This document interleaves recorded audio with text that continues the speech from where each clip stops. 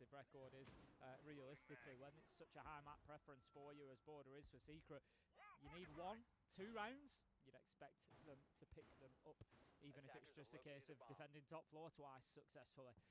But there's 2 rounds before we get to that point. M80 will be on the defense for the next 2 still. It's going to be that top floor site once again, Armory and Archives. They've just been kind of ineffective, really, at stopping Secret getting into the building. We saw a good effort from Gaveni last time, playing onto that break room door. But it's like I said, he's got to get that kill. He had an open shot on the Lion. Those are the sort of opportunities that you get at this level. You know, yeah, it might not have been an easy opportunity, but you know what? He's a great player, so he should be hitting those shots. And that's something that I've not seen from M80 so far. They need to be more clinical. They need to be lethal, just like they were yesterday. Really interested to see how this round plays out. We heard Gunnar kind of suggesting it as well during the when the cams were up on screen before the round started, that he was going to pick out a Kaid, and we've gone for a very, very defensively heavy setup here. Not looking to be crazy out on the roam, but instead you've got a lot of lockdown. 2 architects on side in Mira and Castle. Of course, got the Kaid to make sure walls can't be blown open by an ace, for example, and as well as Moot Jammers to keep things even slower. They're really looking to slow down the pace of the game, maybe realizing that right now they can't rise the Secret's pace. So the best thing to do is to bring Secret down to theirs. So much utility here for Secret to burn through, as you say, just being done for exactly that reason, just to slow things down. Nitro ready to go from Kino over the top of Archives, will send it out, does not catch anybody. It's actually over the top of Office Wall, sorry, into that corridor. Does not get the job done though. Office Wall now gets opened up by Secret. We've got the slow march of Savage on that Monty, looking to push through. Will start to take ground. He's got a mirror window to deal with. As soon as he knows that his side is clear, he will likely go up and smash that to prevent it being of any use to Kino inside of Fountain. But he's going to need a bit of... In fact, he's going to put the Selma charge in instead. I like this.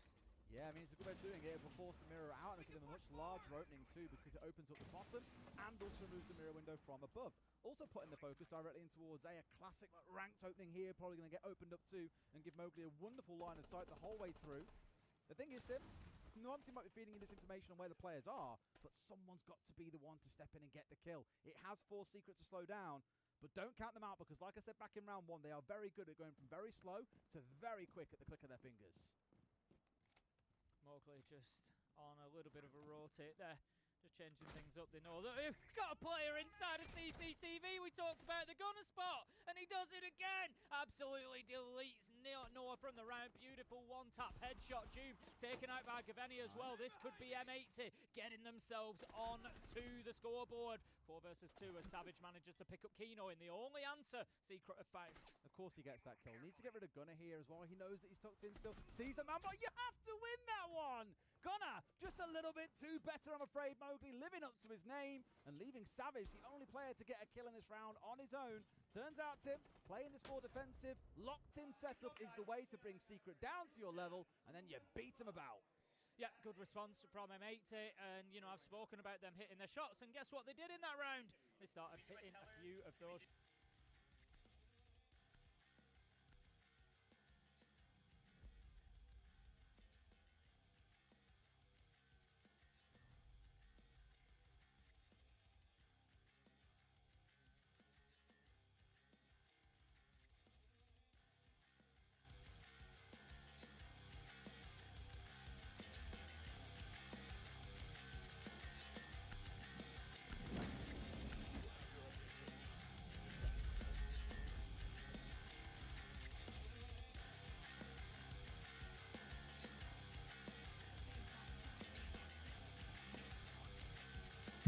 I need to make coffee soon.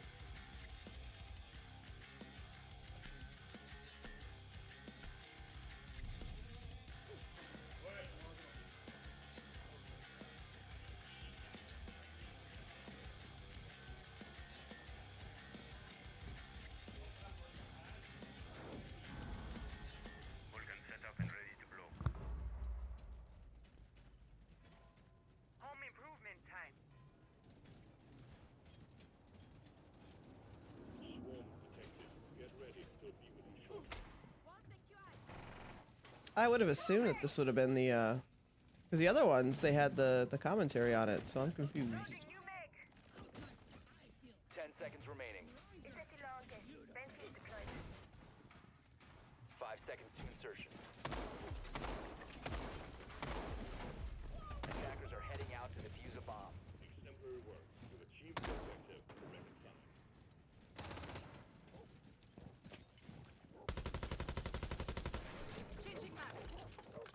Let me I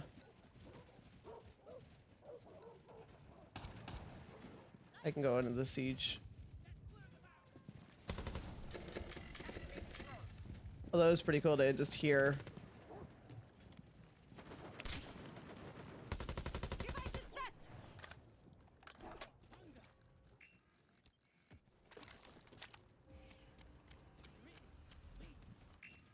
Hi, little BP. What you doing?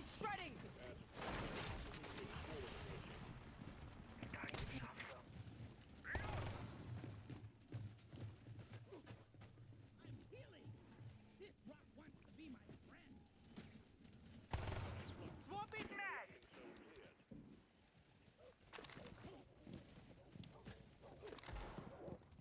Auto with your goal.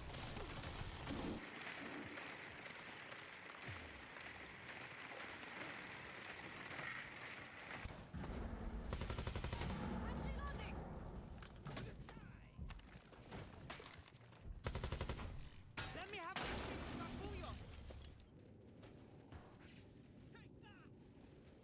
Attackers recovered the diffuser. popping mag. Deploying shock cloud.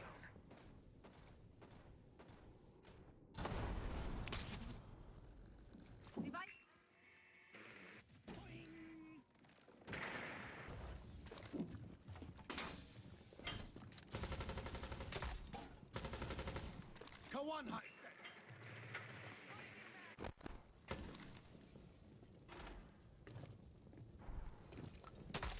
I'll fix it after the after this round.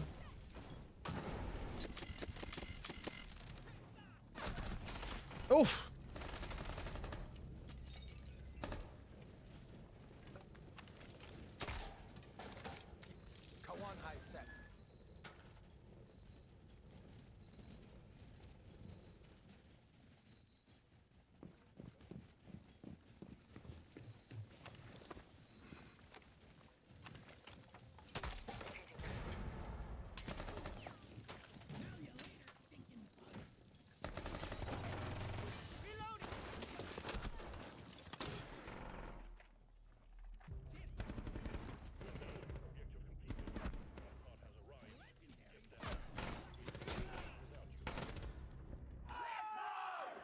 Okay, let me switch this over. Give me a second. I am. In the middle of the chaos, and that 20 health player of Akuli, he ends up saving the round for his team. And Furia, they were actually fighting back with confidence. That looked a lot better than yesterday's games, and still, somehow, they lose the round. I still could not believe it was Herds, right? On the mirror. On the floor, breakdancing. There we go. A little snake, yeah, literally breakdancing as Mira hiding that position on the church wall. A mirror window open to his right, a hard breach hole open to his left. That guy, all he needs to do is stay alive. And man, he did that for a good long while. And yet he tried to swing in the 1v1. He gifted a chance for Akuli to clutch it up. Akuli says, thank you very much. Hook, line, and sinker. Furia have taken the bait, and CAG start with an attack round win on Clubhouse. Big. So that basement bomb site as well, probably statistically going to be one of the better bomb sites here. CCTV will be attempted on the second rotation for Furia, and again we see the clash. Now, if we zoom back to the opening gunfight of the first round, that was Philippox and Clash dying. Had Clash been alive in the 5v5 at the execute, completely different story. So, Furia, those opening engagements, they have to go their way. They can't lose bodies in those silly ways of being caught off guard.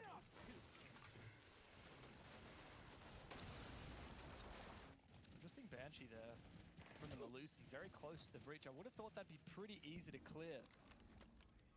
Stops a rush, technically. I guess. Slows you down, Yeah. you want to full send it. Well, if there's any team that you want to make sure doesn't go for a breach rush, I would say It's certainly CAG. Gag's definitely on the list. Yeah. Well, they are one of those teams that they can still turn back to their old ways when they want to and when they need to. That's but the magic of this roster. yes. Because They become flexible. You said it, like they can play slow and methodical siege, but if they do play whether it's shield crutch, yin crutch, something aggressive, man, they're good. Here it goes from Shuri down below with the Deimos. A lot of damage dealt onto Felipox and Chibisu upstairs. This is picture perfect teamwork from CAG, and Herds is far too late on his flank down below. Does CAG read this though? They go back in kitchen, they're going to repel, they're droning outside. Freebie. That's risky. He's completely free. Deimos down. Nade on the Clash, took a fair bit of damage as well, but stays alive, and Hertz makes the smart play of dropping down the basement hatch, go back up blue, and join your teammates in the 4v3 by the bomb site, because the only way to lose now is if you get overwhelmed by site itself. The roam game no longer matters. I need to go make Hertz coffee. rotated back into lounge, so he's in a position to help the rest of the squad more or less now. CAG actually just going to go in again. DD jumps in right before the Lion scans, and well, JV, he holds down the fort for 2 kills. He's pulled off a 1v3 in the first Resubscription received. Thank you for renewing your class 2. Good morning, Dad. Clash staring him down, trying to sprint past. He will be slowed, and he will be caught. How are you doing? Back to site in perfect time. I went to bed a little bit early yesterday because my massage session was so much better. Again, a lot, so I was tired when we got home. Furia are actually taking control of these rounds, saying we will win or lose by our own doings. When they were playing up against Shopify Rebellion yesterday, they were just waiting, like they're not the ones to make the play. So I realized I was awake, and I remembered that the Munich Major was this weekend, so I haven't been able to stream Rainbow Six Esports for a while, so I'm excited. CAG though, this is the start. What are you guys up to? And it is 2 rounds now that CAG have gone for that slightly earlier than you expect execute, where like they're prepping for an execute and then someone tries to make a play like 5 seconds before you'd expect that execute to happen. The first round it was, I think it was Anitson on the Ying trying to rush into Church just before the rest of the team went for an execute. DD tried a similar thing there. And I think that Fury are beginning to read that. They're like, okay, these guys are going to be going a little bit earlier than you'd expect. Maybe the flashbang will come just after the entry, and it means that they're going to get a better read on CAG. The timings are going to be more in their favor. It's supposed to be 85 out? Are you sure you're not here? Well, we gotta I actually have the house opened up a little bit. teams when they face CAG, they will ban the Monty, the Blitz, the Blackbeard, the Glass, the Ying. Just nice outside. You can list a lot of operators. Bro has played Ying, Blackbeard, and now Blitz. If the trend continues, we will see the Monty. We would see the Capitao if it wasn't banned by Furia. But yeah, as you said, it's very ballsy. If you're playing against CAG, you don't get rid of any shield operators or the Ying. A lot of split up pressure there from Furia though. Roaming bottom garage, they have a scope instead of strip club as well. And what they're doing right now is they say, we're going to play the full map. We're going to have people that can fall back easily in the less scared positions. Fenderbox on the Scopus and a mute jammer in strip club can teleport away, but here comes the Blitz. I like this. Anaton gets around it, bit of damage dealt to him. And a great shot from Philippe. Well, there's 2 guys. A second one coming in to support. It's KZ, and Pox finds them both. Great roam game from Furia, perfectly debated. RCAG. And Philippe could even get back to site if he wanted, leaving KZ stranded. Herds actually is going to fall, though, to Arkuli. A little bit of over-aggression from Furia does gift the Japanese a way back into it with 2 players on Fresh air, nice. And Philippe back on site. I don't think it's possible. Damage is done. Yeah, I'm going to open up this window too. 2 players in strip room means 1 can teleport back Scopus, of course, leaving back KC for that flank game. I don't know where Piston went. Down, but it's okay. Arkuli and Shurib low on health. One took be called, already used. Grim is in the grave. Turn that down a little bit. What do they have? They have a little bit of soft destruction in the ram, and then that's their flash and nades. No hard destruction. Like, you'll take this if you're Furia any day of the week. Absolutely. Look, if the 2 CAG players are full HP and they had at least 1 bit of hard breach left, I'd say this is actually pretty even. But no. It's still pretty cloudy. They're not going to be just brute forcing gunfights because of the low HP. They don't have like, It's still pretty cloudy out. kind of little secret source. The sun's starting to come up. Force an angle from, and they don't have hard breach to open up more avenues. Yeah, so, very much restricted. And they use their last call to just double check their own clear. So like now they have literally 4 flashbangs and 2 grenades. That's all they can do. And the issue with Basement Clubhouse is that you ideally want to attack from like 3-4 different areas to really pressure and just find a gap somewhere. You can't afford to do that with 3 attackers alive. You kind of got to funnel into 1 area now, especially when you have 2 players on 1 HP. They'll die to anything. Barbed wire will kill them. Yeah. Very rarely will you make this call. But we're at the point right now where if Furia lose this round, it is a throw. There is no way that they lose this round unless if they actively throw it. Felipox is making sure that's not going to happen. Takes down DD. 3K for him on the round. It's just the two low HP players now. As he is a little love tap onto the gas pipe, make sure that it's not possible now for the player to walk on through, at least not for a brief moment. He's still watching the angle. I think it's Shurip. I know it's Arculli on the side. Big 4K. Surely the ace is coming on up for Felipox. There it is. Indeed it is. Exactly what the doctor ordered for Furia. They needed the ambulance after a rocky start to the tournament. We're starting to see them finally come back to life. Hitting their shots, playing with confidence, and actually just being that similar same team where they say, you know what, we're never going to be out of this game. We can always go for another play. And they have pocket strats even too. Something that we kind of critiqued them for yesterday was they're playing very standard Siege in a poor fashion. Then the one round victory they had on Clubhouse in the attack was a pocket strat. Yeah. It was that CCTV catwalk rush where they aura off the top red door, sprint through breach and just jump into catwalk window and take catwalk control. That's the only victory they had. Here now they're in defense, and this strip club play, two players, one being a Scopos TP's away, Castle stays back. That's a pocket strat. Yeah. Furia are not known at all for like specific strats, or especially pocket strats and rushes, or little whip it out once type things. They're known to just be some of the best fraggers in the game with some of the best team chemistry. Yeah. The timing, and the best timings. Yeah. And that's what was really lacking, especially yesterday against Shopify Rebellion. Individually, the players could not stack up. We saw that with KZ getting a donut. We saw that with Herds being the third worst rated player at the tournament so far. Yeah. And they also weren't working together very well. Now, today, both of those things have changed, right? Like, Felipox is clearly... He's there. He's gunning, right? And then on top of that, you've got some pocket strats, and they're working together. The way that KZ and Pox held that position as a duo certainly set them up for success. We got a little bit of a tech pause here. We saw DD whip out the strat book. He's going to give it a good read and say, what can we do this upcoming round? So during a tech pause, players cannot talk Siege amongst each other, but you can sit there in your own head and go, what can I say when the tech pause is over that can help my team? Yeah. So... yeah, I think it's interesting, you notice even Arculli actually moved his mic up because he's like, well, there's nothing to say. I'm not allowed to talk about the game, so I may as well just get rid of the mic for a minute, sit in my own headspace. I actually remember quite a few rounds during the Rio Grand Final between these two teams where we had extended tech pauses, and Anaton spent it literally flexing to the crowd.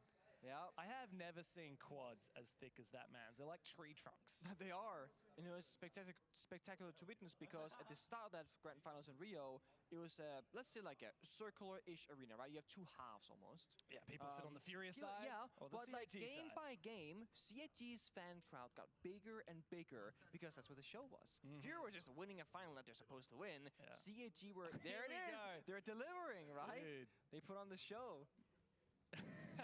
Yeah. Oh. Go for it, mate. Come on, give us those tries.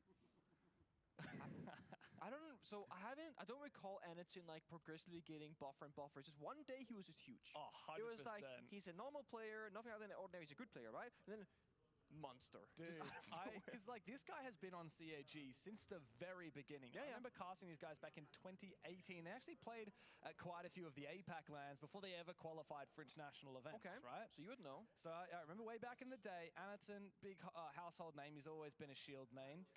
But yeah, I never remember him being that buff until, like you say, one day you open Twitter and then...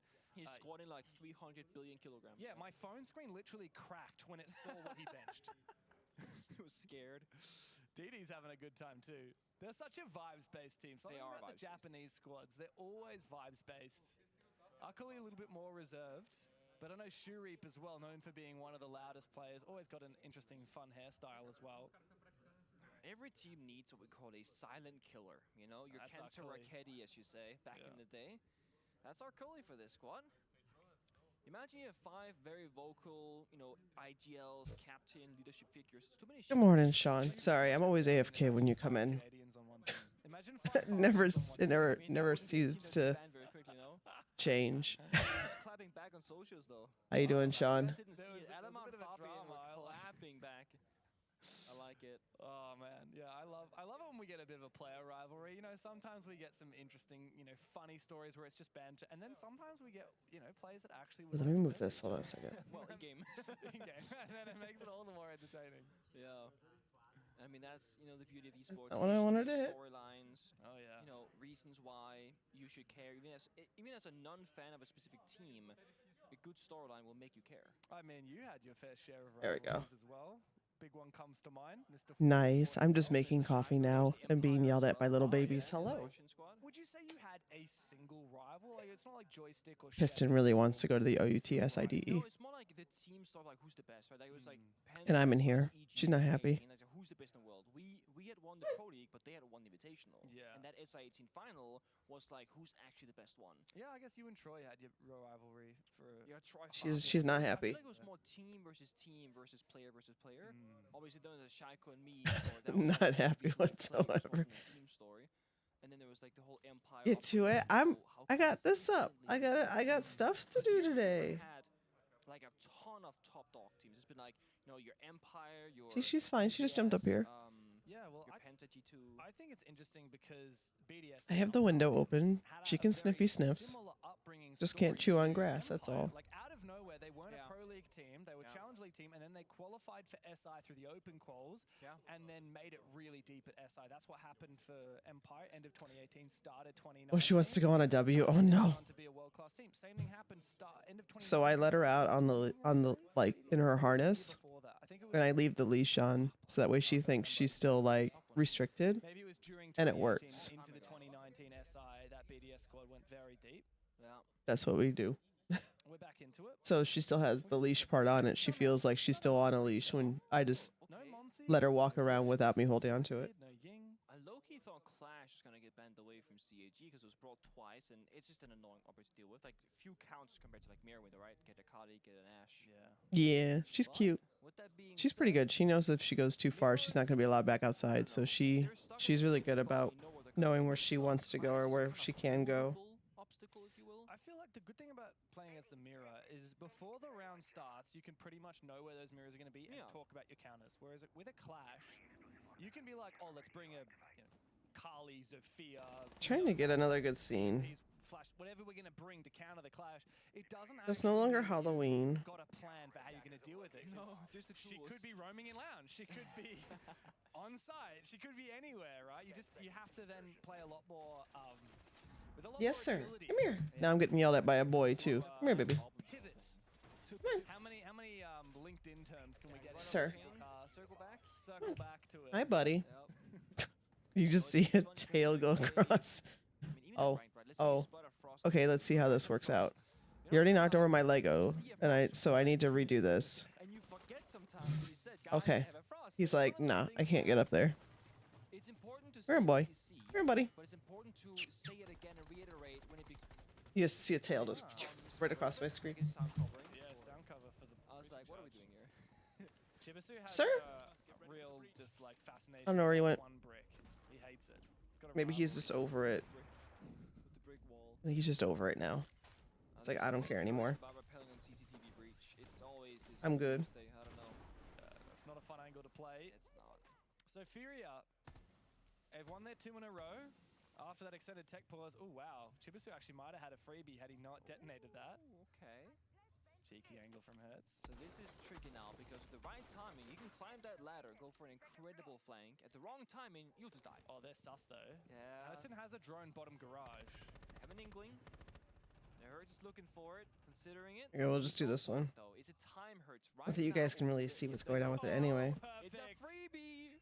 Well played and well read from CAG to make sure that they are so diligent watching those flank watch cameras. It's so easy to move forward because look, there's no pressure top red. Like there's no reason not to take the space for free. But they had that feeling, that small sound cue perhaps. Spidey sense. Yep. This is too easy, guys. They shouldn't be given this. My goodness, this is how awake I It am. wasn't free because this guy was I forgot I was dealing with the hex, not the string lights. I kept looking at the string lights like, oh, they're changing. They're not. More aware of this vertical play They're than not last changing time. at all. I believe it's them who's opened up a lot of these angles looking down below. Arkali though finds JV. Now where was that? Looks like Just in case you're you're wondering. Yeah, I mean he's on the roof outside, so must have been going it all the way through, or through Master on this angle, for example. Could have been JV swinging. Oh, he's died by the windows. Maybe he swung him actually. Yeah. I'm like, why aren't there so many Playing 5v3 and things with for the this? top, it means maybe a 5v2 effectively. That would be is why. one skill. Yeah. So I feel like CG now, they have a rare circumstance. You can just overwhelm the bomb site. Oh, wow. Also gardening. Where normally you wanna try and organize Most part, I fixed some holes in the house, so I got a spot paint. Oof. Here we go, though. Numbers Oof, will oof. overwhelm the defense fully. Yeah, I need to do stuff around the house too, but I am here. I am here right now. About to get stabbed in the back by Shuri. Oof. Akali finds him first. Great round from CAG, the best we have seen from them yet.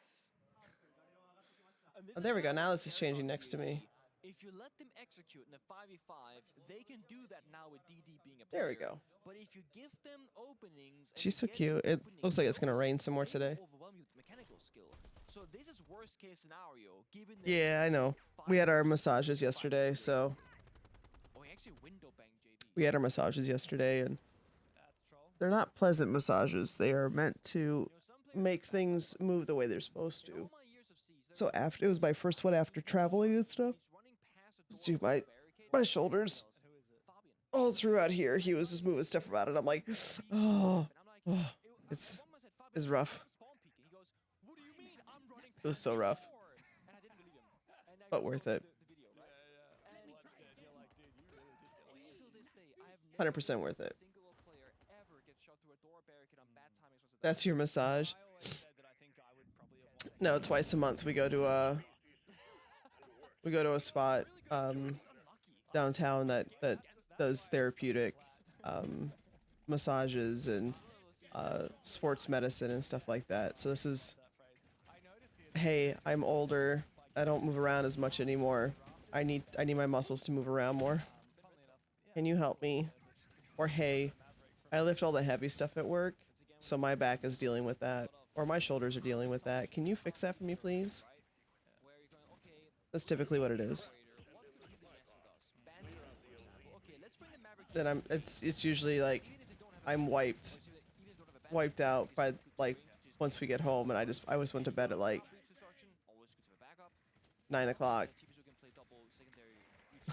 And then I'm glad I did, because I woke up early and forgot that it was the Munich Major this weekend. And I'm like, oh, I've missed streaming this. Getting old, I know, Dad. See, Dad knows. He likes just telling me I'm getting old anyway.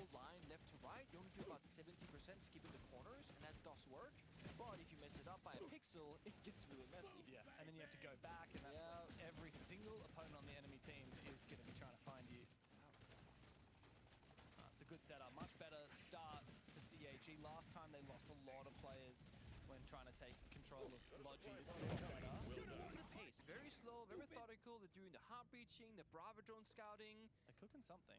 And they do have the glass, which can really either get you a lot of value or none at all, depending on how those smoke grenades go. But Hertz is ready for it. With that Maverick in place, says I can't trick the walls, but I can jump out that gym window. But look at Chibisu, they're trying to bait this play possibly. Shooting. If another smoke goes out or piece of throwable util, I bet you Hertz jumps out. Yeah, and Chibisu is standing right above him.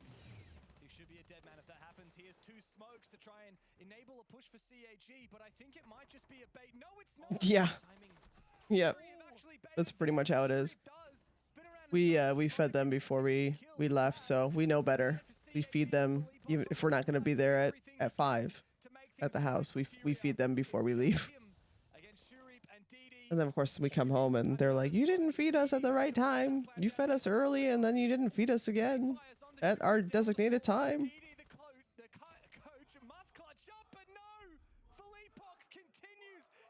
Dude, Fullypox was just staring that way. Why would you peek that?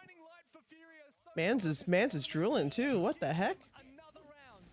Not sure that's just chaos in the server or a bit of miscommunication, but Glass basically throws a smoke grenade in the window of server and can play from outside with full cover on the protection. Yeah, why was he in? Making that sound cue. That's where the pre-fire comes through from Fury, the injure and later kill confirmed. See, I'm terrible at this game, but I know that. Also, did not jump out immediately. You're a freaking Glass. Use your utility. These small min-max situations really gave Fury that round. Big swoon detected. Marksman, get ready. I saw a reflection in the bowl. Oh, did you get the treat bot stuff ended, but whatever however many votes you got, you get like a percentage off or something of the treat bot. I don't know if you saw that yet. Player that went positive. Oh. He managed to get a 78% KOST rating in that game, despite losing 7-2. He also got another Yeah. match as well. He's been solid. And you know, Yeah. in this game, we're still a little bit looking towards I had to double check the message, but they like messaged the guy that has the treat bot message on Twitter this event, but he was a monster in stage about it. like absolutely unreal performance. 119 EPS. As was Shurif, actually. Shurif one upped him. 120 EPS for him during stage 2. Then again, one team plays in APAC, one plays in Brazil, right? Take your pick, who's better? That's what I'm saying. You can't have to play it. I'll check it here in a second. Okay, fair, yeah. We'll take V plus Skia back there, yeah. I mean, what we have one team from APAC on the verge of elimination today and 2 from Brazil. What does that tell you? Well, It's actually EU is the only region without a team facing. We warned you that was going to be the Dane pipes up. Imadi has European, player, coaching staff as well, you know. Yeah, oh sure. He was doing great. Didi's doing great, despite the fact that he's actually not a player, but a coach that became a player. Dude, look at him go. He's going. He's sending it. He just screwed for a second. Arkuli with the push as well. And they're on I side. love this from Is it just CAG. free? This is very pacey, and now for Leapox, who's been the only Oh, they're already planting. He has to make his way back to side while the diffuser's playing. It's literally a 1v5. Like, brother, Another you've fall. aced up, you've 1v3'd. This is not happening. The cutoff is looking easy for Shuri. That C4 does not go nearly far enough. A flashbang is perfect. Shuri is just toying with him, isn't he? Pox will find him, looking for another one. Arkuli outside. He's got the watch. Yeah, let me. What a good round from CAG. I mean, that's 2 rounds. Oh my god. Very convincing for the Japanese on the whole in this game so far. And it will end up the half at an even scoreline. Come on. Check your discount code for this weekend. 1 vote equals $1 off the bot. Let's put this half to bed. Let's finish it off. Come on. Discount codes are up. Just go to treatbot.store, log in. You should see the discount automatically applied. 3 rounds each. And out of nowhere as well, just walk down blue, walk in third tunnel, get a couple of kills, and get down that diffuser. They made it look so easy. And it comes down to recognizing that Furia are going for a roam game. What do? Hit the bomb site. It's again the mixture of playstyles for CAG and their adaptability. Even halfway. So I get $26 off. And you know what? In a moment like this, I mean, when it's the operator bans, the coach my price is $69.69, by the way. Yeah, well, coach, singular. Okay. Because in this match, of course, you can see Igor behind Felipox and Herd's player cameras. You can see Igor Here, hold on. back and forth, talking to the team. What coach does? Oh no, they're usually $69.69. I have a $26 discount. Is, That's what it playing is. in the server right now. I just think it's crazy that you That's fly pretty all the funny. way across the world and you have to play. It's just the 5 of you. Like, there's no one to have that added perspective to calm the boys down. He has to do that while playing the game. No emotion, like no neutral, non-emotional perspective, right? Because like a coach, like of course you're like in it, but you're not in the server, so you can have a more calm mind about it. If you So I could put like DD, hi baby girl. stop moving. He was talking There's an old lady here. Time, look at the paper, looking up, left, right, Yep. eye contact. Very efficient tech time out. Or side swap, should I say? Andy. Hey, sweetie. Clearly quite a good leader. Oh, Didi- absolutely. Didi, a player that's been around for a long time. He played, I believe he actually competed at the Copenhagen Major for the Donuts Varel roster. I'm not sure Donuts Varel at that point in time. They've been through a few names now. They're called Kinatrope. Oh, yeah. This is the same continuation of that roster. Didi played with them for quite some time before he moved to a coaching role for CAG. Funnily enough, CAG, one of the few teams from APAC that is successful without an imported coach. Most of the teams these days at the very top level have an imported coach. Even, I know Enterprise, you could count. Mingo's from Korea. He's not from OS. He's still from APAC. Sure. Of course, D+ have a Korean coach, but a Brazilian roster. Yeah. Weibo have, quite a few coaches, but now their head met coach Gohan is this morning, Gohan. yeah, at You breakfast, talked to him? Yeah, he came by very happy, and I think I need the small one because they don't. The Yeah, I was like, you got let me double check. There's a lot of esports gamer to Chad pipeline that you're see going on. It's happening, yeah. No, so Gohan also is a former pro player himself, back on Liquid as many on It many is. and had his fair share of success. What's this going on? So Nade is looking to potentially rush down on the side of the sledge in dirt. Meanwhile, Shoreep is farming upstairs. Wow, that game sense is insane. He knows KZ's gone for his swing. KZ disrespects Shoreep. Jeez. Him every second of the day. Philippox and Nade, the two newest additions to this roster. CAG is to make this actually doing like. reality, but there's just nothing for it. Jeez, they're doing really good. Okay, how big are greenies? 100%. How big are the little treats? Oh, he's running into him! What the hell? What is that? I mean, he's got his kills. I mean, Philippox, you're lucky to have found that one. Shuri must have had a heart attack, jump scare. They saw Fury play yesterday and how slow and scared they seemed on the attack. It's like, you know, let's just fight them. Let's just bring the pain to them. Let me see what the what. Server. They've done that. They've gotten their picks. They're falling. You can hear all the guys from the other one too. How? Just give me the size of the treats. Sure, they got some hard destruction. Hold on. How big are Solo swing in a greeny who is not ideal. You gotta buddy up. treats? 5-0 against G2 on console yesterday. We've seen worse CAG before they got Saw that too. 7-5'd. Philippox gonna fall straight into the smoke and die. So just Nade left alone, and he will fall. No cagging today for the Japanese. I don't care about the dog's weight. It's not for a dog. Mostly thanks to Shuri Cats. on that roam game.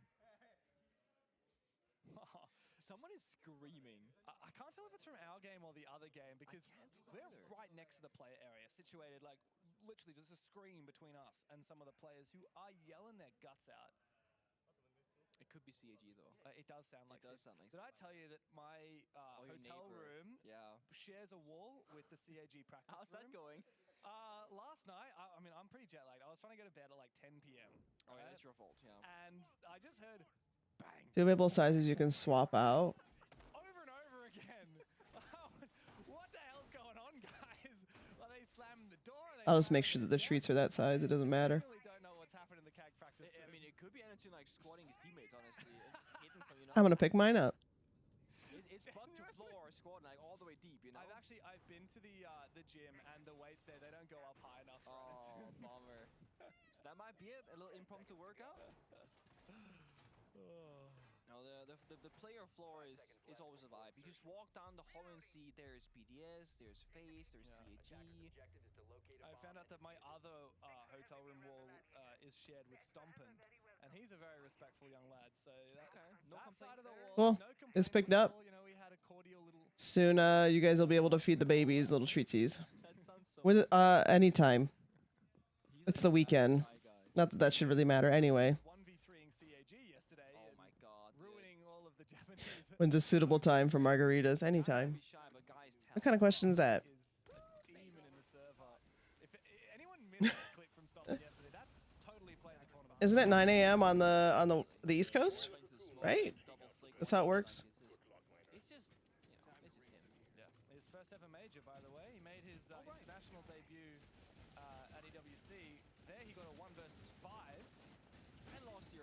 And then lost 0-3. That was like secret though, wasn't it? Yeah, we're a 5-hour difference. Like, redundant 1v5 approach. Oh yeah, you're good. It's almost noon It was like the hardest 1v5. over on the East Coast. Therefore, was free there. Especially in that 1v2 at the end. I digress. JV's fallen. even if not, it's the evening over in Europe. Therefore, it's that time somewhere all the time. So the answer to that is it's always a good time for a margarita. Advantage for CAG, and it's just furthered now. It's And if somebody tells you otherwise, they're just not suitable for your life. Anderton for a brief moment, pre-fires around the corner and gets it. Now he's got the mirror window to work with. Diffuser in pocket. He might be able to make this happen, but he needs to isolate some ones. And he's being flanked. He's got good information. And the Candela goes out. He might be able to take the fight. Kuli falls on back. Shotgun v shotgun now. The KZ, low HP, even at range. Kuli will win this fight as KZ looks to bait it. I think my coffee's done. I need to go grab some after this round. To retreat back. He's trying, as he might. CAG again, and trying to not cack this round. Akoli falling back, toying with him. GBSU has locked down that bomb set once more. They know KC is only good on close quarter gunfights. It's a 1v1. KZ on the site. It's so well played from Chibisu, who has now fallen back. They're happy to play a retake. They let KZ go for the plant. Ooh, but he fakes it at the last minute, tries to spray on a Chibisu, but the Clash's shield saves him and confirms the kill, and the Lion struggles to find his prey. KZ, he's not happy today, and for good reason. A failed clutch, and with that, CAG are just 2 rounds away from putting Clubhouse to bed. Not happy to say. That's crazy. Last night either. It's been a difficult start to the tournament, and you know, at first the thinking is they're just having a slow start. Teams that often go to the There you go. finals, they tend to have slow starts in the whole tournament, right? You gotta look ahead of you. This is more than a slow start. It's a little bit uncharacteristic. And while Fury are looking better today than yesterday, they still have not found their full stride like we're used to seeing them in. CAG, you cannot underestimate them in the server because they are holding on strong, and ever since that side swap, ever since Fury went to the attacking side, I am starting to lose a little bit more faith in them here in Clubhouse. Mind you, they go on layer next, where Furia will start on attack. And that's where Lax was like, I could see this be a 2-0 for CAG, and Lax and myself both like, CAG are not winning border. Yeah. That's where DD's lack of strength comes into play, where DD is all brain. He's 5-2 right now, actually, but his play style doesn't fit border in my mind. Sure, I would never call it until it happens, though. No, but that's like, if you were to like break it down from that perspective. CAG did beat Weibo on border, and Weibo lost on border. Dude, have you seen Fury at this event? Well, Weibo are 2-1, and Fury are 0-2, alright? Okay, so if D plus beat Furia, and CAG beat D+, then I guess that means he gets to go. You know? Yeah, that's it. Point taken.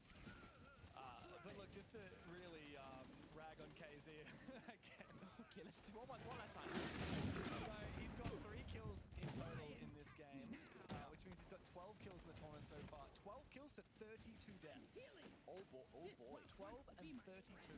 And now again, I want you to reiterate, if you're the IGL, if you're support player, if you're whatever, if you're the rookie, whatever, this is my best player in the goddamn world who's never dropped these stats in his career since we've known him. Oh man, again, who has been from this angle, from top catwalk on a Jeez. unlucky. Speaking of Maverick and That's huge. Poor guy, JB still has not found a kill since that rehose. Did you hear Sherman got the kill? He went, ooh! Well done. So it is CG right over there, by the way. It must be. And look at the ego chow as well on the player on the pal. I mean, JV06, again, same story. He was playing Bank, you know, yesterday, playing Hibana, doing God's work, carried the team. entrying. And now he finds himself not in the right position. We got Clash in the Cal Rafters at ADS, he's in the shield cover. Yeah, it sucks. Okay here for Shuri. Yeah. The ADS protect him for a little bit, but the fire will eventually come on through, as do the air jabs from the Nomad, and Nade finds his entry onto Anitin. That's a very risky time to put the shield away for Shuri. Didn't go for the spin, and so Philippe Pox puts him down. And Furia make their way into Garage. Attackers have dropped Low-key losable now. I mean, they also lost a player before that. Bottom Garage, Anitin swung out, trying to help his teammate. Breach opened up. Late round plant denial is good though with DD Sure. and Khalees C4. So if you're Furia, you do not go for default plan. Use those Deimos trackers. Use the last bit of intel that you have. Try and go for a kill. Push deep. You cannot go for default. What the heck is going on with my mouse? 45 seconds. My mouse was stuck. That drone hole. They know they're on the bumps that repel. Herds finds CP2 again, opening up that. Oof. Ooh, ooh, ooh, ooh. The flank from behind, but Herds overswings and gets put down. It's all against the world. He finds 2. Oh. The Lord will not Oh, he almost won with the Lord, man. find a third round. Lord They Tachanka. will need to bring this back and steal the map back off of CAG. Great aggression there from Furia, not waiting any longer than needed, getting that final drone, Deimos tracker, 3-2-1, flank construction, jump in server window, and push catwalk rafters. Again, they recognize, guys, we have a 4v2. It's okay to lose a buddy here and take that risk. We have to make the play. Thinking again, Alberta bans. We just saw them go out Hibana and Bandit. Again, Clash will survive the Alberta ban phase despite having, I guess, mixed results overall, but definitely a strong contender for good operator. Yeah, I mean, picked 6 rounds out of the 9 that we've played so far. One of the most popular operators. So Shurub there was trying to put the shield in the back, turn around, and tank the air jab, and the shield covers him, but gets caught in animation, so he dies. Valiant effort for DD though. valiant effort. And we're finally seeing some smiles from the Furia boys as well. They're only trailing 1 round behind. I saw a smile creep onto JV's face, which is nice. I mean, He's just happy they won the goddamn round because he got wall banged tired off. He's like, woo, I'm so happy I didn't do anything. It's one of those feelings that's both incredible and awful at the same time, and like you get spawn to die in a really silly way, but you win the round. You're like, oh no, but I got to yes. do nothing, but thank goodness that we won it. Like, and then you go, don't worry, this round is mine. I'm gonna do something now, guys. Don't worry about it. You guys carried me, I'm gonna carry you. You get a lot of time to watch your teammates and think. Herds is on, KZ is on the scoreboard now, which is nice. He had a big couple that round. Yeah. But it has been Felipox who's been Mr. Consistent. Oh, Furia. yes. Wow, something happened on the B stream, I tell you what. I just heard the players going nuts. I honestly don't remember who's playing right now, so I couldn't even tell you. I don't either, actually. Sounds like a Top of my Brazilian head. team, though, no? One of them? Or is it NIP? It could. Oh, it could be NIP. NIP SSG. NIP. No, sorry, that's we're doing that after. Oh, it's it's not, after? It's not Okay, NIP. it's not. That's our game. That's why I know. I'm stoked for that. That's why it's in my mind, I suppose. Just a little tease for you guys. We have the Rio Grand Final rematch now into the Montreal SI 2020 rematch later. Very different players, yeah, but yeah. I mean, we got Fultz versus Pino still. Yeah, that's true. Here we comes go. Boss G, though. Oh, Shirip! How does he flick to the head? At the final moment, Herds gonna be pretty tilted about that one. The Blackbeard going down, and KZ, he falls as well. Aggressive. Saw a couple teams play at TwitchCon, and yeah, this is one of the things that I like. I like this more than regular sports. I love esports. HP as JV falls. It's a 1v4 for the Buck. They know where he is. That default cam was still alive. Mirror window facing Motodor as well from blue. He is completely locked out in this bottom main stair positioning. Softball and turrets can be opened up, sure, but again, that mirror window, what are you gonna do about that? 2 flags. There we go. Sorry. Has to make the work for him. I moved the chat, but I don't think it was a good spot. I think in general it just takes up too much space. What it is? Yeah, time to drone. And figure out where Unless. open up another avenue into the site and trust in this DMR. The cameras. Flashbangs go out. That's both of them used. Now he tries to force the plant. This is very risky. Even if CAG let him plan, they are favored in the post. But no, he fakes it. There you go, that's better. Has to. Up against the mirror window, it's an easy kill for Kuli. Frickin' DD. That CAG find themselves on map point. So it's actually Furia that is taking. Okay. No, I can do this. We can do this. We can do this. We can do this. And I really like it. I can put this where I want it. There we go. We're gonna call a tag timeout at the very end, possibly, of the first map. De preparação pra gente ter mais informação. Leva teu drone até a suíte lá, Box, pra gente ter mais intel, saber o que tá acontecendo. A gente colocar, tipo, também drone lá no bombeiro pra ver se a gente vai querer forçar ali. Shield tá passando open, a gente pode usar o Black ali pra jogar pelo rato, que eu acho que vai funcionar legal, tá bom? Agora eles vão provavelmente pegar os 2 bombas de cima. A gente pode fazer, talvez, a gente pode fazer a nade box ali na garagem, a gente pode repetir mais uma vez uma padrão. Aí vai do feeling de vocês se estiverem mais confortáveis, ou até mesmo a gente fazer... plantando. Plantando, pode ser também. Na academia, agora eles baniram o Termite, né? Se eu não me engano. Não, baniram Ribana. Tá, Termite e Ace. Então vocês podem escolher, vocês querem fazer a Open Kill ou fazer uma abre tudo e decidir onde... Tá. Okay, so a lot to say in very short time, so he did not waste a breath. he was ready. He talked until the admin muted him. Yeah. The admin said you've had your 6 seconds. That's impressive, I gotta say. Now, again, I've said this so many times in my career, I wish I spoke Portuguese. Oh, man. Because I'm sure there's so much to take away from that. From a team like Furia, I ain't got a clue what was said. But you can feel the intensity. I can only imagine what the contrast would have been like on the CAG side. I need to save up some money for the end of the month too. Tell the team what he thinks and probably maybe talking about because having for dinner later. Any good sushi in Berlin? Oh, Star Trek Legos come out at the end of the month. Having like banter, you know, like really got like serious, okay, memes. 100%. Definitely. 2 map points now for CAG, but they have fumbled worse than this. We've seen it time and time again. Coffee. The team most infamous in the world for cagging rounds. I think, like, what to expect here, just like off the vibe check for me, is that Fury need to stop doing the off-pace plays and go to defaults. Honestly, do the step one. They have, and they're ready for it. Every time I watch esports for Rainbow Six, I always get an itch to go and play it again. And then I play it again, and I realize how trash I am at it. But overall, and I and then I stopped playing it again. CAG on even ground should I love Rainbow Six, no more tricks, no more risks. but I'm so bad at it that it gives me anxiety. Secret over to connector. I don't like letting my teammates down, so then I don't play it. The only attack round that Furia have won was when they I need to just play it. Just play. onto the rafters, killed the Clash. Not to buy the big D in Lego, dude. It's gonna happen. And they did that in a 4v5 after. I've never purchased a big Lego set before. So I think that Furia slow and steady. Yeah, that's the way to play for I'm gonna need a display for it too. Just you cannot afford to lose a body early, and most notably, like JV has to stay alive because I think this. So I'm thinking, because St. Jude Creative survive the first season's going on, seconds. I mean, he's an ace, he's I got could spare just 100, plan it for next month but he's often in the grave before getting to use to it. just put it together and do fundraising for St. Jude during the month of December too. Hold that angle, JV Oh, finds Shirup's the gone. scoreboard, boys. first kill in 8 Well, rounds Maya's gone. by the way. And very importantly, Well, Mai is gone. this kind of pick, the Clash, mirror window, and while my magnets could be troublesome.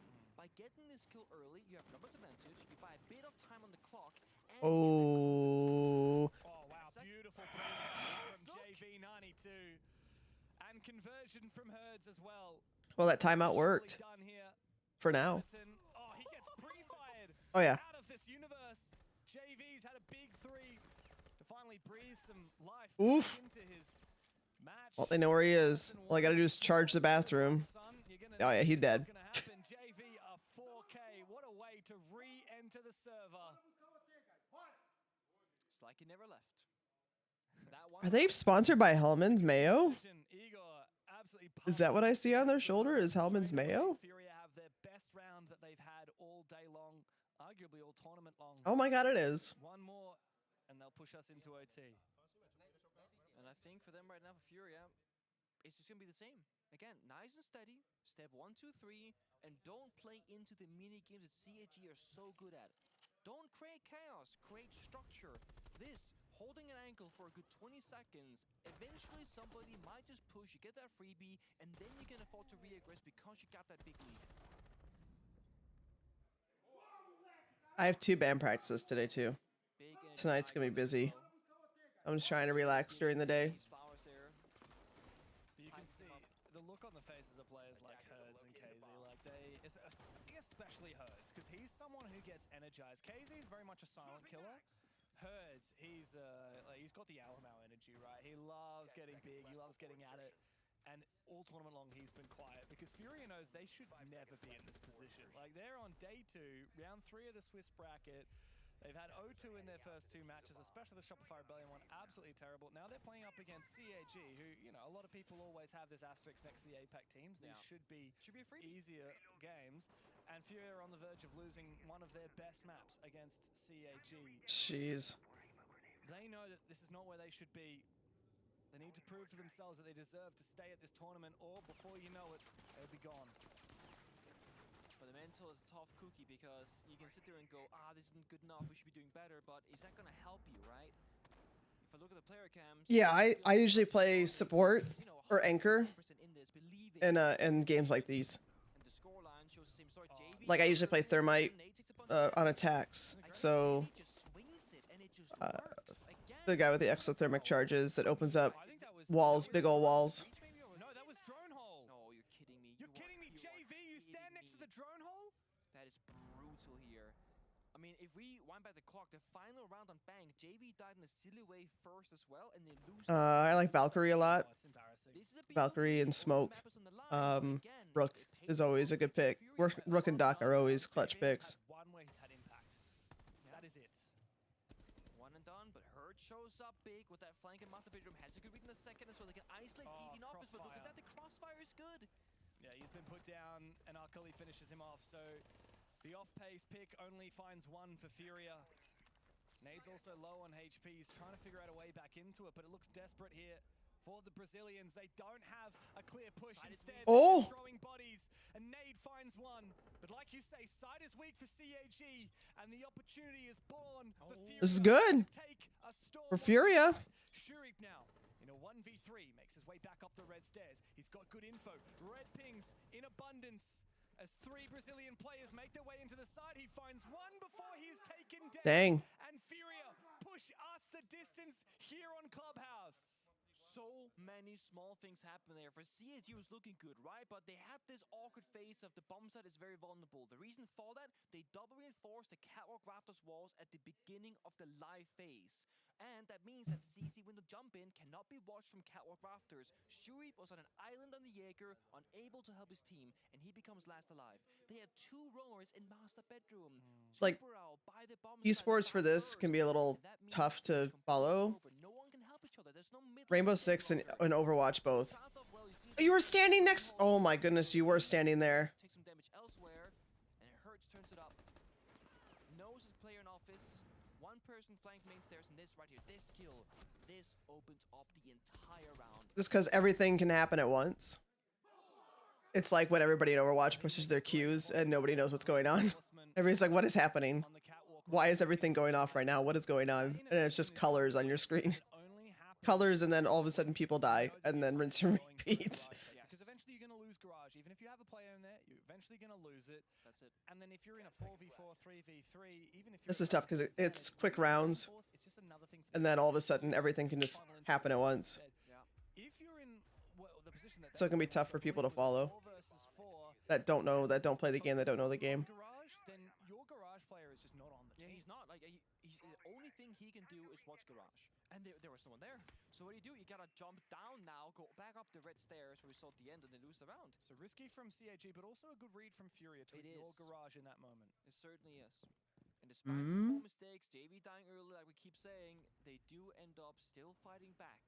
You cannot fully count them out despite the shakiness that happens in some of these rounds. They're looking for runouts. 6-6 sides stay the same. CAG on defense, Furia on the attack. JV looking to make his entry into Ostakuzu with that soft destruction, and he's got a teammate to help him this time of Hertz. Listen, I don't. Time to work on this roam clear before we focus up on the basement. Oh, Sharif's right there. There's nobody on the top floor right now. We have Chibisu in Garage, actually in blue. Sharif down in strip though. He's trying to make a play. He's kind of rotated to pull table actually, so he's back in bar very quickly. It must have an impact. Yeah. So, but he's gonna min-max the position. He's still in bar. He's wasting a lot of time right here. Thinking, where is this guy? Oh, they see the rotate now. They recognize. Oh, this is gonna be a freebie. Come on, this should be it. It's exactly what JV needs. The chance to open up onto Shuri, but he's just around the corner inside of bar. This is risky, James. If Shuri gets the kill here, big for CAG. If he can come back. He knows. Oh. Critical kill. Setting up first die, first to get a kill almost every single round. Seems to be the case, yeah. This is a JV impact round, thankfully. And he's going to get that moto hatch open before too long as well. Now, calm that final push. We've got Felipox on the Ying with the shotgun. We've got KZ on the Capitao with the fire. We've got opportunities for Furia to go for an explosive execute. Come that end of round. And they got that opening pick. That's going to be so vital. Again, they can overwhelm CAG. There are like 5 different avenues into the bomb site. Hatch drops. They have two C4s as well. There will be a gap somewhere for one player of Furia to exploit if they want to. And they have, I would say, decent amount of time. Yes, they gotta be quick to the punch, but they have enough to get set up. And they just took out that that bulletproof camera. Everything. If somebody pushes too early and dies before they execute, that means CAG have less angles to worry about. And there's an off-piste angle here from Arkuli inside a church. Oh yeah, jukebox. He's gonna see the drop. He's gonna find the kill as well. JV straight into Arkuli's waiting arms. Oh, see what did I just say? Oh. And a second as well. Double digits for the Ying. He's stuck in dirt as a shotgun comes out. Oh my gosh, dude. What just happened? Tooth and nail, piece by piece, onto map points. Too many attacks. What was I saying? Everything can happen at once, and then that just flipped around. Like the whole round just flipped. Flash, drop down, and with one of the worst guns in the game, the Reaper, the new secondary SMG, has been added. Holy crap! Finds 2 kills in quick succession. KC sprinted straight into Jibizu's arms and just died. But this right here, again, one player opening things up. Jeez. Fell for the dirt trap. We see so commonly a smoke operator play inside a dirt tunnel, and you are so limited on what you can smoke and what you can do. Because Kitchen Hatch watches you, and they had a Goyo fire or a Captive fire blocking him out as well. That was insane. think that must have been the Capital from KC that triggered that fire. I believe so. So beautiful. Oh, I should there put this from on. Furia. And now they're finally where they want to be. After we've seen what, 2 map point opportunities for CAG, they fumbled. Furia now have one of their own. And it does change the narrative a little bit here. I mean, if Furia win Clubhouse after looking bad and then making the comeback, we're going to have so much more confidence in them on there. 100%. They're getting some confidence in themselves. I think JV... Evidently, I was on somebody's stream that was doing Jurassic Park. I'm looking at my drops like, who did I watch then? It must have been just been my... When I fell asleep. I fall asleep to Twitch sometimes. And then it was somebody's raid, probably. Finally brought out by CAG, with Glass to follow right after. This is the good old chaotic playstyle where they can go fast or they can go slow, and you're not going to know until they're in your face. It takes them 14 rounds, but eventually Anderton gets onto that Monty. It did take a little bit. I mean, the most obvious choice here is just a catwalk clear. That's going to be like this most simple straight arrow shot they have. Yeah, and the Capital's banned, so you need something like that Monty to get it done. Interestingly enough, it's actually JV and Warden playing catwalk rafters. It's almost like they've read into the glass. Yeah. Or the blitz, if that was going to be the case. Yeah, true. I still think, I mean, Warden isn't the best position, best operator. I mean, you don't have your Jaeger, you don't have your Omai, so the frags are still going to be a troublesome thing. And you do have 2. I thought I turned off my alarm. Yeah. And then again, you know, they double reinforce the walls to catwalk rafters. They're saying, JV, you're on island. Go straight 1 for 1, it'll be fine. But Hertz open things up first, takes down the glass. That's massive. It's the aggressive position from Hertz because no one's opened the AC window behind him. He's Oh, allowed what to the play heck? on the chassis. He's allowed to play on the server rack. I mean, they know he's there. I mean, surely somebody... I'm sorry, guys. I didn't see that that was like that. My apologies. What the heck? He's trying to scout for information, but he has to be careful not to expose himself too deeply. JV. I don't know why the window was all So he is all alone. crazy looking. CAG look to focus up. So you guys didn't see any of that just happened. I'm so sorry. It could just be like Monty ADSing and they push him together, that kind of thing. The C4 goes out early, can get shot by Anderton's teammates from the garage store. I think it's visible. But the Goyo fire has also been seen, so Anderton has to play this kind of safely. It gets popped for 20 seconds. Chibis has got nades, but no, the timing from JV. Anderton trades him on out. But that is worthwhile from JV on the defense. No hard destruction. This one Didn't notice a thing. No, everything's been perfect the whole time. There were no issues. No issues with stream. Production has been flawless. They're playing DD on the main breach. Muncie has to jump on in. 3 toxic babes, 40 seconds. This is anybody's round, but Furia cannot afford to make a mistake. If player runs past and DD misses this shot, I mean, that could be the round done, the plant denied. Anderton takes a hell of a lot of damage. He's getting destroyed by that clash. His shield exposed. Could you plant here and just risk it all? There's no way. Nope. There's absolutely no way. Choked out by this smoke. CAG, again, had such an advantage in the round. They had such an advantage in the map. Jeez, that is insane. Furia steal the map from the Japanese. Finally, a moment of life from the Brazilian top dogs as they get their revenge against CAG. It's 1 map in the series. Job's not done yet. But they start to stave off elimination. They start to make their way back into the Munich Major. We talk about the KCs, the Hertz, the JVs. How about Philippox, the captain, the IGL, saving his team? Philippox has been phenomenal throughout this entire tournament, and Furia, they just start to show Jeez. they might be able to bring this back. We'll be back after the break for map 2.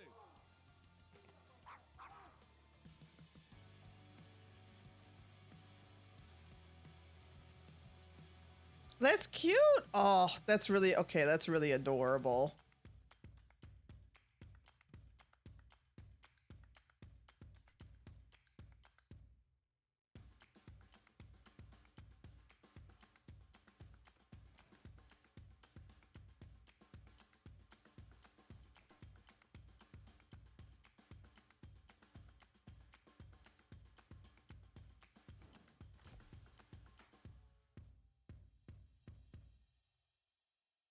All right. Thanks for hanging out, Sean. Appreciate it.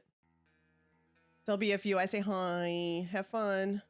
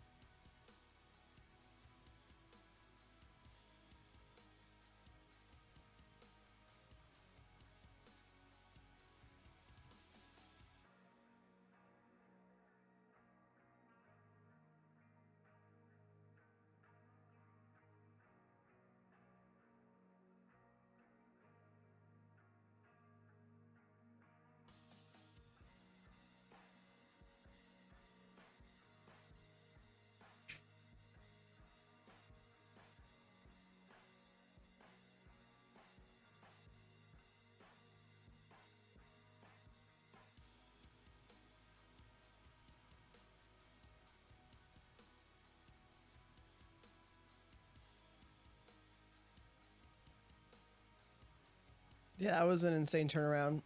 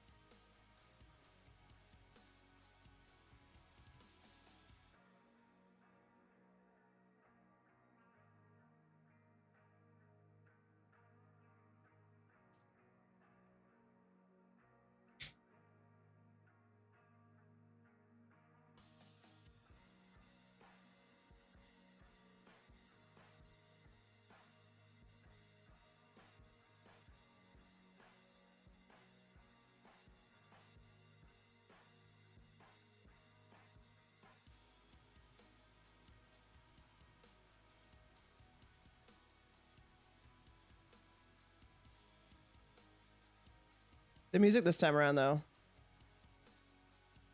is not bad. Arf, arf.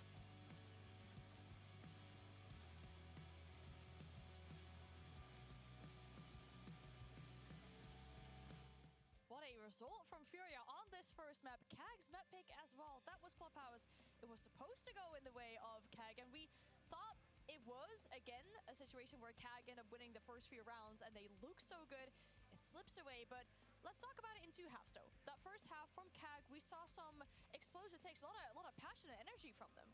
Yeah, I thought that the adaptations that they brought to the game was something that we were not expecting. That slow game that Kag is able to play, but then look at this explosive aggression when it comes to the execution. Here, 3 smoke grenades abused, the glass being abused. It's the Kag that we know, but also ingrained into a more default play style. Yes, they can play aggressive, but they do it all together, and they do it at the right time. They end up losing that round, but to me that was fine. I think the signs that we saw here was very impressive. And then this round is super interesting as well. I think this is a great round of understanding their opponent and reading into it, because what they understood is that Furia was doing a light roam, and they were going to take full advantage here and go for a fast take, going through dirt, going through blue, and being able to shut down the players trying to get back into sight. So it really is showing that Keg is coming here, watching their opponent, understanding where they can excel and thrive in, but also at the same time, their over-aggressiveness is also their Achilles heel. And that's the big problem, right? It starts well. They gain the advantage. And a third game in a row, when they're on match point, they cannot close it off. And it's always the same issue. You said it as well. They try to do too much. Yes. They overpick. They give back man advantage. And because of that, they keep on losing. And at so many rounds, Yeah, it was rough. in man advantage situation, once again, cost them another match. And if they go out because of this, they're going to be, once again, so disappointed because they were in the lead every single time, in every single match. Yep. Yeah, it's so sad, especially for their fans as well. Seeing them get to the match point, you're like, let's go. And then you probably think to yourself, here we go again. It's just happening over and over again. And I think when we're looking at the side of Fury, of course, they won this matchup, right? It was individual prowess that stood out to us.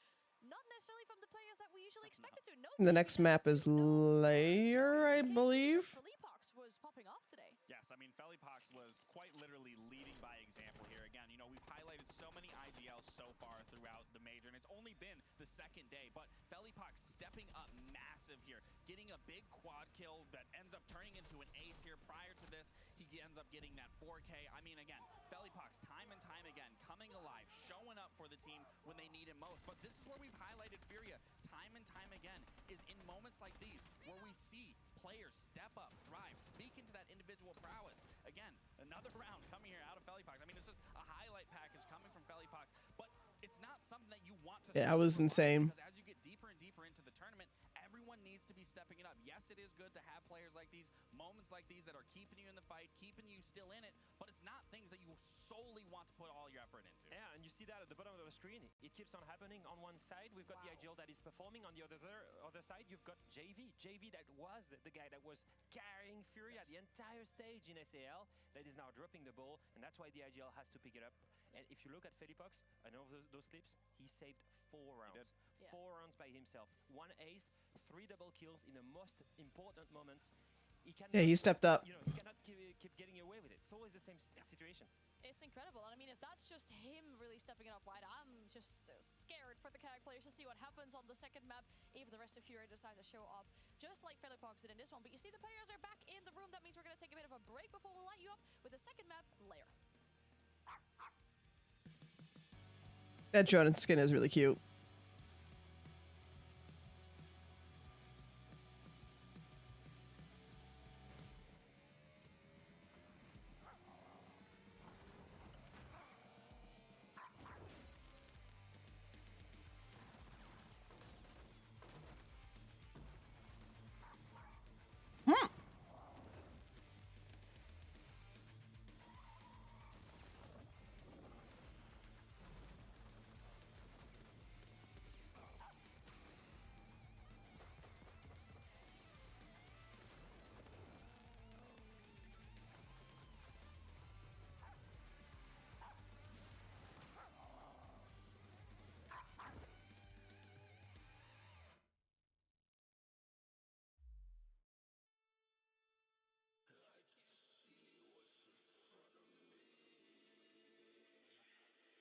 That's pretty. That's pretty. I always like their drone shots that they get.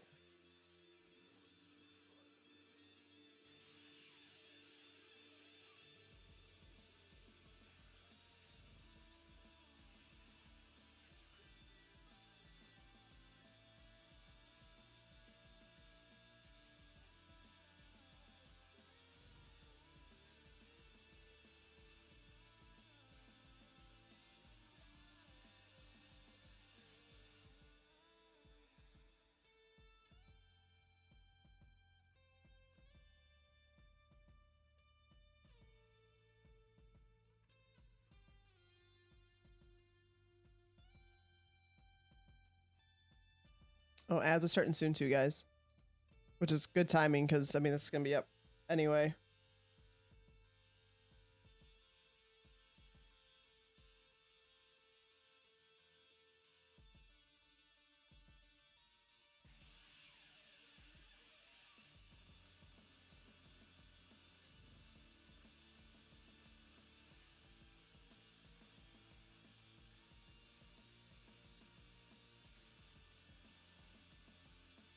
Yeah, I'll let that go.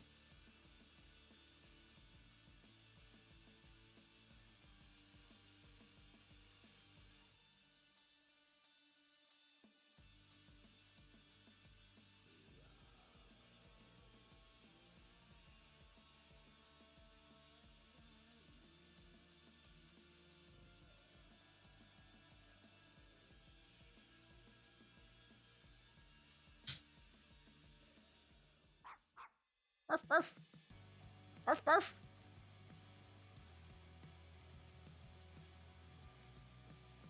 Barf, barf. We're just about to get into the second map of our series here between Furia and CAG. And CAG find themselves on the elimination point for this series. If they lose this next map, they are going home. They'll be gone. What what's going on with the M80 and secret stream too? The second map that we're seeing at the bottom of our screen, we're going to Lair, a map that we've seen Furia play a lot inside of the SAL. It's looking pretty good for them. Best Brazilian team on Lair, in my opinion. And also, I think it's exactly what Furia needed. They needed a big comeback to reinforce that trust, to feed back that momentum, to get back again. They know they only have BO3s to play. That confidence to abuse their map pool should be there, and they should take it 2-0. And as for the side of KEG, I mean, for me, the biggest thing that really sticks out here is they need to alleviate the pressure off themselves and understand, yes, everything is on the line here, but the biggest thing that they can take away from that game in Clubhouse that they were doing right is they were getting aggressive. They were taking that control. They were taking initiative in so many of these key points, and that's the biggest thing for me, is then also being able to understand and reel it back in, reassess the situation, understand the win condition, and execute it flawlessly. And if they can do that, I can easily see this going to a map 3. Yeah, the big question for CAG as well as Court. The SI qualification is on the line for them. They need a good result here if they want to make it based off of points. Fury are looking so much better in that just for this game as well. We'll send it back to our casters, Devin Pengu, for the second map of the series. Thank you very much, and yeah, it's heating up here. Will CAG be able to keep their heads above the water as we go to layer? CAG, if they go out 3-0 here, that is their worst international result in over 2 years. Right when we thought CAG were at their peak, after their grand final appearance in Rio, their roster rebuild, their performance in stage 2 within the APL, we thought this was their major. Yeah, it really was. I mean, I saw them and I was like, you know what, they're so much better, they're improved, they're consistent as hell. And I saw them play in Melbourne, I was like, you know what, these, like, they really have that magic right now, but there was a small question mark. Is it a honeymoon phase with ED, or is it the All right, let's see. I don't think this result is showing that it was a honeymoon phase. I think they've had a mixture of bad luck, some cagging against G2 especially, and a tough matchups. Of course. I mean, like, let's not forget that CAG, in order to get here, lost to FaZe in 12 rounds, and then lost to G2 in 12 rounds. Yeah, here they've gone the distance 8-6 loss against Furia on the first map, but there's no participation award. There's no little pat on the back, well done, you know, you don't have a coach but you can be proud. No, CAG have a whole lot more expectations than what they've shown today.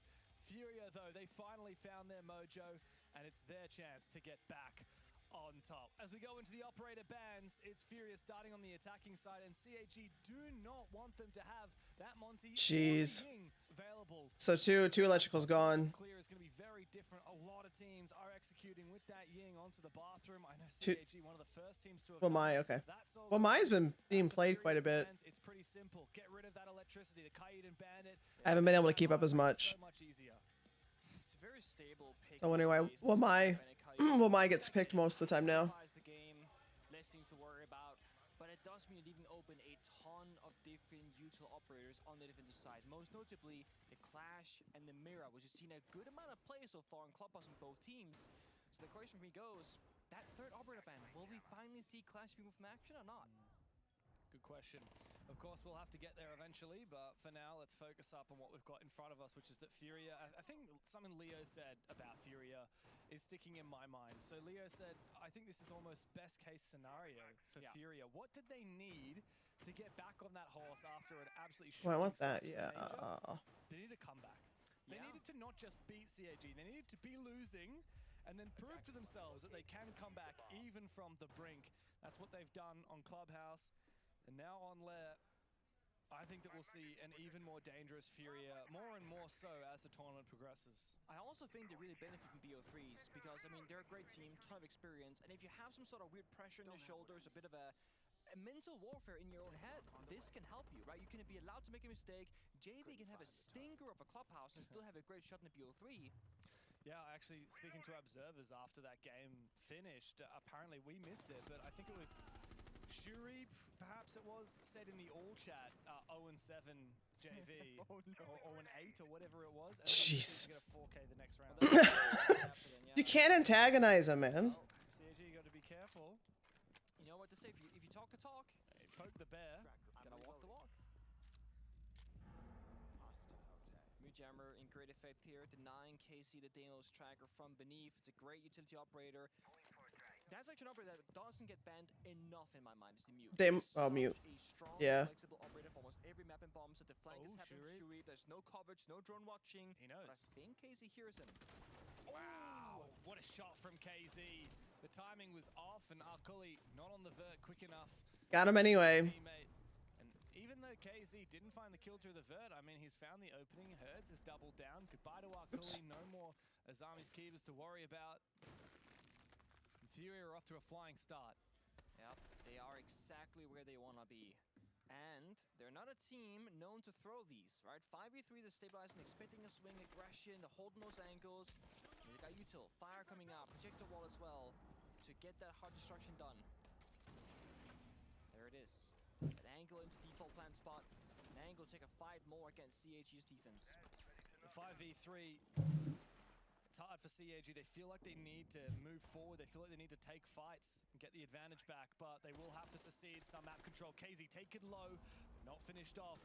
Meanwhile, jumping into bathroom is JV. He finds Chibisu. Meanwhile, Nade has found his own, leaving Didi with it all to do. 1v4. Good luck, son. You're going to need it. He's found one kill. He's going to need Jeez. doesn't give him Hey, Chris, how you doing, dude? Good morning. Fiery Furia, and a dangerous one at that. Bouncing back after Clubhouse and looking solid to kick things off on Lair. And the big question mark for me was, how will they fare on the attacking side of Lair? And so far, I mean, that's a great way to start things off. Again, the confidence, picking together, good timing, good coordination. And step 1, 2, 3, take upstream, breach, send the guy on the flank. I mean, yes, they got opening picks, which really simplified the round for them. But from a top-down strategical perspective, they did nothing wrong there. And that's the big thing. Furia, by my count, don't have to be perfect, but they just have to make less mistakes. That round was one of the better ones they've had so far. If one thing's for sure, Nick, any other team watching this match right now in the tournament is seeing Furia getting more and more. I'm well. I need to grab some breakfast here soon. Really hope we don't have to face them later. How good does It's 7:30 already. Once they find their mojo back, once they build that confidence. Yeah, if you're any of the other, expected top 8 teams or so, you're hoping, please lose sooner or later. Please don't make it further. I mean, CAG have pretty much all the teams at this event Oh, I cheering probably should for them right snack now. too, even though it's in there. They are the tournament favorites, no doubt about it. Coming into the event, Furia were the tournament favorites. That changed very quickly after they lost to D+ and Shopify Rebellion. The crazy thing is, had CAG not cacked against G2 yesterday, Dude, they're being super aggressive. G2 Fury today, and that would have just been mind-blowing. Oh my gosh! Well played from Shuri, very aggressive, well read. Good audio as well from CAG. JV was the first victim in a lot of those rounds on Clubhouse, and yet Furia still got it across the line. He's got bad luck, that's for damn sure. Always finds himself in the wrong spot. I mean, he wants to do the good job, right? I'm Sledge, I'm gonna break the castle barricade, oh, I'm dead. It's all like, on Clubhouse, I'm a hard breacher, I'm gonna breach the wall, oh, I'm dead. I'm a Maverick, I'm gonna Maverick the wall, I'm dead. Shuri is just on fire. On Clubhouse, here as well, on Lair. The window, castled once more. At this point, 5v3, this is where you stop taking your 1v1s and swinging aggressively. I mean, Shuri can hold this position for a little bit, but he should eventually fall back. Same with Shuri. Don't overstay your welcome and give the advantage back to Furia. Now, if only you had a third castle barricade for that window. That could really do something. But I think you're a little bit right here. I feel like they are overstaying their weapons just a little bit, but here comes the call. Fall on back, force up that caps of fire as well. They have min-maxed this position excellently, and still watching that window jump in. Good flash. Shuri continues to fall back. And CAG consolidate. What are you up to, Chris? Forfeiting that additional map control, giving up some ground to Furia, saying, go on, take it. We'll fortify on the site. Actually, no roamers as well. So CAG are completely boxed in. And they gotta make the first play. I think the glass with the one smoke in pocket together with Nate's capital smokes can really make that magic happen. But actually, Casey strikes first into DD. From action. One mere window already dealt with. They still got time. Completely winnable. Why? Why? This is how it happens. Bro. Plenty of time left on the clock. You got the crossfires, guys. They're getting antsy, aren't they? KZ has been allowed to afford 3 kills through this doorway. Anaton and Arcully are both low on HP. KZ, he's hungry for more. He spots out one for a brief moment. Arcully still hasn't taken down the drone. He does eventually. But the Lion is on the prowl. Rifle in hand, KZ waits for his moment as Nade sends his utility into the objective and continues baiting for a kill. Furia are just waiting, and KZ has claimed a 4th. Anaton must clutch up now. The CAG, he finds KZ, finally puts him down, but Nade stands up, looks for the kill. Oh my gosh, dude. CAG is just throwing at this point. They're just throwing. What is happening? Was gifted to them on a silver platter. Yeah, JV in the chat just spamming LOL, basically saying, you know and we know you messed up. They have no business losing that round for CAG. 5v3, all you gotta do is hold crossfire on two simple doors. Let them walk in. You got the Elamine, you got numbers advantage, then take the fights. They swing before they enter the door, and they die time and time again to one guy, Casey. Casey's been a bit quiet. He's been a bit lackluster.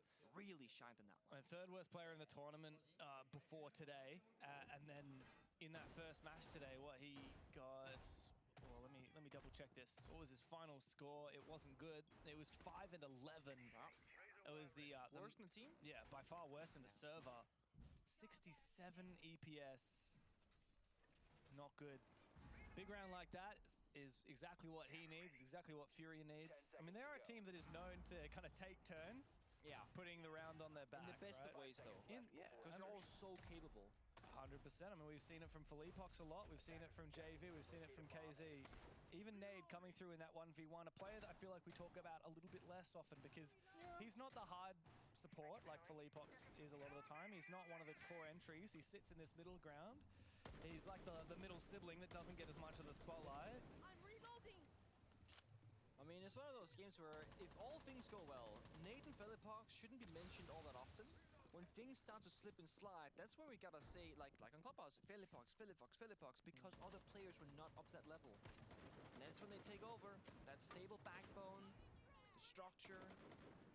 It's gonna be your two players in Nade and Philippox. Right now, it's Hertz actually on the Thermite though, doing the hard destruction duties, as Philippox and Nomad and Sniff of Flank Watch or some Clash counter perhaps. There is no Clash, we know that, but we might not have found all 5 defenders in the drone phase. Tertiary side for CAG, they're just going through the motions. That they are. Often it relies on that hold up above. Anderton's one of those players, he's got that boss G, but it looks like Fury are doing something a little bit unusual. Sneaking in from behind is Hertz. He actually gets wallbang. It's a completely wallbang fight between the two of them. I don't think Akali will be aware that he's taken down Hertz, but KZ all the way from outside the breach will refrag. And after Fury have found that initial kill onto Shuri, but it does leave the Japanese in dire straits. Hertz might be revivable at some point as well. Oh, they're gonna hear him now probably. They might hear the injury, they see the blood. Yep, kill confirmed. The second player waits outside. The issue for Tibisu is that this is a very high-risk gunfight. If you die here, you lose that backside pressure. But if you get the kill, you even back the numbers. And CAG, they need to take a risky play. I mean, Anderton's even aggressed on his position.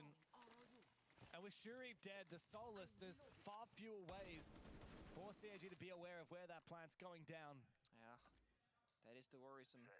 There's no BPs, actually. It's going to be all impact grenades, Barbara, and C4, so they have no intel at all, in fact. Plant going down. Impact comes out, it does destroy part of it, but the gas has missed the planter, and so Nade will be allowed to stick it. DD falls on down. No more gas remaining. He knows exactly where that diffuser is, but he doesn't know where the players are. Chibisu's found his Anaton up above, retaking the track stingers will block his path, and JV is lying in wait. A second for KZ as he continues to hold on from outside of the breach. DD left with a mountain to climb and no gear to speak of. Another kill for Furia, another round on the board. They are running away with Lair 3 rounds straight. It pretty much comes down to if you give Fury an opening kill, they will take the whole round. Clubhouse is a story of often JV dying first and Fury playing that 4v5 and CAG winning those. Right now, Fury are making less mistakes, and with that, they're just winning every single round. It's like, again, nothing spectacular from Furia. No, it's good, it's simple, and again, they're making less mistakes, and at the level of play that they're at, that's all they need to make a big difference in barely winning and a landslide win. And it's not like it's these crazy hero plays that are winning a lot of these rounds. I mean, I guess you could say KZ's 4K, not that it was anything particularly He special. just won 4 individual fights, right? And they were all from the same position. It wasn't like he had to make a play. He sat there and held down right click, waited to click some heads. And in that round, it was very much just Furia as a team saying, okay, we have a plan. They a little bit of sprinkled in spice, which was Hertz going for an aggressive play. That was the one thing that didn't work. Yeah. Maybe they just need to play really simple. I mean, ever since OT and Clubhouse, I feel like, or since the TAC talent rather, I feel like that's been the story. Because A change of tack. A change of tack, you know, CAG, they can play the strats that they were faced with on Clubhouse, and then they kind of shifted the gear a little bit, and CAG couldn't hang as much. And here and there, it's been a different story entirely. And Furia, on the more difficult side, I would argue, is finding a ton of success. CAG are going from first bomb site to second to third, back to the first one, and they can't seem to figure out what the singular problem is. And I think the case is here is it's a multitude of problems. Yeah, that's the issue, isn't it? if it was just one thing going wrong, you could point to it and say, okay, we need to deal with this Monty or this Glass or this whatever it is. But no, it's that Furia have completely changed their play style. And even when CAG are finding success in these early rounds, like the 2 picks on Garage, Furia are still winning rounds. The Brazilians are feeling themselves right now, and the Japanese are starting to capitulate. Mid-jam on the wall stops the breach from Hurts, but they gotta get some assistance here. Secondary EMPs in pocket of JV, who's on the roof, can... I mean, he's right nearby. Should be able to help his teammate out here. He's gonna make the rotation, get the angle lined up, and hopefully not miss. Nice. I think it's good, and there it is. Wall opened up, that's step number 1. Step 2, either go for a front push, an ops room, or a back push towards Chibisu in the hallway. Impact trick on the wall, that means Hurt's position is limited, and they're gonna keep swinging him! Oh my god, Arcully! There's the minigame. Yeah, beautiful play.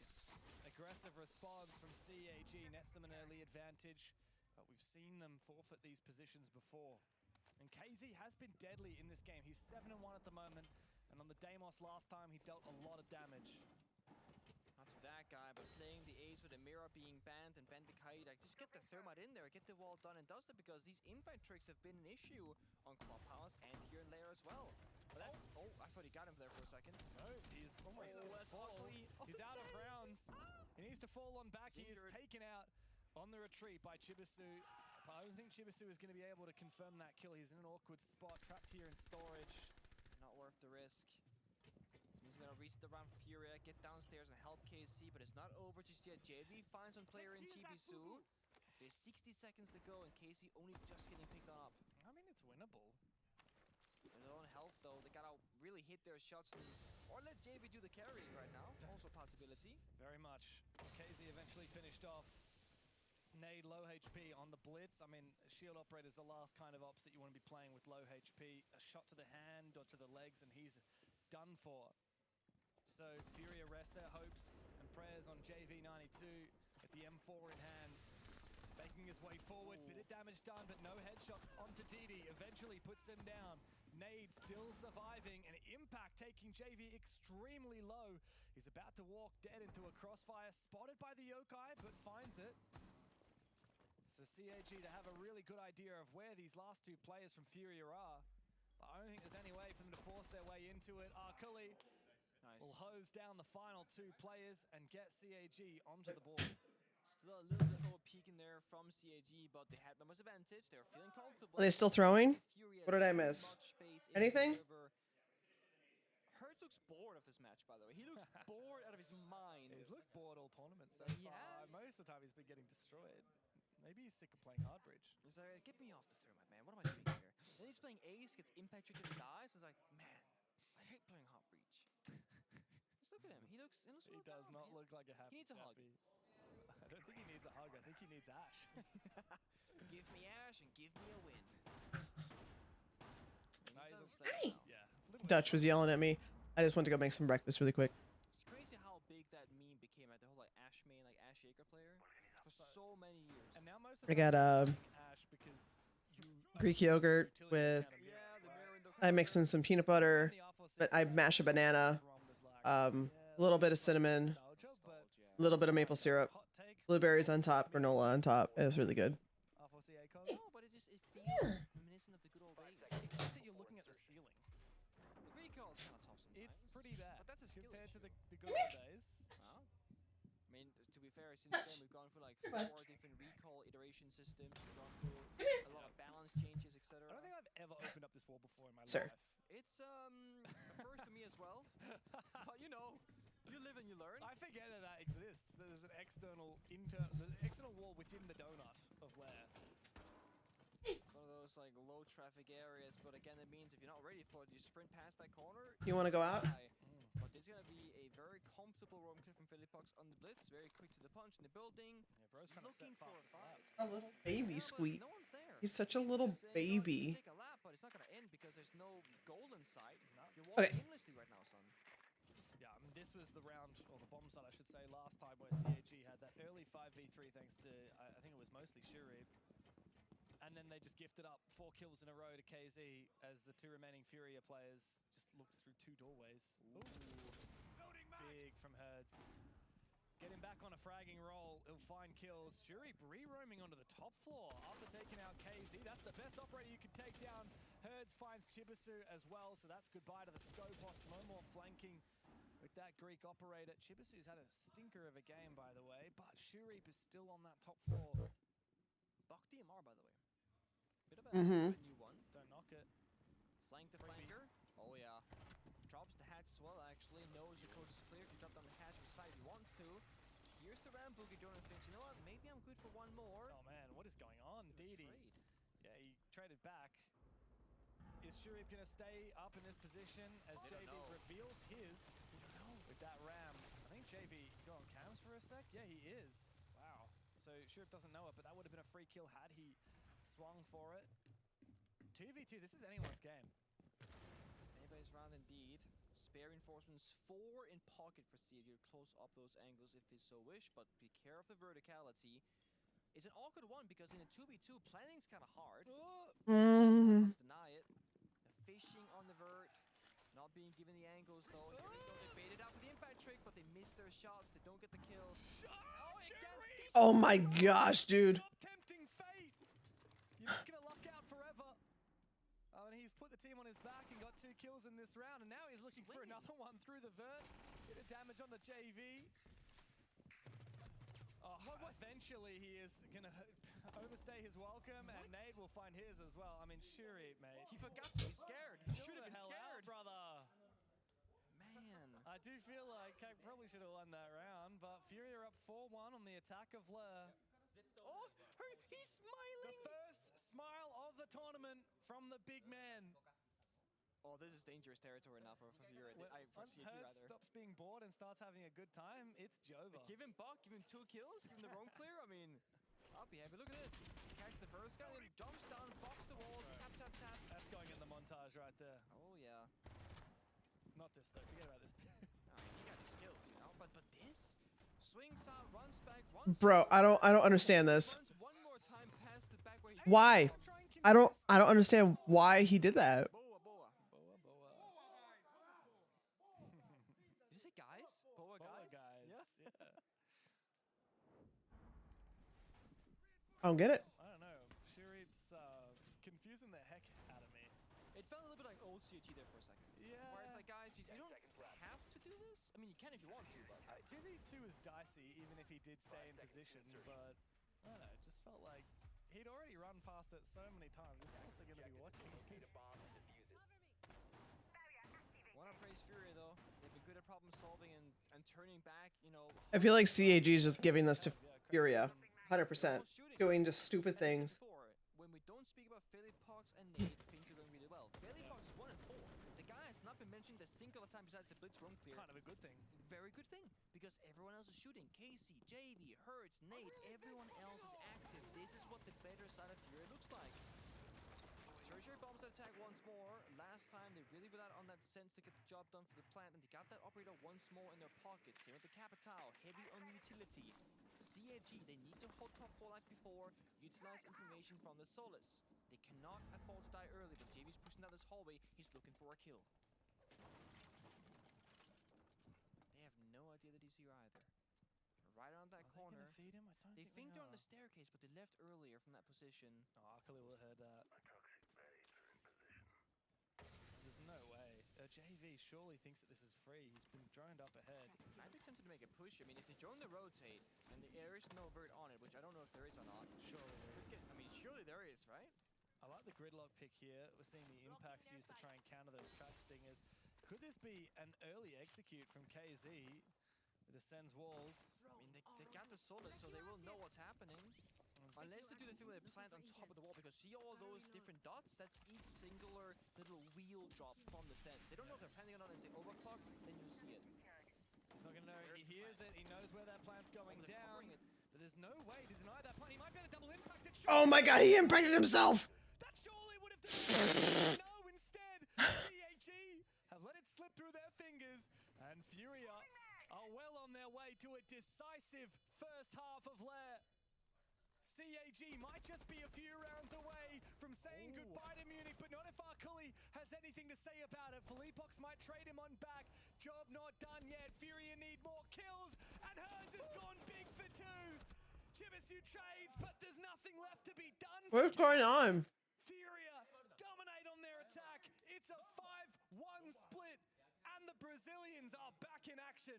That round feels like a bit of a heartbreaker to me if you're a CAG fan. They played well. The sense, the information, the ping, the impact grenades, but the execution, it falls short. They were gonna deny the plant, they're gonna Yeah, I don't understand what's going on. 5v4, and they're not gonna give Fury a second plant attempt. But he's jiggling on the vert, and the second impact hits the beam and does not find that spot in between. And just like that, with that one singular mistake, Furia, they get the post plant, and with that, the round. The devil's back into being the details, and when that's the case, it means it's going to be a closer matchup. But again, in a close game, Furia, the more experienced team, the better team, will more often than not come out on top. And now for CAG, 2 rounds away from elimination. It sucks. After such a challenging year. It's been a challenging year, but they've done so well. They have. I mean, they started this year by winning the He impacted the floor. Invitational qualifier and going to SI. They beat Furia 2-0 at SI. They exceeded expectations at the start of this year. We thought finally this roster rebuild is looking good. You know, Arkuli was back on the team. They looked really solid at Reload. Of course, the first ever APAC team to make a grand final. Stage 1 looking solid until roster drama. DD has to sub in as a coach. Well, firstly, they had to forfeit the whole of Stage 1.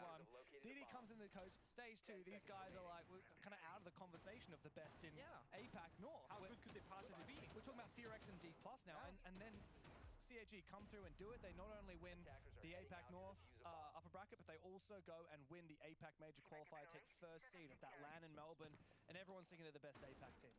Ready to make a splash. They lose their first game against FaZe. They choke the hell out of their match against G2, and they run out of steam against Furia.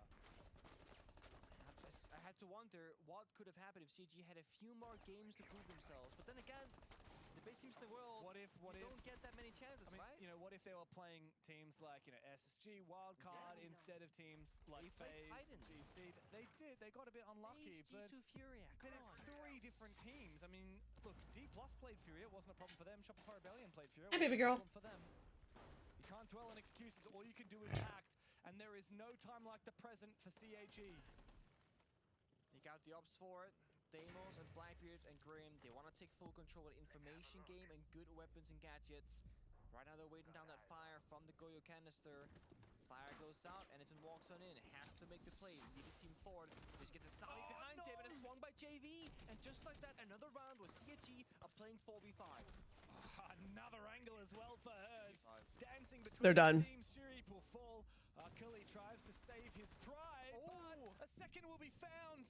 Thankfully for him, it's even numbers. After the bloodbath in operations, Furia must fall back. Even numbers, but still a long way to go. CAG, they're missing map control. They're all outside the building right now, just droning and resetting. We know Furia has fallen on back, but they need to make sure that there's nobody hiding in the corners, nobody going for a play. They got hot destruction, they got intel, 1 Grim B canister, and they got grenades and flashbangs. They technically have all the tools they possibly could need for this 3v3. It comes down to execution, it comes down to details. And that is where Furia has been the better team. And what can CAG do when they don't have the Ying, when they don't have the Monty or the Blackbeard? What can they do when it just comes down to getting your guns up? The last of the Grimm's Bees is about to be deployed by DD, and it lands square in position. However, straight on that jammer, KZ will not be exposed. Nade prone in his position, but KZ will fall regardless. Pox and Nade, If they turn this around somehow. And claim match point, but Pox has fallen. It's all up to Nade. TCSG. Holy crap, dude. I thought they were done. This could be what they needed, the momentum they needed, but effective. And in that 3v3, when they're it's going to be tough to climb out of. I could hear DD just talking the entire time. they are mapping out where the players were most likely and how they can pick it apart. Because, you know, breaching, planting, all those things, it can be a bit tricky against the smoke. So just trying to figure out where can we walk on in, what angles are opened up, which angles we gotta worry about, and take it from there. And it kind of comes down to Hurts going for a swing and a miss onto Akoli because he whipped half his magazine. Sometimes it's as simple as, guys, I missed my shot. And let's look at that energy from Didi after that round happened as well. He's screaming every round, and he's IGLing every second. Isn't that Guy's incredible? voice gotta be shot soon. Like, dude, is this the missing ingredient for CAG all along? They actually just needed to go and recruit their coach back onto the playing roster. He's never played on this roster before. No. He's only ever been their coach. Maybe they just needed that backbone. They needed that IGL, so everyone else on this roster who's a great fragger has that Yes, on BBP. permission to go and She really wants to go to the OUTS IDE. take more risks. There's gotta be a ton of respect from the players, because if you assign someone to be your coach, it's because you respect their understanding of the game, their knowledge, and what they're capable of. When that coach then has to become a player, again, because Didi was a player once before, I'm sure there is so much respect from the players of CAG, despite the fact that they are more experienced than Didi is. Because he is now their leader, he's their captain. And they've not seemingly had any internal issues with that. It's funny, I mean, we've talked a little bit about, you know, obviously getting Didi in onto the playing roster. That was kind of like a band-aid fix to what was a bit of a dramatic moment. What's the long-term plan, though, for CAG, right? You go and you recruit another really solid Japanese player. There are tons. For example, Nina has, for a really long time, been one of the best players in Japan. There's plenty of others on that list you could consider. Realistically, don't. Get a coach? Just go and pick up a Brazilian coach. Like, a Brazilian that's all you need to do, brother. Like, keep Didi on the playing roster. No, I think you're right. I do think that what we're seeing, assume that DD wants to keep playing because that's on him, right? Like, he didn't sign up for this. He just happens to be here. But you're making international tournaments. DD himself individually is playing above expectations, I would argue. Despite he's also, you know, IGLing, strategizing, etc., prep working it all. And he's going even, or just a little bit below even in most of the games. That's quite all right. CAG, no, right now, what they need is entry. They need that opening pick, but right now, they're not getting that, but they're getting map control. Time to make a new door! A, B, and C's. Timer, though, taken away. And I'm getting a little bit worried. Smoke, Clash, Goyo, and Ella Fenrir. What Fury have now, they have plant denial, they have information, and they have traps in pivotal areas that when CAG walk in, they'll be exposed. Yeah. Where you going, baby girl? Good progress, but the problem is all of the investment from Furia into this defense is in this basement. It's all of those traps, all of that late round area denial and time delaying utility. We need to see an explosive slew of frags from the Japanese, otherwise Furia will likely lock this in. They've fallen back on the timing as well, can reinforce off the wall if they want to. The verticality though might be tricky. Not sure if they have the angle for it. Smoke goes out, as does the gas. Timer taken, 50 seconds. CAG, when they gotta push that side, they can no stopping. Oh, but they dropped the hatch straight in with the Rayora, but the Clash will spot it. Didi might be able to take him down. He needs to make sure that there's no one there to support him. No holding on, and Philippox will help him just in the nick of time. And Furia collapse as CAG one by one fall on the... What you doing, little girl? Anaton cannot find his. Akali does finally break double digits, but leaving Chibisu all alone, JV laps them up one by one. Jeez. And CAG will fall down into the depths. It's a match point for Furia.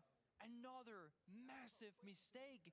Didi drops against the Clash, can't find that kill. That's not the big problem though. Aiden, what you doing, baby girl? Mid-fight and shoots a Goyo Vulcan canister, and the fire on the door stops two of his teammates from walking in to help him. He isolates himself mid-side with diffuser with no backup.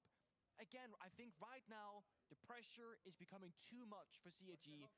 Small mistakes that have massive consequences are happening time and time again, and they are possibly one round away from going home as one of the first teams here. And CAG will need 4 rounds in a row to keep that dream alive. That's just OT. Then you gotta win OT, then you gotta go third round, then you gotta go border. And again, CAG very capable, but the whole restructure of their playstyle is that they're a little bit less lethal player by player. A little bit less border-esque. A little bit less border-esque, exactly. They are a good border team, but look, I don't think we need to be worrying about... Hey, Redbird, how are you? I miss you. How are you? And just to, I think the Death spoke about the scoreline. I think Fury were 33-1 on It's good to see you. I only have their more recent. Of course, pre-roll. Of course, ad start. Of course, ad start. Will you come in here and say anything? Hopefully the ads didn't grab you. I've been good. I don't know how long it's been, but we bought a house. So we're in Hawaii for a bit longer. Yeah, that's what I thought. It really is. I mean, they're literally staring down the barrel of 4 match points in a row. Oh. On the verge of elimination. I know why it's not going through. Dude, I started my stream up and forgot to do this. After being down in the deepest of depths, they have risen to the highest of points. And here in Munich, they must hold on round after round, but the Panthers have woken up. It's been a good look for Furia, and perhaps they might just have a chance at this event after all. But game by game, map by map, and day by day is what they have to focus the most on. Dude, I keep forgetting to start this up. Can I? CAG, they've really slowed down their pace. I'm not sure if they're scared. Where's settings? General settings. Lost in the server, but they are not striking first. They're not pouncing at their prey like we're used to seeing them. And timer is slowly ticking away while they are still all outside the building. Gotta get in there, James. Yeah, I mean, go down swinging. The thing that we want to see from CAG is live by the sword, die by the sword. It's all about that iconic aggression. It's a lot of measuring. When do they make the first incision? An attempt at a hard breach, but it doesn't work out. Another attempt, and KZ takes down Shuri. A very quick plan attempt from Didi inside of the smoke. It's highly risky, but it's not going to matter. They got it. Okay. Furia do not have a way to deny the plant. They will have to retake 5 versus 3, and they might be able to long arm this diffuser. KZ's gone big for a triple. Bats finds one, and the Panthers bounce back and send Cyclops for the hills. Jeez. The Brazilian behemoth will stay alive at the Munich Major. Meanwhile, CAG, their hopes have been dashed. They have been eliminated first round, their worst result in 2 years. While Furia will live to battle it out another day. Of course, it comes down to a retake. Yes, they had numbers advantage of Furia. They had to win a difficult final round, but they make it look so easy, and they look CAG just unfortunately kind of threw that. There's a future for them here, but every single day they cannot falter. They cannot show up at 70%. They have to fight. I apologize. I didn't see that the ads were going to come up, but CAG just kind of threw this completely. Like, there was no reason for them to swing on certain stuff and do a lot of the stuff that they did. It just didn't make sense. But hi, Redbird. So go back to what we were talking about. We bought a house. So we're still, we bought it back in June, but we're still trying to get stuff situated and whatnot. So get things the way that we want to.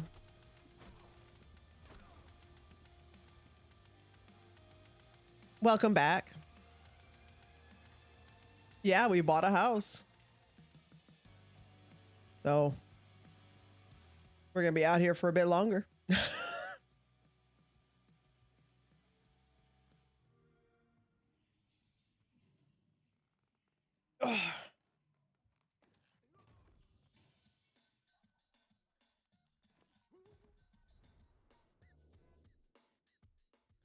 Exactly. How have you been? You said you're wonderful. Anything big happening since last we spoke?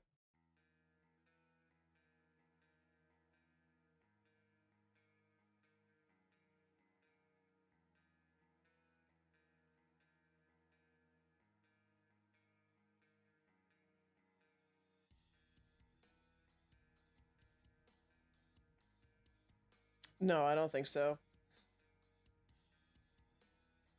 It would be nice just for like travel's sake. But again, could be worse spots.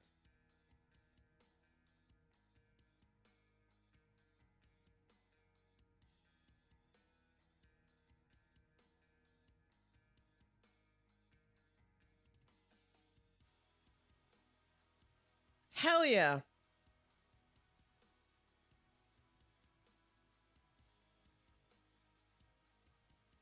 I'm happy to hear that.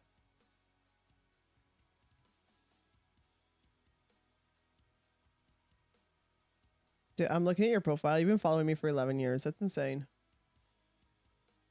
That's crazy. What the heck? Ugh. That's insane. That we've known each other that long. I don't want to see Blues either. Blues is going to be just as long.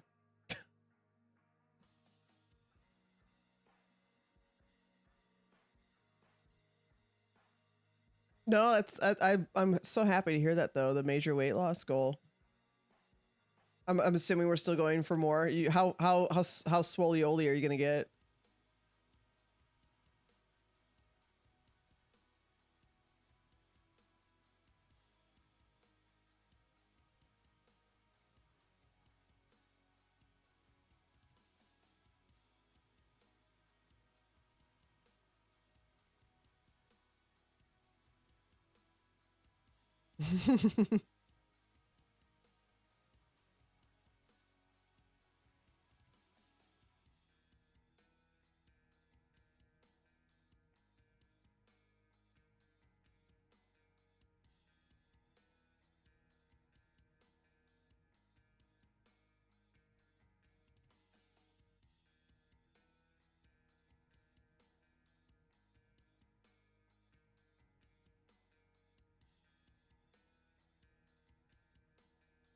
Trying to get into my twink age. Nice. Hell yeah.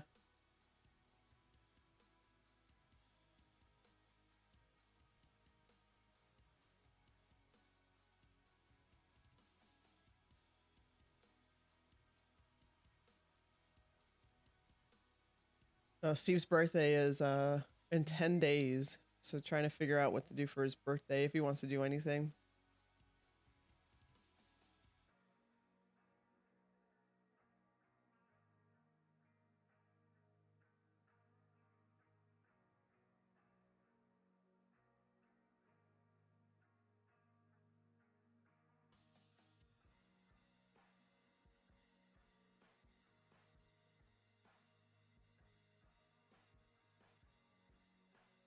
Big party at the new house. We haven't even done a housewarming yet because we're still trying to situate all of our stuff.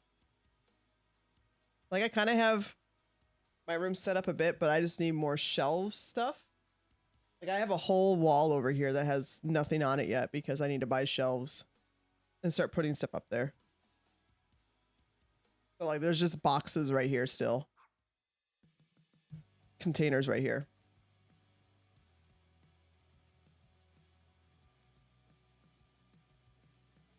So I gotta figure out where I need to put stuff. And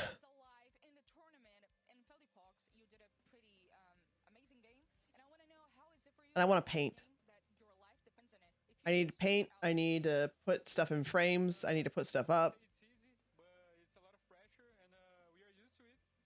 Dude, Felipox went off.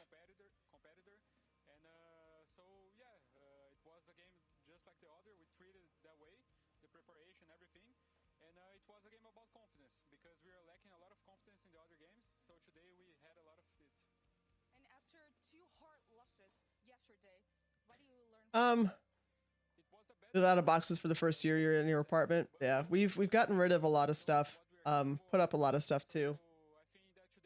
I don't know what I want to paint my room color. I need to figure that out.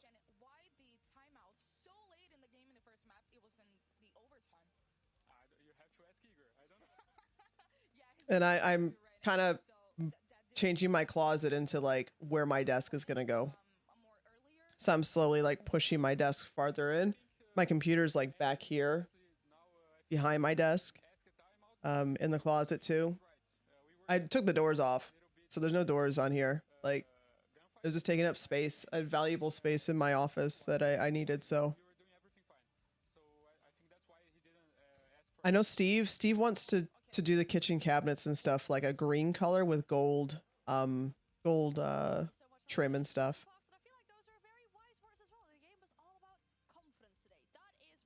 Yeah, we have a lot of things that are in frames that we just need to figure out how we want to put it up. I need to buy some better frames too on some things, so all of my music albums. No problem.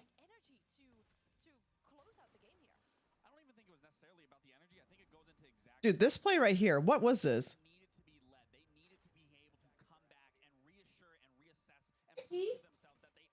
What's up, little girl? What's up, little girl?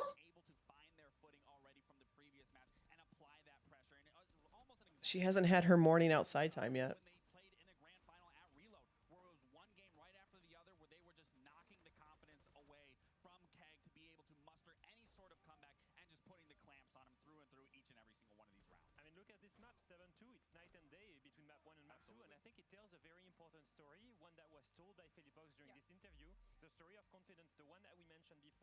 Look at the statistics, and I want you to pay attention to the right side of your screen. JV, Hey, little one. KZ, the guys that were supposed to have or to be the biggest fraggers, right, on this roster, still That's a good girl. lagging far behind, and Felipox. That and I gotta decorate for the holidays too. I need to start doing that, which means I need to figure out the I need to move stuff around in the front.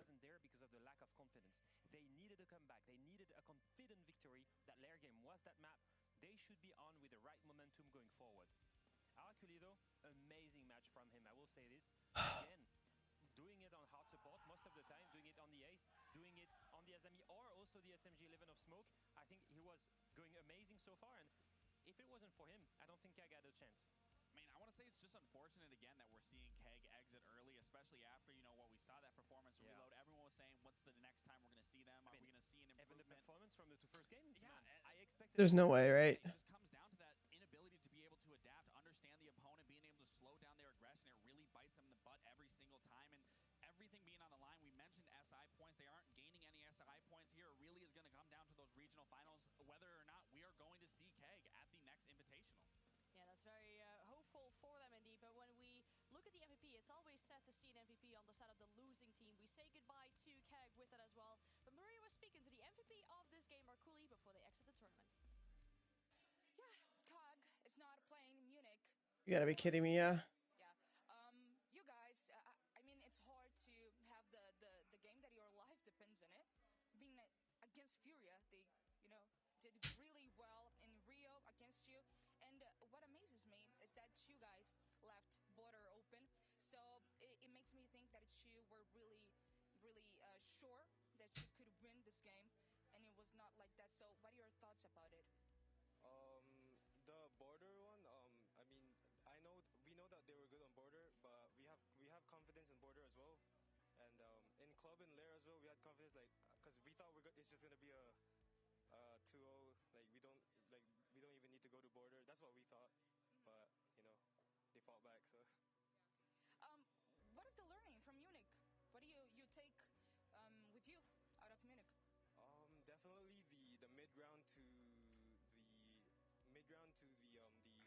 of the round, like near the end of the round, because the starting rounds, like the first 1 minute, like we're actually doing good, especially in attacks, but after that, like the communication just like it just kind of like it's chaotic now, like, and like I don't know, like everything goes chaotic, like. Okay, Hawaii would stay open. Jeez. About SI, you only have one shot left. That is the regionals. How does is it for you to, you know, you have to do a pretty good preparation, or the SI hopes are almost gone? Well, the enemies are gonna be a little bit easier than Munich, so yeah, we'll just do our best in regional finals. Hopefully win it all, and just because I don't want to go to LCQ. So yeah, definitely win the regional finals. Thank you so much, and also congratulations for the tournament. It is always sad to see a team leave, but despite that, you know, Yeah, I hope they come back. They're around for SI. Which, oh crap. So the teams are going to be a little bit easier there. And I don't know if it's humor. I think it's a big truth, and I think it highlights something for me. It highlights that KAG never plays the same in their home region. And When is the Invitational? You can see that pressure getting to them. That pressure to be afraid of winning. That one that happened 3 games in a row where they're in the lead. Some of them where they have a huge 1st to the 14th. and they can never close it. You So, because SI, I'm gonna take off. I'm gonna take time off work for if I can. I was just literally about to ask you, how do you break through that? Because this is time and time again. This isn't the first time we've seen KEG exit throughout early. different rosters as well. That's what I'm saying, and I don't know how you overcome that because they're doing everything right. Group stage is the second through the 6th. As a former player, that's the most frustrating. Playoffs is the 13th through the 15th. You're making the mistakes. You're not capitalizing. Well, I don't really have to take time off then, do I? It's in Paris too, so that's gonna be, well, that's gonna be early for me. Know what this roster is capable of. It's just that time and time again doesn't show through. Yeah, that's with that. They're our first eliminated team from the Munich Major. We're going to have to eliminate one more team today. They're GMT +1. That's an 11-hour difference. Oh. They're on the final map as well, so whilst we go for a bit of a break, I highly recommend you go and watch that game and see the conclusion of that one, though. You saw the players getting ready, though, on the side of the A stream. That means we're going to take a bit of a break. And after that, our final elimination game of the day, NIP versus SSG. Arf, arf. Arf, arf.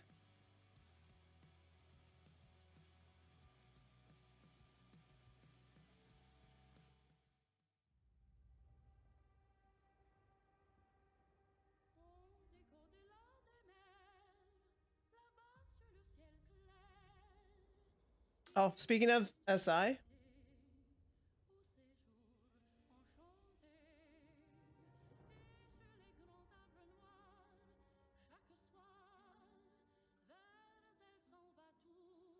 yeah, SI's over Valentine's Day. Yeah, I'll need to take Friday off.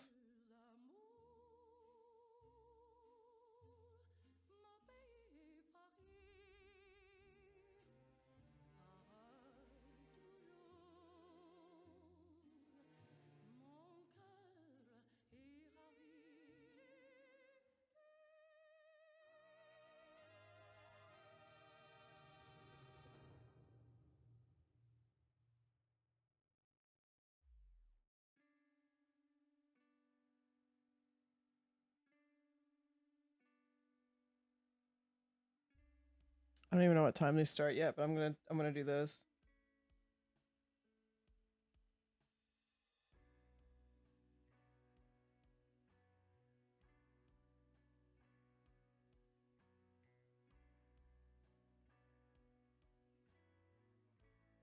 Dude, that is midnight.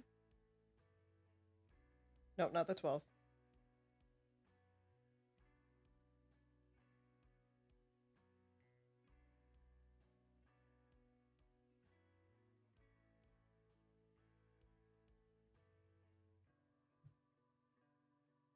Yeah, that is midnight on the 13th.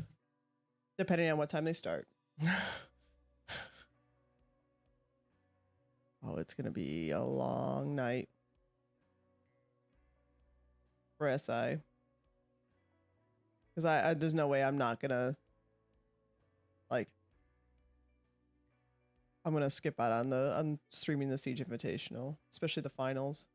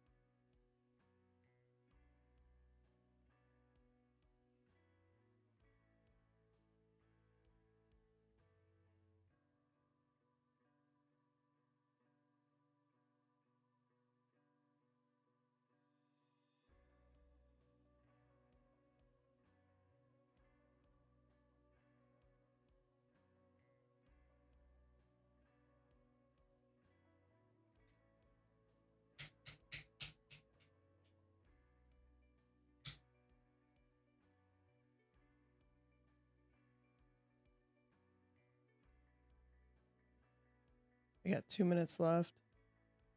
I'm gonna hit the ad now. I'll be right back.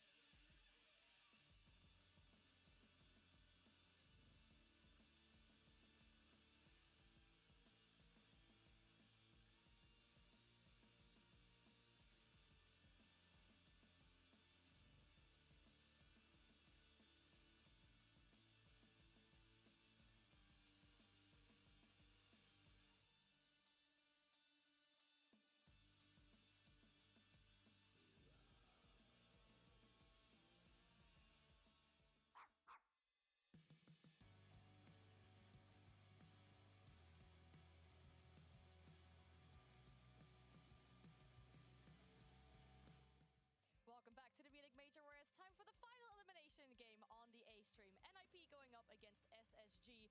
And we're looking at these two teams going up against each other. There's some beautiful piece of art that we can use to further illustrate this matchup between these two going up against each other, because this is like their biannual matchup. They face off against each other once every 2 years, it feels like. It's time to do it again now. And looking at these two movie posters just gets me even more hyped for this game. I mean, this is my first time seeing this. I mean, I'm laughing over here when I'm looking at the Ninjas in Pajamas one, Leo, but then I'm seeing this near airport. I know this was a dig at me regardless. You know, I'm just taking shots left and right. But overall, I mean, this is a beautiful piece. I mean, this is just the truth, right? The Ninjas are definitely in pajamas so far. They've lost their 2 games, and it was not even close. A 20% round win rate, but they were playing against Weibo and W7M, the IPL champions, the major champions.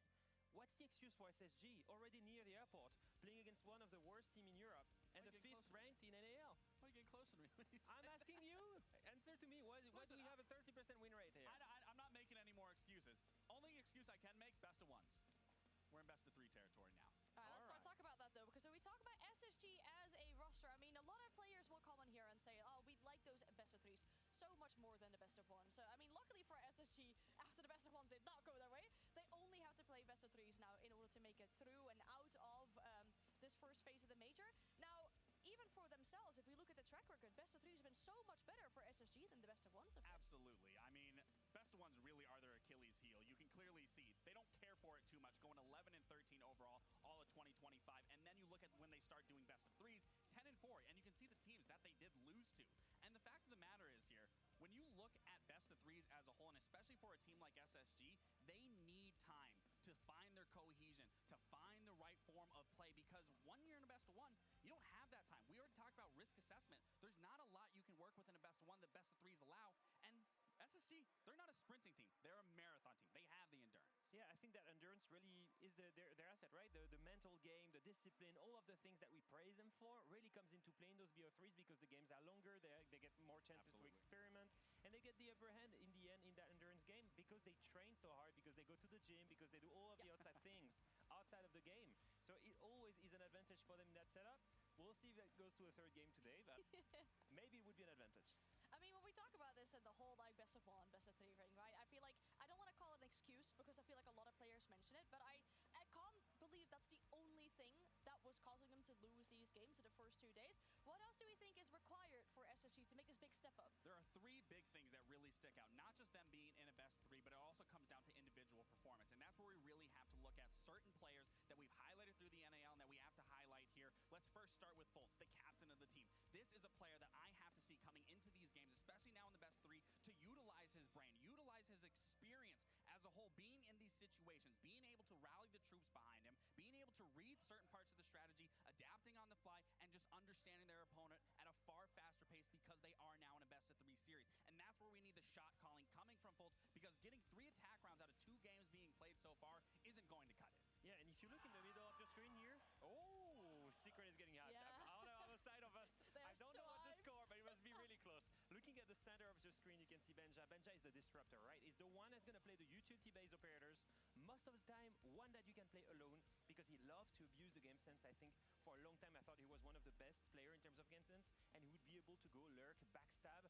He's not really doing that anymore, and I think that he needs to create that space, especially for Ashen to perform in the entry game. These two are supposed to be the hammer and the nail, right? Yep, absolutely. And then you have to look at Ashen, the breacher, the one that's either going to be the spearhead, take that shield front, and just create that space. But I don't need him just getting that first pick. Where SSG really thrives is whether he's that spearhead or he's finding that gap that he can not only get that first initial pick, but he's then taking space and then doubling up on that kill, maybe even tripling on that kill, because that's where we see Space Station really start to hit the ground running, is when they're able to set up in that mid to late round and go for one of those flawless executes. Yeah, I feel like the fact that he's going neutral so far on the entry is not what you want from your main entry on the team. I mean, I did some content with Fultz and Ashen as well, and I asked them for like their best players of all time. Not trying to spoil too much, but Fultz did mention that he thought Ashen was one of the best entries in this game of all time. So he needs to go and step it up. And when you speak of entries on the side of SSG, of course we have Ashen, but on the side of NIP we have Fantasy, a player who on his day is absolutely lethal. We sat down with him at the beginning of this tournament to ask him a few questions. É bem difícil isso, porque quando você está no topo é de boa, geral fala bem de você, geral acha você um bom jogador e acabam elogiando você e massageando o seu ego. Então, eu sou Fantasy, jogador da NiP de Rainbow Six, tenho 22 anos, jogo Rainbow Six há uns 7 anos, 8 anos já.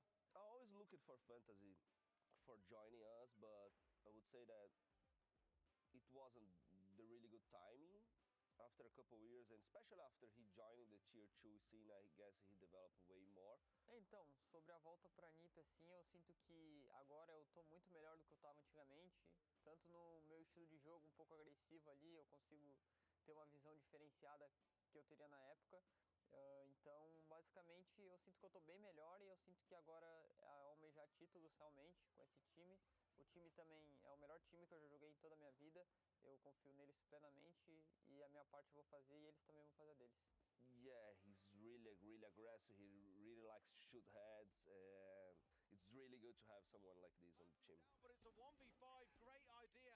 M&M just need to push at the same time here and they should be able to secure the kill. But here goes Fantasy. We know how good he is. Surely not a first round ace. He's gone in. He's done this all alone and finds the final kill. Fantasy 1, M&M 0. Basicamente o que o time me deixa bem confortável assim para jogar tanto em game e off game. Eu acho que o Bob deixando a gente tranquilo, eu acho, brigando pela gente também, pelo time assim, sempre do nosso lado. Eu acho que isso dá uma motivação a mais. Eu acho que é um boost assim para geral joga melhor. Eu sinto que, entendeu? Ele faz isso bem também. There's just a couple teams that can really lift the trophy. But that's all about their mindset, their mentality about it. And we have the feeling right now that we can really lift the trophy. So that's a really special tournament, I would say. Então, eu queria agradecer só geral que torce pela NiP e minha família, minha mãe, meu pai, minha namorada, agradecer todo mundo aí que tá no apoio e é isso. Vamos pra cima. Go Ninjas. Very nice to hear from a player like Fantasy, because I feel like he's not always the player that we immediately think of when we think of content or interviews or something. So hearing his story and hearing his journey as well has been really inspiring, and he's going to have to show it up again today here against Ashen. If we talk about spearheads in regards to those entries against each other, it has to be a best of 3 as well though. So we'll take a peek at the map veto, see where the series will be taken, as which 3 maps have been selected for this matchup, because if we look at the picks, NIP starting off with their first pick here, they're going to Clubhouse. I'm not surprised to see that, to be honest, when we see the entrance of Space Station in this tournament on that same Clubhouse, completely destroyed 7-1 by BDS. I understand why NIP would pick it. It's also one of the favorites. However, if I remember well, watching SAL, the last few times I've seen NIP play, it was always against W7M, and they could never win. It doesn't look too pretty. Honestly, I want to even focus on this Clubhouse. Obviously, SSG didn't look too great on it, but for the fact of the matter is they're allowing it to go through here because it's instilling a little bit of false confidence where I think NIP is going to try to pick apart at that. But then you move to Console. This is a map that SSG is very comfortable in, and not only just in Clubhouse, Consulate, and then we even go to Lair.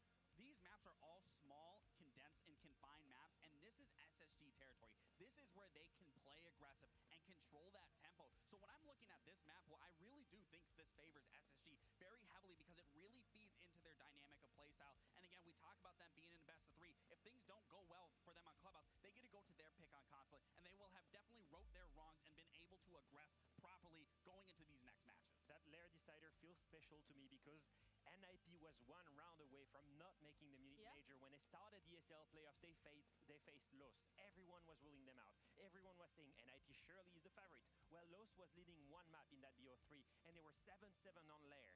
They were down 3v1 against Wizard that you see here on your screen, and that guy on your screen went and clutched this 1v3 to bring NIP all the way to the Munich Major. Surely that should be a good sign for these guys if they land on that decider. Yeah, and we're expecting similar energy though from these two teams because survival in the tournament is on the line between NIP and SSG. The game is ready, so we'll send it to our casters, Dev and Pengu.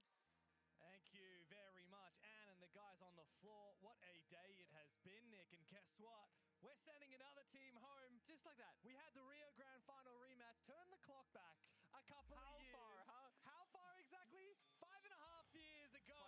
Ninjas in Pajamas and SSG went head-to-head in the Grand Final in Montreal of the 6th Invitational, and SSG reverse sweeped NIP. The last time these teams actually played was 2 years ago in Atlanta, and SSG won that 2-0. One of them will go home now. Will it be the Brazilians at their first international event in God knows how long, or will it be the old tried and true North American SSG? Yeah, SSG is a funky team because I feel like often when we go to international tournaments, we don't think, oh, they're gonna make the grand finals, they're gonna win all this stuff, but they always surprise us. Like they make it a little bit further, quarters, semis, whatever. Solid top 8 team. Solid top 8 team, yeah. But this event, I feel like we haven't thought about them at all because they're gonna keep doing that. They're gonna keep making some of it, of course. And somehow, when we forgot about them because we thought it's too early for them to exit, they find themselves on the brink of elimination. I mean, plenty of differences between these two teams, but they also have a lot in common. Both former world champions on both sides. Pino from that old NIP SI winning roster, and Fultz on the SSG side. They played against each other when Fultz won SI 20. I guess Benja winning SI 23 with G2, of course. Yeah, can't forget about him. But what's more than that, these guys also have something else in common. You know what it is, Nick? What? They both have played absolute shocking Siege so far. That's not good. NIP have won 4 rounds in 2 maps so far. They got 7-1 by Weibo, and they got 7-3 by W7M. They got 7-1 by Weibo. Yeah, SSG got 7-1 by BDS, and Wildcard 7-5 by Wildcard. So it has been an absolutely shocking game so far, and a history so far between these teams yesterday. Here we have, speaking of old times, Okay. SSG Rome. There's no way. I am back. Sorry, are SSG doing an SSG Rome right now? How dare they do what they created? Although granted, there's no Mossy mute combination, but what we're seeing. Sorry, I'm also trying to get chores done around the house while I'm watching. Luckily, I haven't missed anything, yeah? The mute jammers to disrupt the drone work. That was known as the SSG Rome way back when. And of course, nowadays we see a newer iteration. We're seeing the Scobos having a strip club. No Mossy, but the mute. The Goyo cannons. Something just happened with the other guys. So it's many years later evolved, but that is where it originally came from. That was from the SSG boys. They know how to do it, and of course now they're doing a modern interpretation with the Scopos, who is a great operator for going for that kind of a roam because Norby has now been let loose. very quickly. By the way, Norbies are vacuum. Because if you do go for a rush, you can of course delay that out. And it does seem to be a little bit of a rush tendency here with Cons. Lowest rated player in the tournament, by the way. He's on that Monty. He's marching down Dirt Tunnel. Hi, Gerathy. 20 seconds to keep moving forward, but there's a clash Good morning. over in response. Now the Clash had counters any shields in the 1v1. For the same reason that you can stop. He's in the side and he's dead. All right, mates. Okay. International debut for this guy, by the way. Not a good start for him. Also, a lack of full commitment. I mean, Wizard was behind him and was like, you know what, I'm not gonna... You're going to BlizzCon, yeah? He died, but like, what's the Right? plan B now? BlizzCon, right? Yeah. Give him back up on blue. You're gonna reset the round Mhm. effectively, but in a 4 versus 5, Mhm. so you're Mhm. worse for wear. I feel like a full commitment might have been better off. Still got Scobus around as well, can TP up or down. He's currently in the basement, but I say you still have a year. above. Oh, he just wow, vaulting gets the kill. All right, just like that. SSG looking for more though. Ashen wants this fight and gets shut down from behind. Nice job from Fantasy. The TP is there though. Yeah, Benja's tempted. He's just using. Oh my god, Ashen in the old chat. Like he died. Never change, Ashen. Never change. And they've missed it. Ben just TP'd into master bedroom upstairs and has an active flank. Now, NRP they have no clue this is happening. They know Scobus exists, but not what the shell was. Oh, there's going to be a free kill, surely. I mean, Fantasy, he's on the main stairs, and he might get flanked here, especially now Cons is no longer watching for him. Benja would have heard that happen. He's breaching. He's actually going to try and prioritize the Monty. Takes him down, about to find a second. Oh! Ignite Fantasy. Wizard is going to have to conjure up some magic. 1v4. And it's not going to happen. See you later, alligator. That is one way to kick it off. SSG style. Absolutely explosive, decisive, bit of good pace there, some trash talk in the in-game chat in the very first round. Doesn't get more iconic than Ashen that. gets a 1-for-1 trade, and it's like, oh, get shit on. It's like, brother, you went 1-for-1. Benji got a 3-piece. Like, come on, dude. How's it feel to see the Dane doing well? Feels good. Yeah. I mean, okay, I'll take it back. It would have been feeling better if he was playing for the EU team. Yeah. He's a Dane playing in North America, which is a bit of a fraud behavior. Yeah. I mean, well, how does it feel to see not only Benja, the only Danish player at the pro level, playing in Sport, the only North Swede. America? Yeah, you've got Sport, the only Swede in North America, and you've got Fabian, your old duo, and another Swede playing, or rather coaching for a North American team. Yeah. How the greats have fallen. And you're casting. And I work APL. No one's actually in Europe. That's the thing. We're all we did abandoned 2 days of EML. We did do 2 days of EML, and we're casting in a European country for the major, Germany. So technically, we're still kind of here. It's one of those things where I don't know. Imagine there was a world where Benja, Fabian, and Sport were on the same team. Fabian coaching the 2 rookie Scandinavians. Yeah, I heard a rumor that there was a new up-and-coming team which was actually looking to try and recruit Fabian, Spoit, and Benja. It was called Pengu Esports. I know you've been itching to return to 4. I had you for a second there. I was like, what have you heard? I was really thinking about it. Dude, okay, I haven't heard shit. I'll tell you a fun fact. When Fabian and I first joined PSG 2 years ago and was unsure what roster we're going to keep, Any news on the finding your own place front, Jirathi? For PSG and make your import roster, right?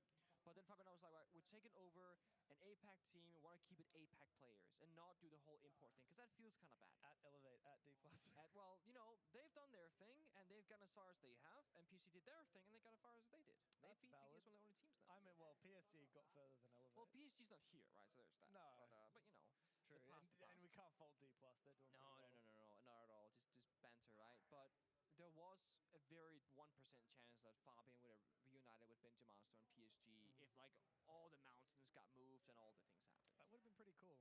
Yeah, I do remember back in the day you texting.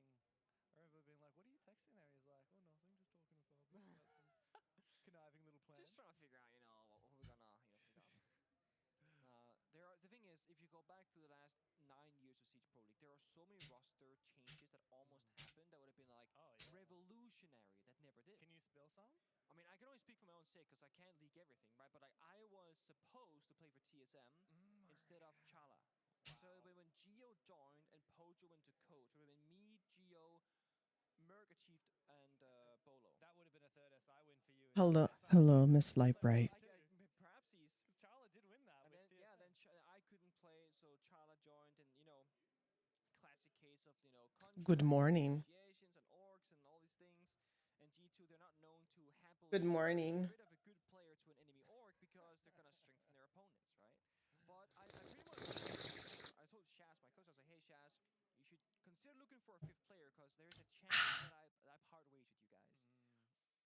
did not. Fart noise. Not exactly by choice, but no, I was kind of blocked there. It's okay. We let Steven here. That's like one of many. And I know there's so many like, even back when I was a player in G2, you know, and we're trialing for Goga's spot when we benched him after North American event. What's it called? Riley Major. Yeah, sorry, thank you. Riley Major. It was like, who do we pick up? And we made a list of like 10 players. It was Crine you tried first, right? Crine we tried first, and up with Cerbos. Yeah. We did trial other people as well. But what people don't know is like the other 7 players on the list that we never tried. And there are names in there you go, on D2? No chance. All right, hit me with some. Nope. Come on. Okay, I can tell you one. One of them, way back for consideration, was Aces. I was literally thinking about Aces because at the time he was one of the best fragging players in Europe. He's been kind of disgraced these days. But there was a bit of Sussy Baka around him, and I was like, you know what? I feel like we should just steer clear just in case. A good move. Good move in hindsight for sure. But back then it was like, you know, you think of like who would make sense. A player that I always wanted to play with but never had the chance in proper tier 1 was Hungary. And we trialed Hungary back in like for Uno's spot, I think, way back when. Yeah, I'm surprised that never happened because Hungary did have a stint on G2 if my memory serves. After I left, yeah. So it was like the Hungry Yonka, I think Kanto Uno roster kayak. Yeah, kayak. Something like that. Yeah. Yeah, I remember that. That was an interesting. But we trialed Hungary, and it was his first time going from a German speaking to English. He was also sick, and he played like an absolute bot in trials. And I remember our entire team be like, yeah, this guy's just, I guess he's just not that good after all. That's funny. And then he didn't tell us he was sick. And he didn't tell us that I'll pop that in our chat. He had a hard pass. And now you've played with him. Since I know some of you all play Faz. And I was like, you know what? I told him this in first. I was like, Hungry, I always wanted to team with you, and I'm so happy. I'm sore. We had our massages yesterday. And it was my first one after the convention and traveling. So my shoulder blades and everything were just like locked up. He's like, they can move around now. They slide around a little bit better now. I'm like, thank you. As I'm like, just wiped out. Came home, I put on my oodie and like sat on the couch for a bit. And then I'm like, I'm falling asleep. I'm going to bed. You either get this, you get a break. So pick your choice, right? I mean, yeah, we could throw it a break, but I mean, this is what we'll be talking about anyway off air. So. No, I needed it because I was having issues with my back too. So like, I just needed it. Like, if I'm walking to the bathroom and the phone comes out of the pocket before I enter, I know it's bad. That's when I'm like, you know what? Keep it in pocket. Does Husbando not want to come to the meetup? By the way, exhausted for being folded like a pretzel. Yeah. Well, I had my chiropractor Friday, and then yesterday was massage. Like, which train do I get to this place? So does everything. Everything moving around everywhere. Email, there's a signature you gotta do. There's we use Discord all the time for work. We use WhatsApp for work. Yeah. We use Messenger for personal. I couldn't do it a dummy phone. No. I feel like just being better at discipline would get you the distance there. Yeah, for sure. We went on a good walk today, though. We did. That was our time off for the phone. Are you taking any good pictures? I know I don't know if people know this. Surely people who follow you, especially on Instagram, would know this. But you're quite the photographer. Oh, the camera does all the work. I just clicked the button. It's all the camera. I mean, you did the work of buying the camera. How much did that set you back? Too much. It was like you explore. So getting into photography is like a lot of money up front for like the equipment, and then you're fine. But I mean, Stefan, our observer, got into it recently. Yes, you guys are birding. And I was like, so Stefan, how much did it cost? And he goes, yes. Yes, it cost. Yeah. Does he want to come to the meetup as well? I always make sure to ask because we're running out of space, which is great. I just want to make sure if you wanted to come along, he'll need to RSVP, or I can add him manually too if he wanted to come. It is open to everybody. We have 25 people registered, so we have 5 seats left. What's it called when a sheep says the sound? It's not like a moo. Yeah, but like, is there a term for it? A bat. Is it just bah? Yeah, that's it. Okay, so the cow moves and the sheep bahs. Baz, yeah. That's weird. Now you know Bar Black Sheep? Have you any wool? What? Yes. What? You don't know I'm this? Danish. We do Danish things. Wow. Hey, cultural moment there. I think we're through though. I was just waiting to see if Well, Steve has to go. I added Steve immediately. He has to go. He has no choice.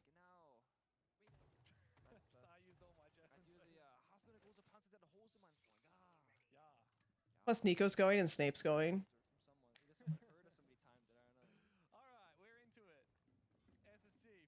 It's cool to see some names on here that I haven't like met in person or seen. Clash half rounds today across our series. Dude does not mind that. I feel like it's one of those like I don't mind the clash, but it's not as exciting as like a Munty.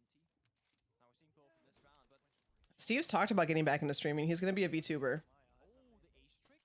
So this is like the Maverick trick. You do top and bottom part, soft. Oh, you got jammed. Yeah, It is a jam. unfortunately, the second one's not. Well, that's all because now you got a giant hole up top on the rappel ankle, and you can't work with that. But it's fine. They brought EMPs and Munty, right? Nope. No. It's fine because they brought Thatcher, right? Nope. No, how is he going to get rid of it? He can't. He's not going to get an angle. If You you literally toss- need to rotate Fantasy's grenade to get it. It was not worth it, by the way. Oh, he got it. Eventually. Oh, Catwalk Rafters, I guess. No, did not? I don't know. He got it.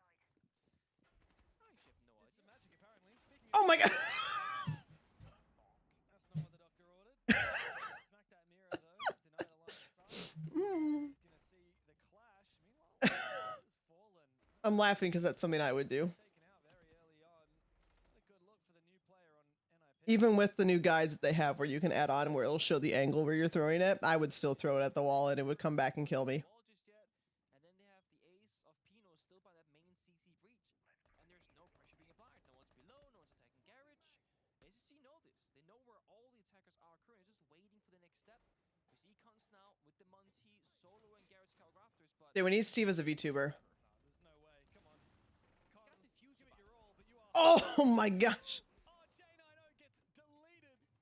He's toyed with, but Cons gets the better of him. Sees the player down below. oh, I don't like this. Retreats on back. Bencher's also caught out of position. And Oh, this is awkward. feels like Cons has an inkling. And now that Fault's the clash has fallen on side, it becomes very dismal now. Dude, he knew he was underneath. The player going for the flank. With Cons down on the floor. Needs to get picked on up again. The Nitro's downtown. Amidst the whole kerfuffle up on the bomb site, Benja rotates and finishes things in style. That is such a confusing round. So the Deval Cam and Garage is shot very late by the Munty. Munty had diffuser, Solo Catwalk should have never gotten a kill first of all. But secondly, Munty looks back, shoots Deval Cam, turns his eyes to the side. Benja flanks, injures C4, perfect, and an NIP tactical timeout so early. He knew he was down there. He was shooting at him. You knew he was below. I don't know why they would try and push in there when they knew he was below. Mm. Vamos voltar a lembrar das ideias e, mano, melhorar aqui nas comp. A gente não precisa de tanto com o Zé, porque os adbridges estão open, então a gente só trazer EMP pra gente não ter que ficar gastando HE no Jammer, entendeu? Então, mano, volta, tá ligado? E outra coisa, mano, nesse mid-round, mano, só fica off, velho. Por exemplo, agora o plano daria muito certo, tá ligado? Fechou. Só que a gente tomou a kill. Beleza, fechou. Vamos aí. Entendeu? Então, mano, só lembra disso, velho. Já era, velho. O jogo tá muito fácil, mano. Tá de boa, velho. EMP and mute, as far as I think I heard. This could be a matter of basics of the 1-2-3s of Clubhouse, because they struggled to get what they wanted in that round with the breaching specifically. Also, that's Dan, right? Yeah, that's our boy Dan that we spoke about yesterday. Dan, yeah, new addition to the roster for NIP. Felt very confident to me. We need to design Steve a VTuber. Or I know somebody that can design him one, but I don't think he'd like it very much. First major with the team. Good on ya. Good on ya. Sounded almost Aussie there for a second call out. My boy Benja, 2 rounds in a row now, finding a good bit of value. Yeah, looking very, very solid. The timing was ridiculous. So he climbed the ladder and injures the Munty as he jumped through the window. And I'm like, who downed the Oh, it's Benja, okay. Yeah, long angle. And he was stuck on that ladder for a while. I'm thinking, this is just not a good look, because his teammates are dying on the bomb side. Oh, Detroit's playing Chicago today too. Yet, but the former coach from NIP that they removed post-Boston. Oh, yes. T-Chubbs. T-Chubbs, he's with SSG now. He is now one of the coaches for SSG. He's not call-out standing behind them, but he's on the team. I mean, long-time teammate of players like Pino and Fantasy. So would know this. Sorry, I didn't realize how quiet it was. Well, SSG does have that kind of extra advantage over NIP in a one-to-one matchup. And we're seeing that very early. I mean, what, 30 seconds in, a tossed C4 main breach. Wow. I think he was soft breaching the wall and just got punished on the timing there on the sound cue. And we saw them check with the EMP there in the mute jammer if there was one on the jacuzzi wall. They got that breached on open, but it's another round where NIP just start very slow. And now it means they have nobody on CCTV applying the pressure for the windows and the backstab to Newers and CC. It's just like, guys, this is clear. We know it's going to be a Jacuzzi take right now. It's the only area where NIP has applied any sort of pressure. So if you're an SSG player right now, you kind of let go of your mouse and keyboard and go, guys, give me sound. And when you hear where the sound is coming from, that's when you know where the push has rotated, because this will be a plan B option for NIP. And they're currently rotated 2 or 3 people on Garage, CCTV side. But the big thing here is SSG fell back. Newers was solo roaming, and they said, guys, let's play out the bomb side 5v4. We got the crossfires, we got a vertical C4. We're happy with this. Yep. First phase of the round won by SSG in more ways than one. It's a shield, a bit of hard breach. Andy, what you up to today? Any plans today? No more hard breach though to open up this wall into connector. Jane, I know, has got a mirror watching it. What kind of a counter do you have for that mirror? Realistically, nothing except for melee blitz. Maybe. I mean, I was going to say go down from below, and that's exactly what happens. Good spray. That's from the kitchen roof. The ceiling looks up into logistics, so well played from Fantasy. SSG have been good at playing this kind of peel back the layer strategy. Great bit of Earth from Fantasy, actually. Yeah, they just got it again. SSG are letting this happen. Both mirrors are down. Walked on the main stairs. They could have dropped the hatch. They could have gone for a pick, but they aren't. They're saying, you know what? This is the cost of business. We still got the man advantage, and they have one attacker below who has to walk that main staircase. But now they're swinging, and he sees. Oh! How did you survive that long? Faults eventually does fall. Amidst the chaos, NIP. They look to try and erupt. Deimos is down. Got the blitz to utilize as smoke goes out as well. What is their way in here? J9, oh, he sees through the smoke, peering with the Warden's class. Jeez. They actually turned that around.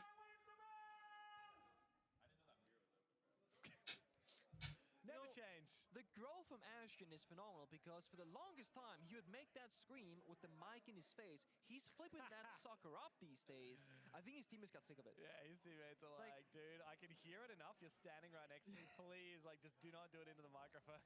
Did you hear what he said? He said you gotta win some rounds. Yeah, he did. You gotta win some rounds. 3-0 for SSG. One thing that I want to see change from Ninjas in Pajamas is I want to see Hades get off the shields. Yeah. He's on the shields and kind of ineffective and not really getting in the battle. I mean, in that round, he smokes off the doorway to master bedroom as the blitz sprints past the wall and dies through the smoke. That feels kind of bad, man. And I mean, NIP just gotta calm down in the first 60 seconds and stop losing those early bodies. What tournament is this? This is the Munich Major for Rainbow Six Siege. Get together. Slow down, because if you can't get to that execute stage of a round. Anytime that I can co-stream Rainbow Six Esports, I totally will, no matter what time it is. Like, for some reason, my body decided to wake up at 6, 5, 6, something like that. And I'm like, screw it. I saw what was on, and I'm like, oh, I'm down to go stream this. Gotta say, still, it's down to the basement. I mean, Monty's fallen out of favor when attacking the basement. What are we cooking here? Okay, so I think they're gonna do a catwalk hold, mirror on CC, and then peel back the layers once more, because we reinforced the catwalk wall and both CC walls. Is this a fake? No, I think it's looking for drones. I think you stick around here and just make them burn util. Like hot destruction, deal with the mirror window. So I'm already trying to plan out, trying to see like what time the tournament will start for the Siege Invitational in February. And I'll probably take that Friday off for the finals. So it's the 13th through the 15th. So my birthday weekend. Careful. Okay, wall gets opened up. There's a bit of a vault angle, so a bit awkward to work with. And for SSG, again, the playstyle they've almost always had since back when they won inside with Troy is peeling back the layers strategically. So they always have about 3 layers to a defense. The very first one is the CCTV catwalk hold. Then they can fall back to lounge blue stairs, for example, and then back to side. That's the 3 layers on that portion of the map. What this means is NIP have to deal with so many issues at the same time, and there's always one more to follow up. They gotta keep the pace, they gotta stay quick in this one. If not, time will slip. Oh, why are you missing that shot, man? Store runs out and takes down Wizard. This is where it gets scary. Once you let SSG start to find their little pokey bits of aggression, once Ashen starts getting lippy, that's when things turn from bad to worse. And you see what's happening? Because there are so many small... You can't miss that shot. ...layers that I mentioned earlier, NIP NIP, you're not sure what's dangerous. Like, they didn't think Garristor was a problem because they're on Coward Rafters, right? Now, Oh my God! Cons! Absolutely deleted. J90 using the new features from CGX to perfection. Fantasy might find something, but it's not an opening. It's just upstairs. They're going to desperately drop down into Newer's waiting arms. A double for him. A third one. Oh my gosh, she's surrounded by fire. One of the best players out of North America, deleted by Fantasy. Let's see if he can dial back the clock to the days of old where Fantasy... Way to help out. One of the biggest names, most deadliest fraggers in Brazil. He's about to get smacked. I love this from Newers. It's textbook SSG, isn't it? I mean, Ashen's always done it. Newers, ever since he's joined the team, it's been right at home to get all lippy, embrace the toxicity, All the shit talking. sledge the opponent. I'm not liking these shields, James. We have not seen a single round of shield being successfully utilized by NIP, and dying to the gas pipe on bottom main like that, dropping way before your teammates, that is the ugliest way to die. All they have to do is hold. I mean, I'm with Newers. It's time to go, Fanny. You were here 30 seconds ago as well. Then you went up the stairs. Gotta find your exit frags here. Gotta keep that KD looking good. Nothing.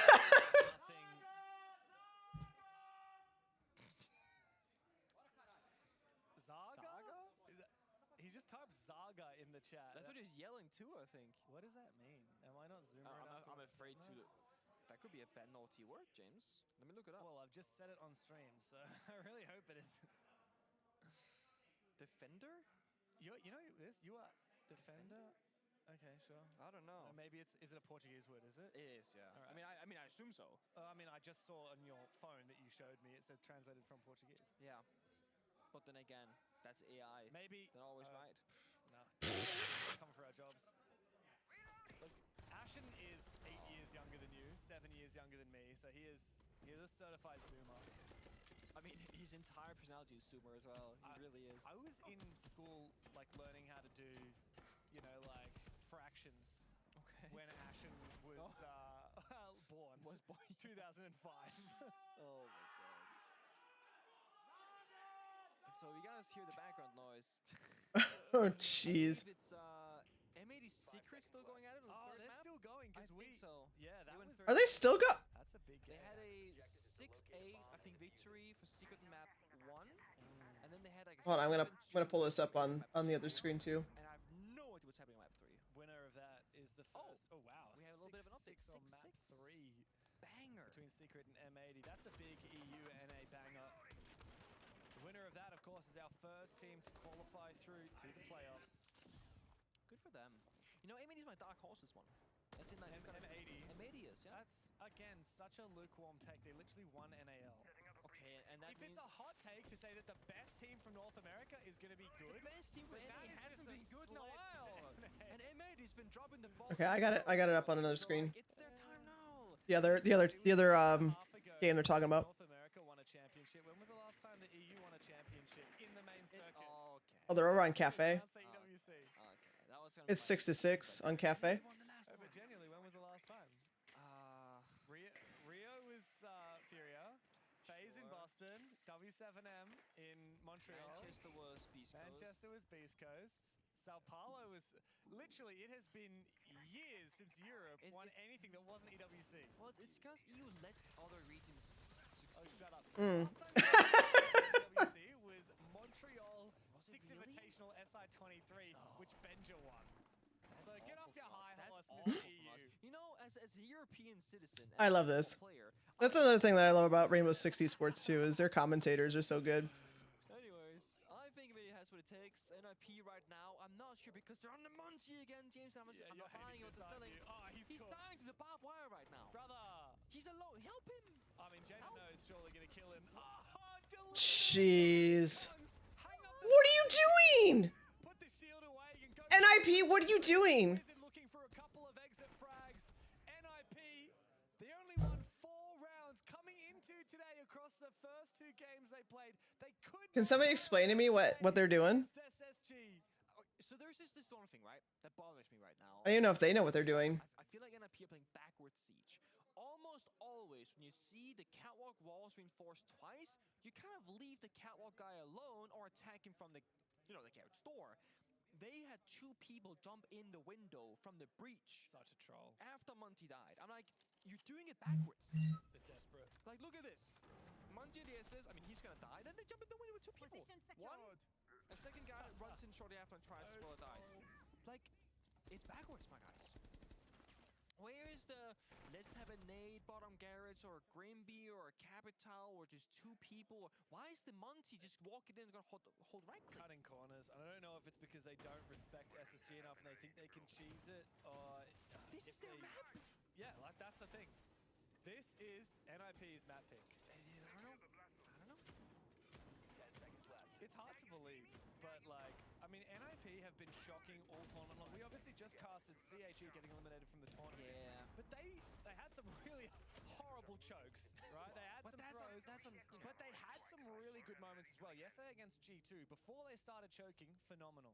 Even some moments today in the first map against Furia, really good. They took them to overtime. NIP haven't really had even a single moment where they looked like a solid team in this tournament. They have been gutted from the start. They find themselves right in this elimination match, and down 0-5 tells the full story of their event so far. They're not really finding their stride, they're not finding their playstyle, the win conditions, and like you said best, I think they're just kind of cutting corners and oversimplifying these rounds. Okay, they find one to Ashen. This time goes down right by the bomb side, but it's a gym defense and they're in connector. Second one. Cutting corners effectively here. This is what we need from Fantasy to step it up. 3 kills, but it might not be enough to win the round. If Fultz is able to clutch up 1v3, the former world champ. He's got to retake. As he makes his way up the stairs, the Blackbeard just around the corner from him. Cons falls back. Diffuser not held onto, and Wizard finally around on the board for NIP, but far from the elation that you would hope for. And around is around, but at the end of the day, that felt like an act of desperation. Fantasy was back to his old Furia ways, jump in the window, take some gunfights solo bolo, and make magic happen. It felt that they were just saying, guys, nothing's worked so far, let's just try something. And they get the 1 round, but now it's Sideswap and SSG, very fundamentally solid team, very good in prep work, very disciplined, right? The whole work culture they've built amongst themselves. I think they're gonna have some mighty fine attacks to come up, and NIP's only answer, looking at how they were attacking, seems to be brute forcing gunfights and not problem solving or putting up difficult problems with SSG to deal with. Monty ban, Thermite ban, and then Kaid banded. I like the Monty ban because, again, that's the one way that SSG can like kind of really simplify their direct attacks. But SSG, they like a lot of different shields. They do. And Ashen is very partial to a blitz, so it's get rid of the Monty, sure, but you'll see a few others. Like you said, just to reiterate on that last round, I mean, really, it was just a fantasy hero play. It was. Dude jumps into sight and gets... They didn't time it. There was no trade. There was no anything. It was just dude, fantasy. Great fire up, but like that's not how you're going to win a game. Well, right now, they got to always work on the rounds. Yeah. They got to work on that second one. Let's see where they go first. CCTV, first choice. Okay. Despite the... With a Kaid and Bandit ban, I am not the biggest fan of the CCTV bomb site. And without a Jaeger or a Wamai to help play Catwalk Rafters, without the Capital ban, I'm all sitting here thinking, like, I'm not sure how they're strategically supposed to hold on to this. They can't play Catwalk Rafters realistically. They can't deny the walls being opened up either. But then I'm looking at SSG's lineup. They got Kali. They have Sense. They're not going to go for a default attack here, James. They have some sort of pocket strat possibly up their sleeve. And I'm all for it. Yeah. I love me a good Kali play. It could just be for the new jammers, but then you wouldn't pre-place the Skyro, so I'm not sure. Yeah. Unless they can shoot it from the window on strip roof and it goes all the way through. That might be the angle, actually. So from here, through the window, clears the jammer, then you can breach. Yeah, again, like, why are you bringing Kali over Thatcher? There has to be a reason that is unique to Kali. In case of clash? If they're hiding operators? Yes. Don't do it. Yeah, this is the Don't problem. do it, buddy. Destroy Go CC window! Brother!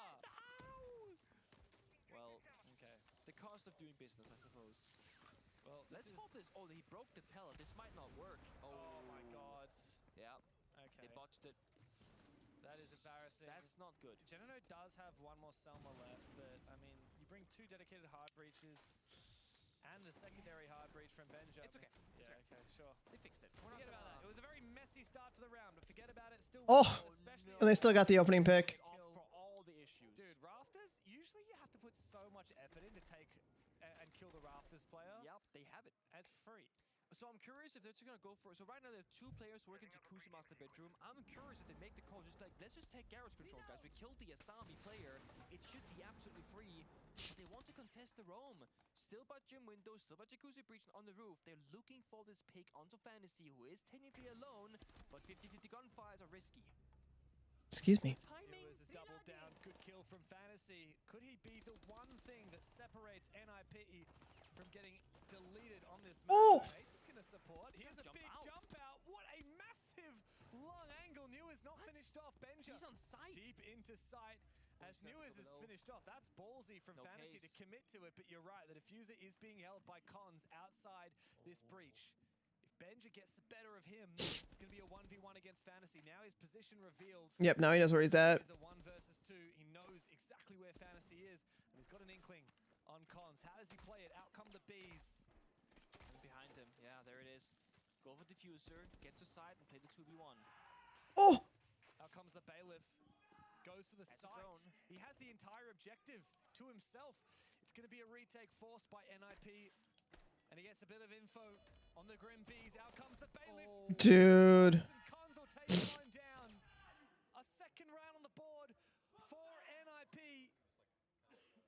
Yeah, you can hear the other guys playing. They start to find a couple of rounds on the board. It's a long road back to bridge the distance between these teams, but 1 round at a time will get the job done.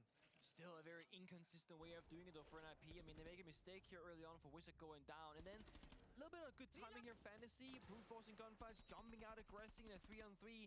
Very risky, inconsistent playstyle, but it works for this one.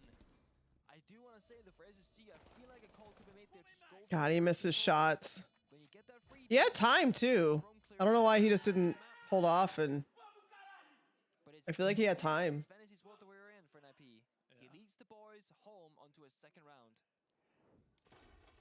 Yeah, I'll tell you what, Dan is hype as well. I like Dan. I like him already. He's growing on me. Yeah. We casted the, which game was it? It was the W7M match, was it? We didn't cast. No. We casted the Weibo 7-1. Yeah, we did. Oh, we did. It's funny because you. Oh, we cast that. Yeah. Oh yeah, we did cast. Dude, you don't even have jet lag. What's your excuse? No, what? Dude. Yeah, we got did. dementia. How old are you again? I'm just old. It's funny because, yeah, when you questioned me, like, oh, wow, did they lose 7-1 to Weibo? I had to double check that and make sure that I hadn't just miswritten my notes. Oh, we literally worked it. We literally casted that game. Weibo doing On pretty layer. well at the moment. They're 2-1. On layer, right? Yeah, it was on layer. Okay. I do remember then. And that was when we talked quite a bit about Dan because we, you know, We didn't know who he was, yeah. Yeah, you were like, oh, I don't recognize this coach because obviously T-Chubbs for a while was their coach. Cons gonna find Newers. Okay. Surely it's a free one for Benja. Oh, no. brother. Brother, ew. Unlucky. Also playing the Zero, I mean, it's a high value operator with that active utility that's gonna just be in the grave now. It's gonna make whatever plans they have with that information game a lot more difficult, but Benja Master on the Deimos can still, of course, try and go for a pick and a kill. Ashen again, we're playing a Kali here on basement bombset, sorry, on gym bombset instead. Not against the Kali, but I'm still missing the full vision for it. Yeah. Oh, here we go. Here we go, that's the vision. X12 So zoom. you can thread the needle. 12x zoom. Is this what it's like to wear glasses? This is what it's like to have your face right in front of the screen like most of these players do. I think I need reading glasses. That's what that looks like. Yeah. Well, let me go to the optometrist when I get home. I'll have a chat to Gassan. Did you know this is a bit of lore? You know Gassan trained in optometry? I did know that. I did know that. Fun fact for you guys at home. Pretty sure he like graduated and then just like became full-time esports shortly after. Yeah, I think he was casting even before he finished studying. Actually. Yeah. It's the way a lot of these players are studying as well. Another have fun fact. Deferred their studies. Milosh knows half the Brazilian pro players in the Battlefield Pro days because Milosh worked Battlefield as a commentator and half the Brazilian pros came from Battlefield. Oh my god, what a shot. I mean, this is just a Tion round. Cons is running out the building, just getting kills, and SSD are nowhere to be found. Literally. 3v5. Man, that might be secret game. M80 game is getting hyped. That might be I don't know game. if you guys can hear it through our mics, but it is getting very hyped. It was 6-6, so it had to be game. Yeah. Oh my god. Fantasy's going to fall back. Him and Cons are just running amok down in bar. SSG have not achieved very much. Nope. Yep. M80 just won. Looks like a Fury around all of a sudden. I mean, They just beat Secret. Defense, demons, but they're just hoping for a swing, hoping for a mistake from IP, but they're on the attacking side now for Space Station. They have to make the play first. You can't stand here forever. You have to make a move. 3, 2, 1, here we go, boys. That's what that noise was. M80. What have you got for us? Oh, let me snooze. Sorry, I'm snoozing these. I know is going to fall, and immediately the Goyo fire will disseminate all over Logistic, and I mean, Fultz has to wait. You can't even push for a refrag now. He's gonna have like 10 seconds left, though. I mean, they're forced into a rush. He's nah, dude, utter disrespect. It gets better and better for the Ninjas, one round at a time, 3 in a row. AB defense was all they needed. Perhaps just one round of attack was enough for them to come back in the second half. Okay, we're gonna give it one more round, and if they lose this upcoming one, it's attack tower for call out. Bit of a reset on the structure, the play style, and then we get a real series, because right now SSG, they are trying to find their way on the attack, and they have been very lackluster so far. Fantasy, I'm not gonna lie to you, this guy still got it. He does. He was incredible back on the Fury roster. Yeah, back in the old Fury days. The old Fury days. Yeah, good old days. And then he kind of vanished for a couple of years, I would say. Like, he was in the pro play, but not on any, like, relevant teams. He was not often playing insane. talked about, but I feel like a lot of those Brazilian teams, they didn't cycle in new talent. Yeah. Brazilian rosters... It's been hard, though. This is vibes-based. I don't have the evidence to back this up, but I feel like a lot of the iconic Brazilian rosters, Liquid, FaZe, now Fury, they've kept really solid rosters for a long time. Yeah. Right, and when they do make changes, they are massive sweeping changes. You think about like the FaZe history, right, where they dumped almost their entire roster except for Cyber and brought on all the old MIBR players. You know, Furia, this current iteration, back when they were W7M, they didn't make any roster changes for a long time, and then they've made 2 roster changes at once. It's the same case for a lot of these teams. Even Liquid as well. Also Liquid, I mean, obviously Nesk and Palu staying together forever. And then they're also like kicked out the roster, Legonis, you know, Palu, etc. Totally. I think a lot of people would have expected that Fantasy would have found his way onto a top team earlier. Yeah. But he never did until he joined NIP. By that point, NIP wasn't really a top team anymore. We're vibing. There was a player in Team 1. I completely forgot his name right now. That I thought was going to be the next big Brazilian player. LML? Good one. I need to look it up. I think it was Team 1 at least. And he was like popping up like 17 kills every match individually. And he did join one team later on that might have had potential, but again, never did. And I don't know where he is these days, actually. I don't know. I feel like a lot of the old Team 1 players have been really good. I think it was Team 1 at least. Older iteration. Maybe. One that's no longer active? I don't know. I don't know where he is. Well, I mean, a lot of the old Team 1 players are top players right now, like KDS, for example. KDS, Alabama, Levy, Neskin, was it him? Nope. No? Obviously, Dots, Maya. Oh, yeah. Sorry, guys. Well, they have a lot of good players in Team 1. Yeah. Let's go take care of my bowl.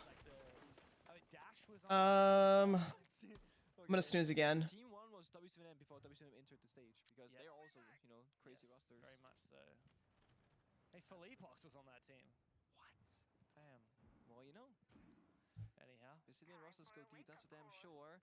This round versus D looking better because they're all alive, but don't get be called at the right time, gets the information, Hates gets shut down, couldn't teleport away. Don't do it. Don't do it, man. Fantasy.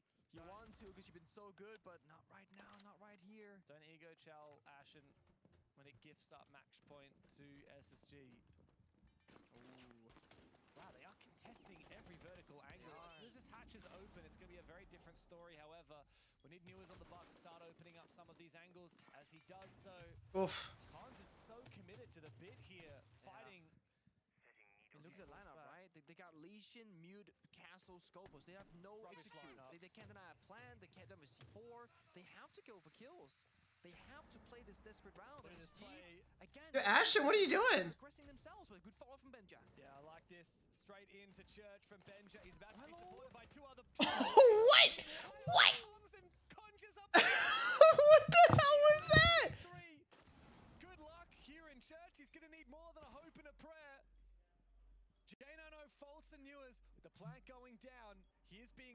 by J9O, who locks him down and locks in match point for SSG. Oh. What? Okay, Ashen solo play down the long haul. Not a good look when enemies aggressing for you, but there was a bigger play at hand for Space Station. Pushing blue, dropping Moto, making the play together and trading each other effectively. Ben just saves the round. And I really like that pace switch from Space Station, slowing it more. Nice and steady pace. 6-3 now. Operator bands coming out, the final one to this clash finally happened. Yeah, I think that's a good move here for SSG because they want to play that aggressive style. Yeah. You know? And not to use the buzzword, but that was kind of a bit of split theory there. We had, I can't remember who was not missed that word. On the Hibana, sending it straight Ashen, down. Ashen, yeah. So Ashen was straight down main. Yeah. Right? Meanwhile, It looked like a troll play for a second. No, but at the same time, you've got two players going both of the avenues into blue, and you've got Benja going in from Moto. So it's just everyone pushing at the same time from 4 different angles, technically 5 if you include the player up above the kitchen hatch. So it's 5 different players in 5 different positions, all pushing at once, and it was timed well. So even though Ashen died, didn't matter. I mean, it does rely on players fragging out. Thankfully, you've got Benja, so that's going to happen. But for SSG, like the one thing that would have made that really challenging is the clash. Yeah. You can't trade out a clash. You can see her, you can't kill her. Yeah, that's it. Big obstacle, and it's mobile as well. It can just move around. Like we said before, Mirand's stuck in one position, but that clash can be anywhere. Roaming in lounge even, as someone said once. Yes. We saw that last game. Was it Furia? It was in the Furia match, yeah. And they just randomly had clash. I'm gonna try and get just to get the ads out of the way. She like died. Just 4 minutes until ads. So as soon as this match, well, unless NIP can actually turn around. Oh well, Furia. I feel like hot take. I know this is distraction for a sec, but hot take. I think Furia. But as soon as this I think all they needed. I think they might be back. If I'm matched up against Furia in this map is done, or even this round is done, I'm gonna go ahead and play the ads really quick. Hopefully you guys won't miss anything. I mean, it could be whoever wins this game plays against. I'm trying to manage the ads with the watch party, so I apologize, guys. But I'm trying my best. The rest of here in phase 1 because the elimination matches, so I think it'll be okay. For SSG, I feel like I haven't seen them play much this event, sadly, but They haven't they're played looking. much, dude. They got 7-1 and 7-5. That's true, but they're looking better than the scoreline has shown. Right now, absolutely.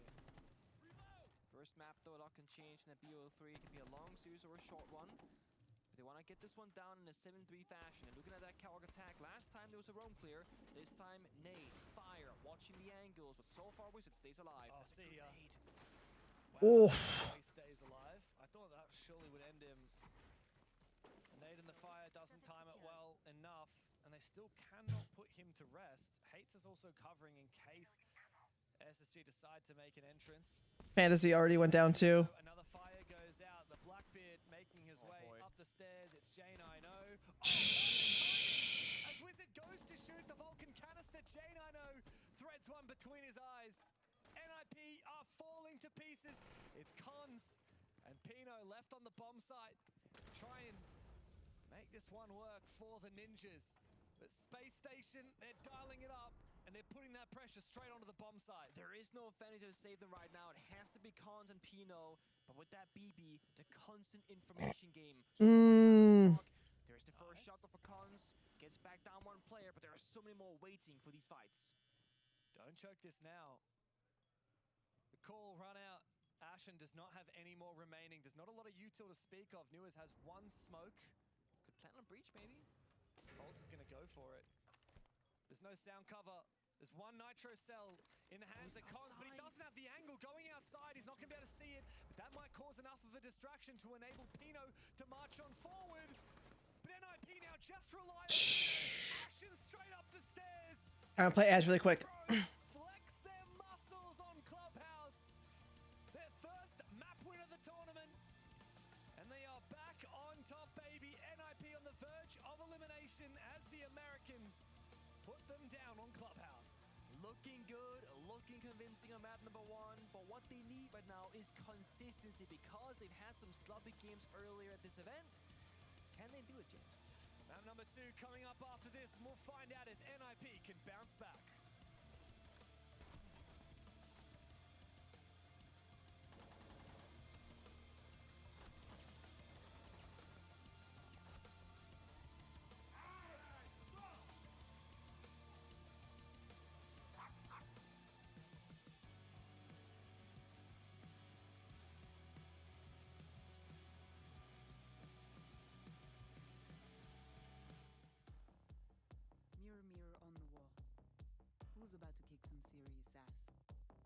Dude, that is... Is that SSG's? That is SSG's skin. Holy crap.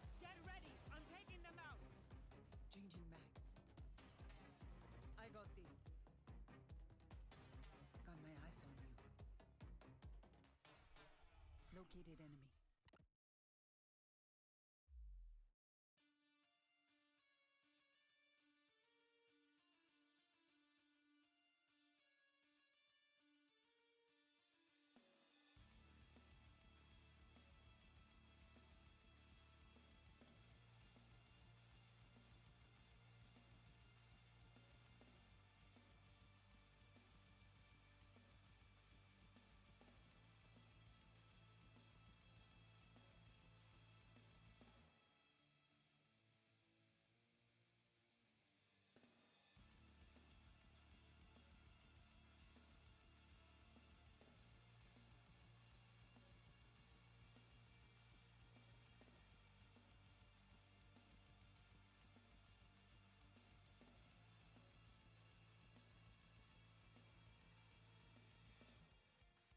Okay, well, this is going. Give me 1 second.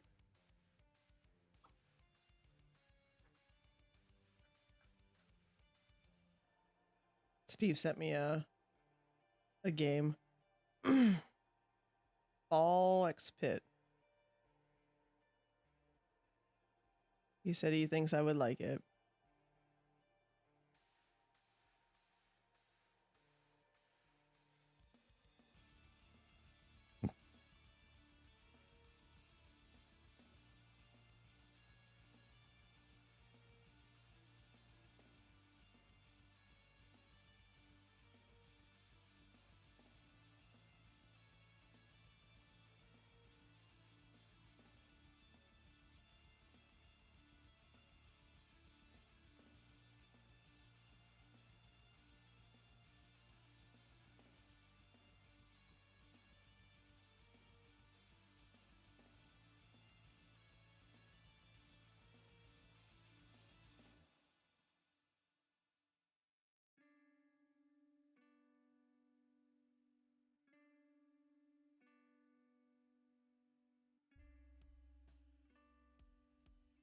Oh, what's that? It's a roguelike. Again, Steve said I might like it. It is also multiplayer, I believe. It's the same people that looks like they did, it's Devolver. Of course it's gonna be good. No, it's single player, I'm sorry. It's only single player. It is a brick-breaking, ball-fusing, base-building survival roguelite. Battle hordes of enemies with ricocheting balls and gather the riches of the pit to expand your homestead, generate resources, and recruit unique heroes. He's playing the crap out of it right now. I like roguelites.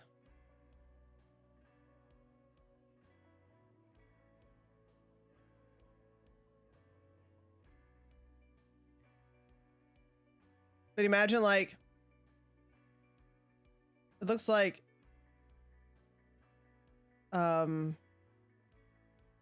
Galaga meets the Brick Breaker games. Yeah. And then you actually like build up your homestead too. That's the insane part. That's the thing that looks insane. I like Devolver's games, so they have a lot of really good games out there.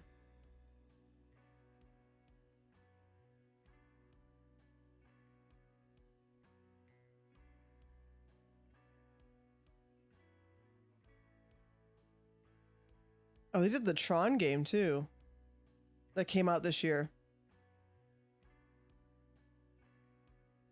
Let me double check that. Is it saying it's like that or no? It's just no. This is under Devolver. They did Tron Catalyst.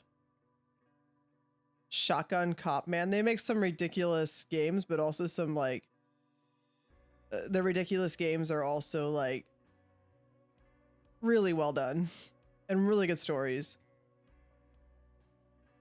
Like Devolver's super good.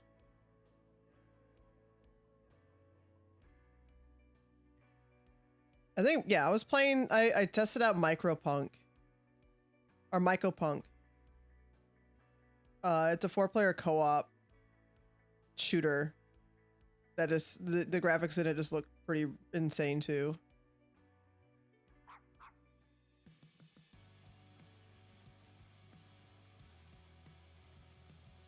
Ruff, ruff. Ruff, ruff. SSG are now one map up in this survival game here at the Munich. And of course, Devolver did Call to the Lamb. This is looking really good from them. It fell for a second if NIP was really struggling. They have a game called Baby Steps.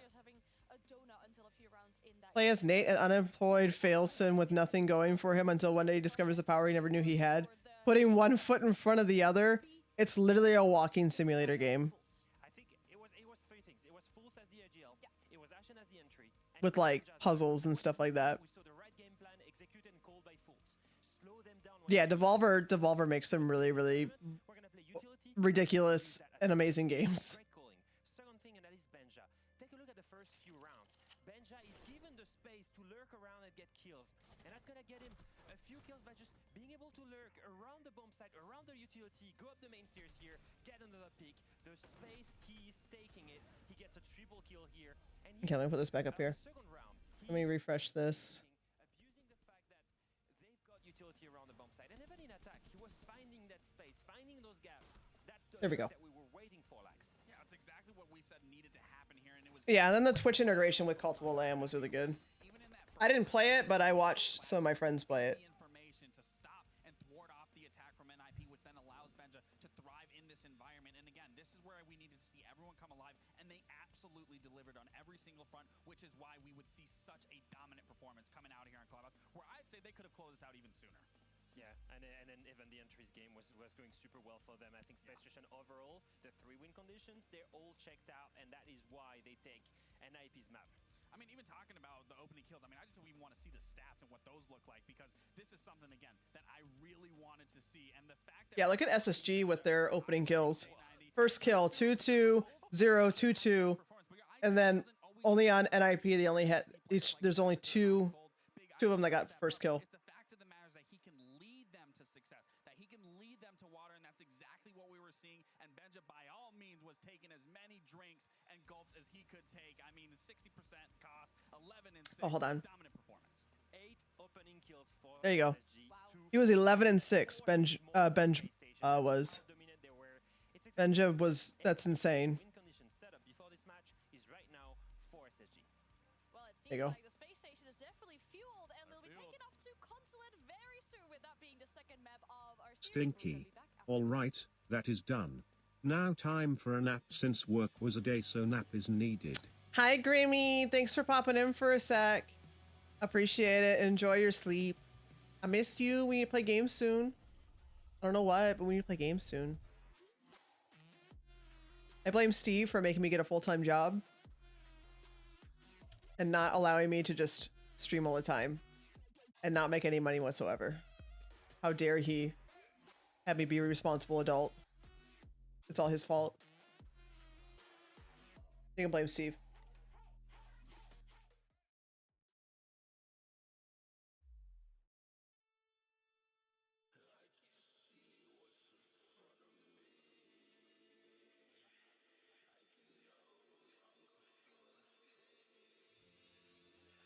Oh, I need to check.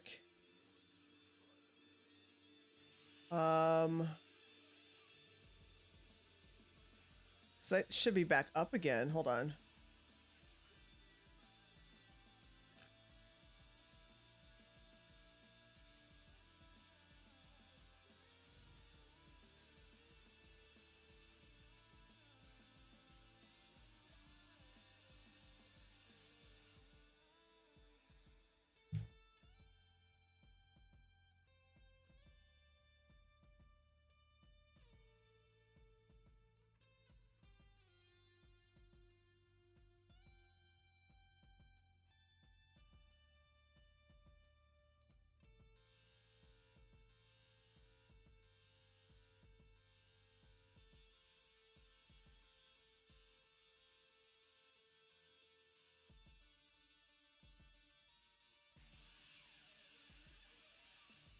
My lights are hooked back up again.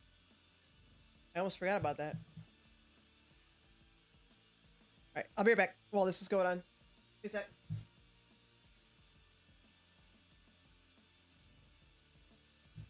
Hold please, my light's turned off. Does this work? I have them turned off. So obviously it's not going to work.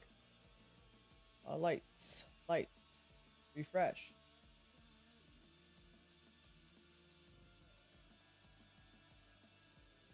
All that can stay off.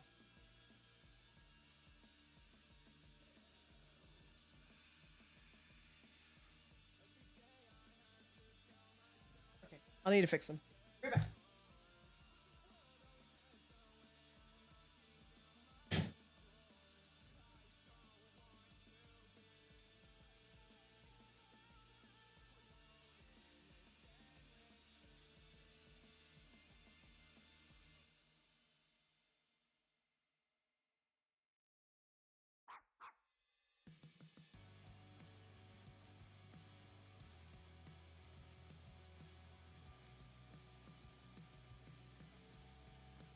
Welcome back to the Munich Major. We're about to head into our second map of the series here for survival.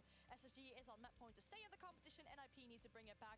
Now, for those NIP fans out there going into what is their spark of hope that they're looking forward to on the second map? Well, I think on Clubhouse we started to see the hope in defense, and that was on the back of Fantasy. Look at how aggressive he was, just picking the gym window, jumping out, taking a gunfight on the roof. That just kept on going. He was the one player on the side of NIP that I thought was bringing it back for them. If he can do that again on Controller, that would be amazing, especially because if you think about it, on which side is NIP starting here? Defense. So he can do that, go aggressive, bring them back into it, but he needs support here. And I think that's the important thing to take away from here. Hope is a very, very dangerous thing to go against, especially when your back is against the wall here. And again, Fantasy, if he can have this same performance, he can muster out some of these rounds, claw them back. That can give everyone the confidence that they need to be able to step up their performance and realize not only for themselves, but as a team that they can compete with SSG. They can bring this game back. They can push this into a map 3 and claim their spot and not go home early. But again, it doesn't just start with one player. It starts with a single round that then snowballs and possibly turns into a match 1. Well, they definitely can, but NIP will have to give it their all if they want to stay in the competition. Consulate is the battleground. We'll send it back to our casters, Dev and Pengu. Thank you very much, Anne. There is no doubt whatsoever NIP do want to stay in the tournament, but it's going to be a tough one because SSG, man, they're finally firing. It's been a rough slog for them so far. Both of these teams got 7-1, and of course had another loss for SSG. It was to Wildcard. Now they're up against the Brazilians, and it finally looks like they have a little bit of confidence in them. Yeah, and I gotta say, after NIP showcase on Clubhouse, I don't see it, man. I feel like they're missing a bit of fire on the rounds they're losing. I know it can sound weird, like why would they be excited when they're losing? But it's like they are 110% when they win a single round. Fantasy usually won individually most of the rounds on Clubhouse that they won. And then when they lose, it's just quiet. I feel like they're missing the hype guy. Come on, guys, we got this. You know, come on. It feels like they don't fully believe in this. Yeah, especially when Action is yelling at them after every round. I mean, SSG are the opposite. They have all hype. Yeah. Sometimes all hype, no substance. But NIP, they just need whatever they can get. At the moment, it's just the fantasy train. And it could that be shield play. God damn. Yeah. None of that. No. I love the fact that, you know, I don't think SSG will ban the shields come the sides up either because you want them to play shields because they suck at. True though. It is one of those. Although NIP will find some comfort in the fact they're starting on defense. The first 6 rounds should be relatively straightforward for them, hopefully. And if not, that's game. Like, they need to get at the minimum 3 defensive rounds, ideally 4. Yeah. Well, here on SSG's map pick, NIP have their work cut out for them. It's funny that SSG picked this because actually, I mean, the only time they've played it in Stage 2 was a win against M80. In Stage 1, it was not their map. They lost to DZ, Wildcard, and M80. On the flip side, NIP actually beat Liquid on this map 7-4 and almost beat FaZe just a month ago 7-8. So NIP, they're no strangers to this map. They don't mind it. Let's see if they have what it takes, though. In the first round, they're going to bring out a couple of interesting operators. The Aruni, the Pulse, the LF. I love a bit of Pulse. No Shoddy, though, is a bit of a surprise. With the Reaper buff, I feel like a lot of people are picking Pulse Shoddy Yeah, these they days. have just the ability to shoot people vertically to the floor and not only rely on the C4 itself. An early disc there from Folsto in the window towards admin office is interestingly enough. I think he was just trying to burn the Arena gate. But he threw two. Oh, true. So maybe he burned the gate and tossed one in. Maybe that's one of the angle. And then Blitz, Repel, and okay, this could be a cook. What is this? Jump on in. Blitz, no diffuser. It's going to be a push. Oh, okay. So he's going deep. Like you said, no diffuser. He's kind of baited and switched it, but Hayes does take him down when he looks the wrong direction. Con's aggressive, but this is a completely strange round from SSG. I'm as confused as you are. NIP weather the storm. They find enough of the kills. Look, SSG, that strat, if it was an art piece, it was a Picasso. Ashen finds one nice one tap, but he is swiftly put down. I kind of like the push. It didn't work, but... What was the push? Yeah, so you know, often unconsciously we see a lot of default plans like CO window, plan, combo, whatever. The Blitz goes deep, trying to find the player by the connector window, but I think there's one, a small gap in the sense wall, and secondly, a bit of a bad time with the pulse running in, looking the wrong way, etc. And then you just execute yellow skylight drop and then bathroom jump in. They lost two of the initial gunfights, so they're starting at round 3 with 5 effectively. But then quickly trading back from Newers, he dies in bathroom, Fantasy gets a 2-piece, and the round is over. If Fantasy doesn't get those 2 kills, they're gonna have full CO control, full yellow control, and Newers cutting the bombs in half in bathroom. That's wraps. As someone who hasn't seen a lot of this new NIP, I don't believe we casted them at EWC. Nope. And of course, we did cast them yesterday and today, but you know they haven't been an international event since Sao Paulo a year and a half ago. What I'm seeing at the moment, it actually reminds me of the very old Fantasy Furia roster. What, because Fantasy Because it's literally Fantasy gets a few frags every round, and the rest of the team just capitulates, lies down and dies. Look, Hates did find a 3-piece that round. That's more than he did on the clubhouse. Give him some credit, yeah, but yeah, I'm just not seeing as much substance. Obviously, that was, you can't read a lot into that round, at least not for NIP. That was SSG throwing a crazy rush, and NIP seeing how they can do it, what they can do about it. We'll see. Look, I like that SSG can be creative, but I want them to also have a little bit of the basics down pat as well. On the opposite side there, I think conjured attacks are so difficult that breaking the norm is going to benefit you more often than not. And it came down to 1 or 2 gunfights, right? To be a winner or loss in that one. But SSG, they're known to have the one-off strats, the rushes, the fast ones, direct attacks. And then if it doesn't work, they can default back to basics, right? So I do expect this one to be a bit more stable. They got some more slow pacing. They got the Brava that has to get activated. Nurk has to sneak on in from basement. They're not going to have much action the first minute and a half of this round, most likely, unless NIP overstep their boundary and find them first. Nurk is still in basement. What's the play here? He's a scanner. He's a scanning man. He's not far from one player, but he wasn't looking the right direction. Must have heard something. Well, I mean, you can hear the bullets being fired from outside. I think that might have been false. Okay, so SGs are kind of rotating around. Nurk is still hiding on the server staircase, just waiting. Got info from Cons, but they can't do much with this, I don't think. This would be a very hard run-out angle. He is going to go for it. No, he's just going to taunt it. Just pressure. Now it's going to get him off the rappel instead. They got good drone information. There's the run out. C4. Ballsy. A lot of damage. No kill. Benja almost showed it in time. There we go from Wizard, though. The lurking Nook. I mean, Ashen spent the whole round getting into position just to fall. At least Cons will go down. That's the pulse. And Lewis is getting very active on this top floor. Remember, Bombsite is down inside of lobby press. There's a lot more ground that needs to be taken. Love that usage of the Sens to cut that top floor in half and enable the push in from Newers, isolating angles one by one. The Blackbeard, it's what he does best. And SSG have top floor dominance. Great utility for sure. Little bit of lack of Pantanal here though. No more C4s and pulse being gone, so they can just use the hand, sense off, cover vertically, and go for I have this. what should be a pretty free plan attempt right I have now. this. MP, all they have are guns blazing, going for gunfights, and they win that. I have this. Fantasy again on fire. Phenomenal shot on Genano. Very rare from Genano. Usually a very sharp player. Oh, Newers. I had this. For a brief moment. Pino's just tossed out. You wish to say anything? One of those No. Fox might have an opportunity to go for a plant here. If he drops down, it'll only be Benji to cover while Newers is isolated. Never mind, Newers is dead. And yeah, it She is said no. very bad. Fultz needs to drop straight down into the smoke. Sees a player amidst the chaos. Oh! Double kill. Fultz got 2?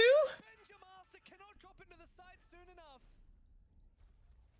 Another strange round, another chaotic one, but NIP will take it regardless. I'm not gonna lie, I think Fantasy won the round again for his team. If Janano doesn't die there and he gets the kill instead, they get backstep pressure, bottom spiral to connect on yellow, deny the crossfire from the defense of NIP, and they have 1 man advantage. What's also big is they knew the Fenrir was hiding either in server or Taylor's Visa. He was off the bomb side. That would have been a 4v2. And the smoke didn't just get either. That one gunfight, Fantasy just beams him on spiral, changes everything. Great collab there from Fultz. Yeah, it was very funny. I think you're on the money about that kill out of the Blackbeard. It meant everything. Feels bad, man. It might take SSG a while to win a round of attack, but let's not forget, I mean, map 1, it was very much a similar story. It was very defensive favored.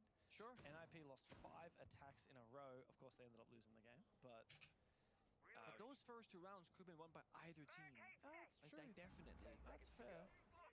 It seems like SSG, instead of trying to play textbook Consulate really well, they're trying to play chaotic Consulate. And it's like, look, if you roll the dice and it's a 50-50 or a 40-60, then you're still going to win 2 or 3 rounds. And that's pretty damn good for Consulate. Exactly. That is all they need.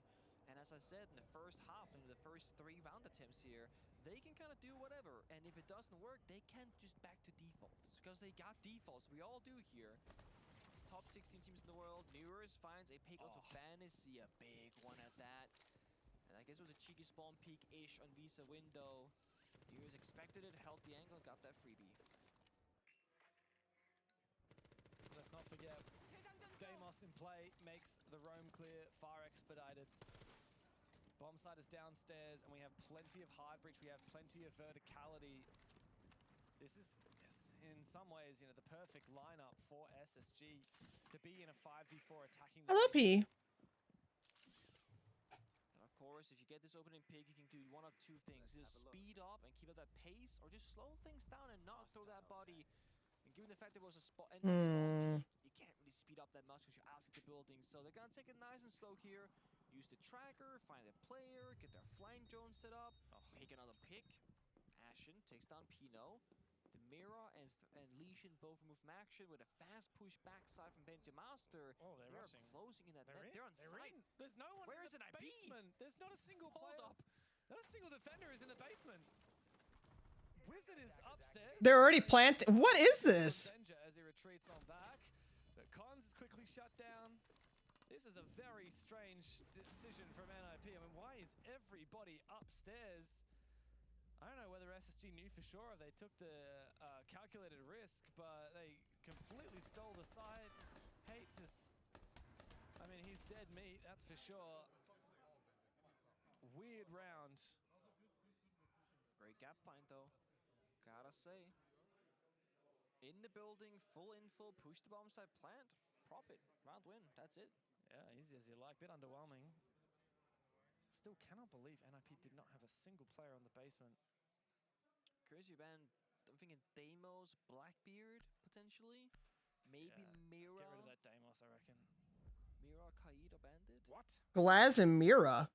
Brother, they played Glaz 1 round and they lost. Interesting. Okay. Like the Mira ban. Big fan, big fan. It's helps SSG rushing even more, doesn't it? It certainly does. And also just it can be awkward to have the right operator like Ash, for example, in the right spot, because rotating around the map of Control quite tricky, right?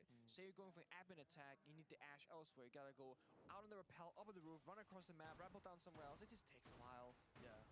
It's very one side to the other on Consulate. You don't see a lot of, hey, we're gonna start on A and then go all the way across on the side. I'm throwing up my hands in confusion. NIP have banned Ying and Glaz, and they're playing Warden. Well, if you think about it, there are other smoke grenades. Oh, what is going on the other stream? I really hope you guys can hear that at home. It's loud. Who is that? Brazilian team, surely. Oh, that... I don't know. Who's Falcons playing? Oh, W7M. Oh. It's W, because It's Falcons v W7M now on the B stream, about to begin. Bumped into Julio. That makes sense. He's playing it up against his old org. Yeah, he is. He is. I also literally bumped into J90 in the bathroom. Yes, did I? Oh, really? Yeah.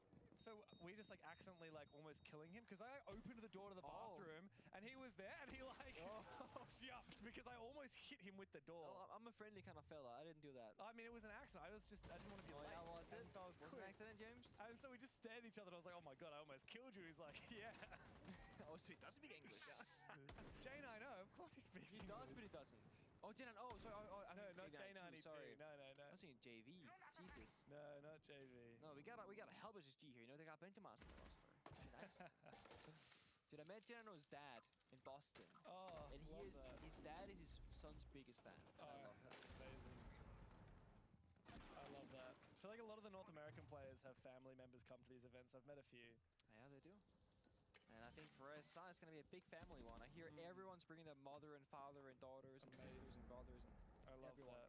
Yeah, I know it also definitely happened at Brazil with all the Brazilian teams. Oh my god, yes. So much Brazilian family and the partners and the siblings. Oh, it's adorable. I think KZ has his whole entourage, his whole family. Yeah.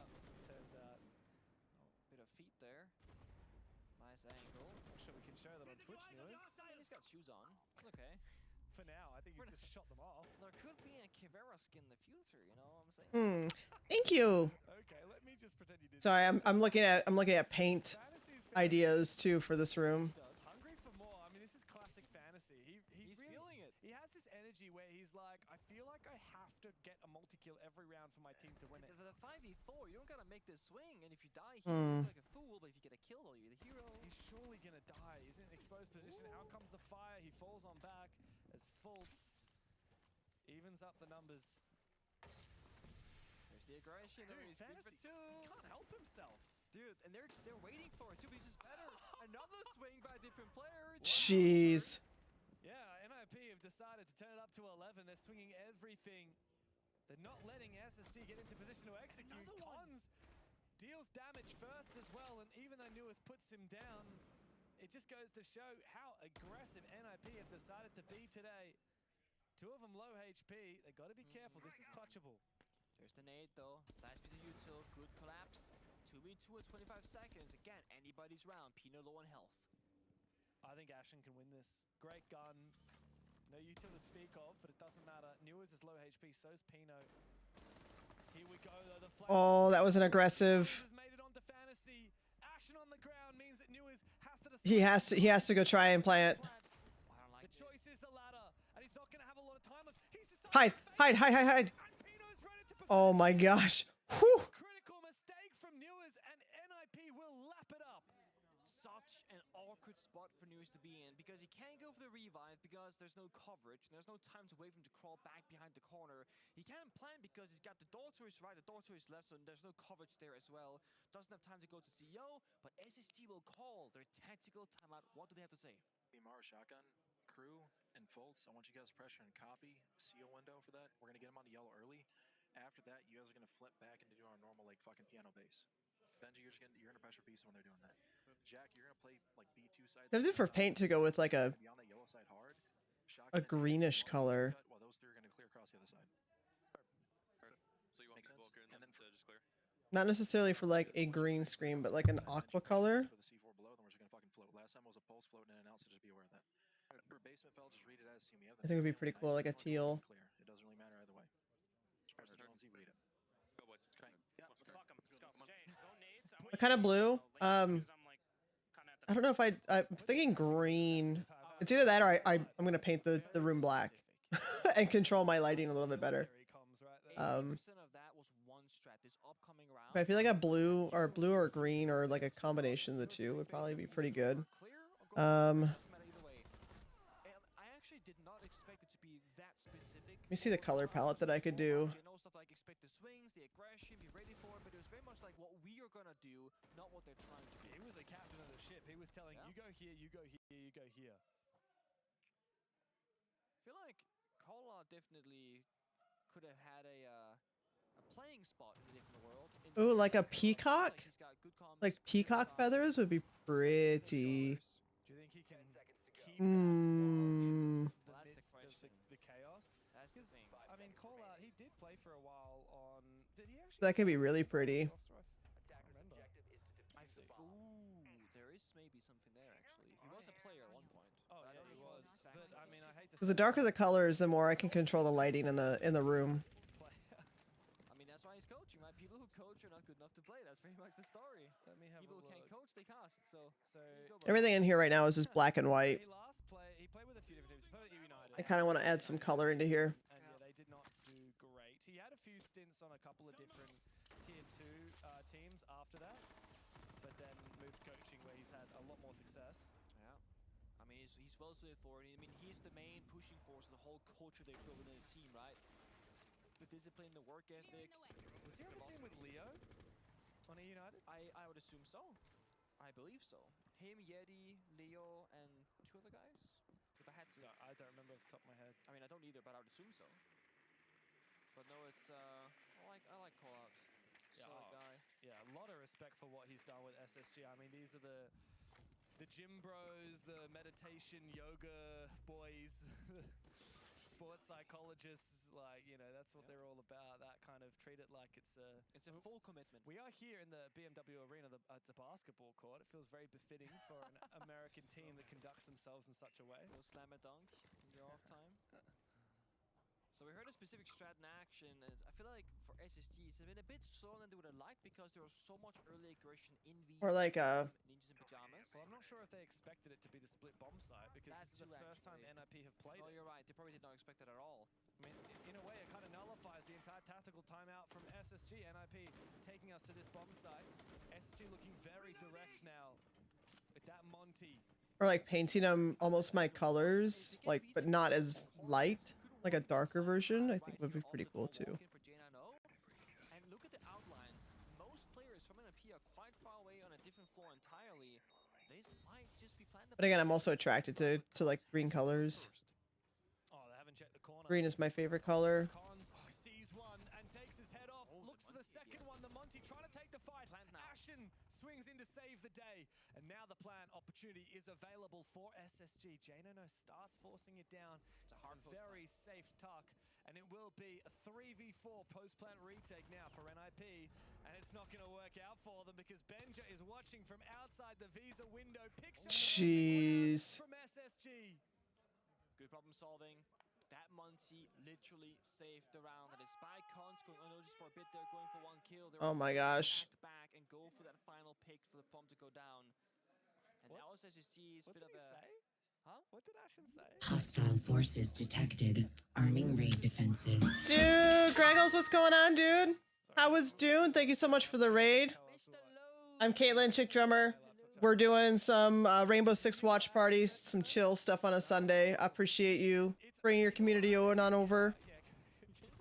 How was your flight back? How was everything? It was good to see you again at TwitchCon. That was a lot of fun.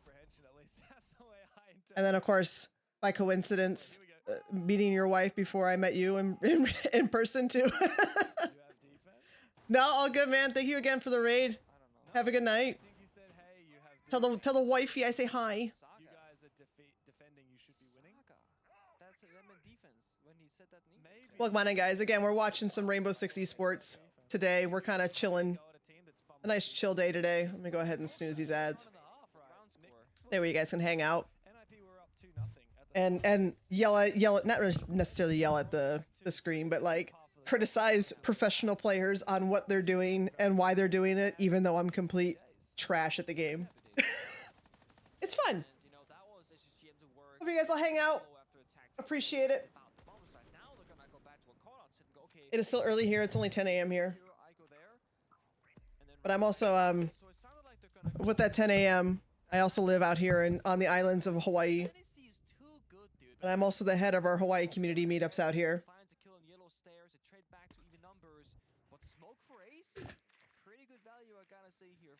We also do a lot of charity streaming here too, both for the animals and the kids.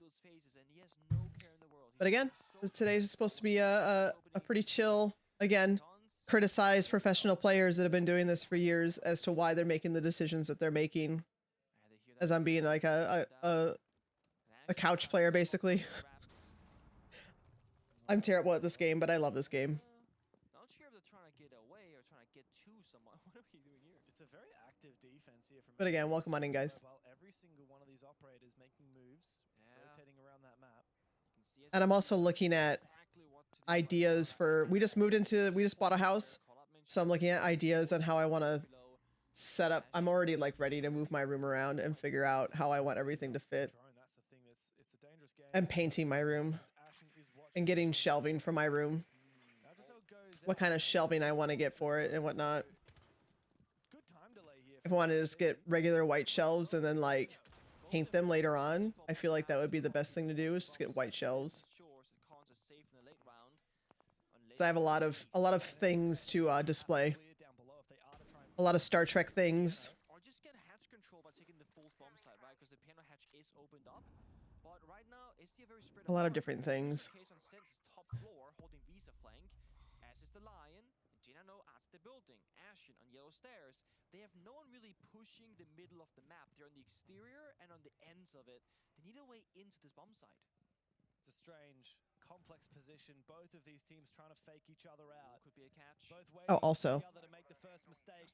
Fantasy might gifted. It's a CP baby. A chance as Ashen exposes himself. NIP in control with Fultz on the floor. Wizard continuing to hold on to his position. Oh my gosh, shotguns, man. Finds them both. NIP have evened up the half. NIP needed this. They've exceeded their expectations. It's a 4-2 split for the Brazilians. If there's a tactical timeout, I'm gonna run ads really quickly because I can't snooze ads anymore. Move on to the attacking side. SSG are the ones that need to lock in. So this is what we spoke about. We'll see if SSG takes a tactical timeout. If not, I'll try and find a space to play ads. They got what they need in the first half. It comes down to their attacks. It comes down to the more difficult side. If SSG want to play their usual game, it's going to be about the layers, peeling back and having for every single defense setup. NIP, they have to be good on the plan A, and they always need to be ready for a plan B if something doesn't go their way. So far, it's been Fantasy finding so many picks. Oh, I think Space Station already took their timeout, so there's not going to be any more timeouts. Now that I think about it. To get those engagements, what happens when this kid stops shooting? Yeah, that's the question, right? He's so good. Yeah, he is. But it's hard to force those fights. I mean, what are you gonna do? Rappel in CEO window? No. Walk up yellow staircase? Probably no. It's gonna be so hard for Fantasy to have that playstyle. He's on Ash here in the first opening round. He's gonna go for kills. That's gonna be his whole thing. That's right. I mean, NIP have been playing this like little roam game. You get people sneaking around the map. Fantasy waiting for their chances. They're playing reactively.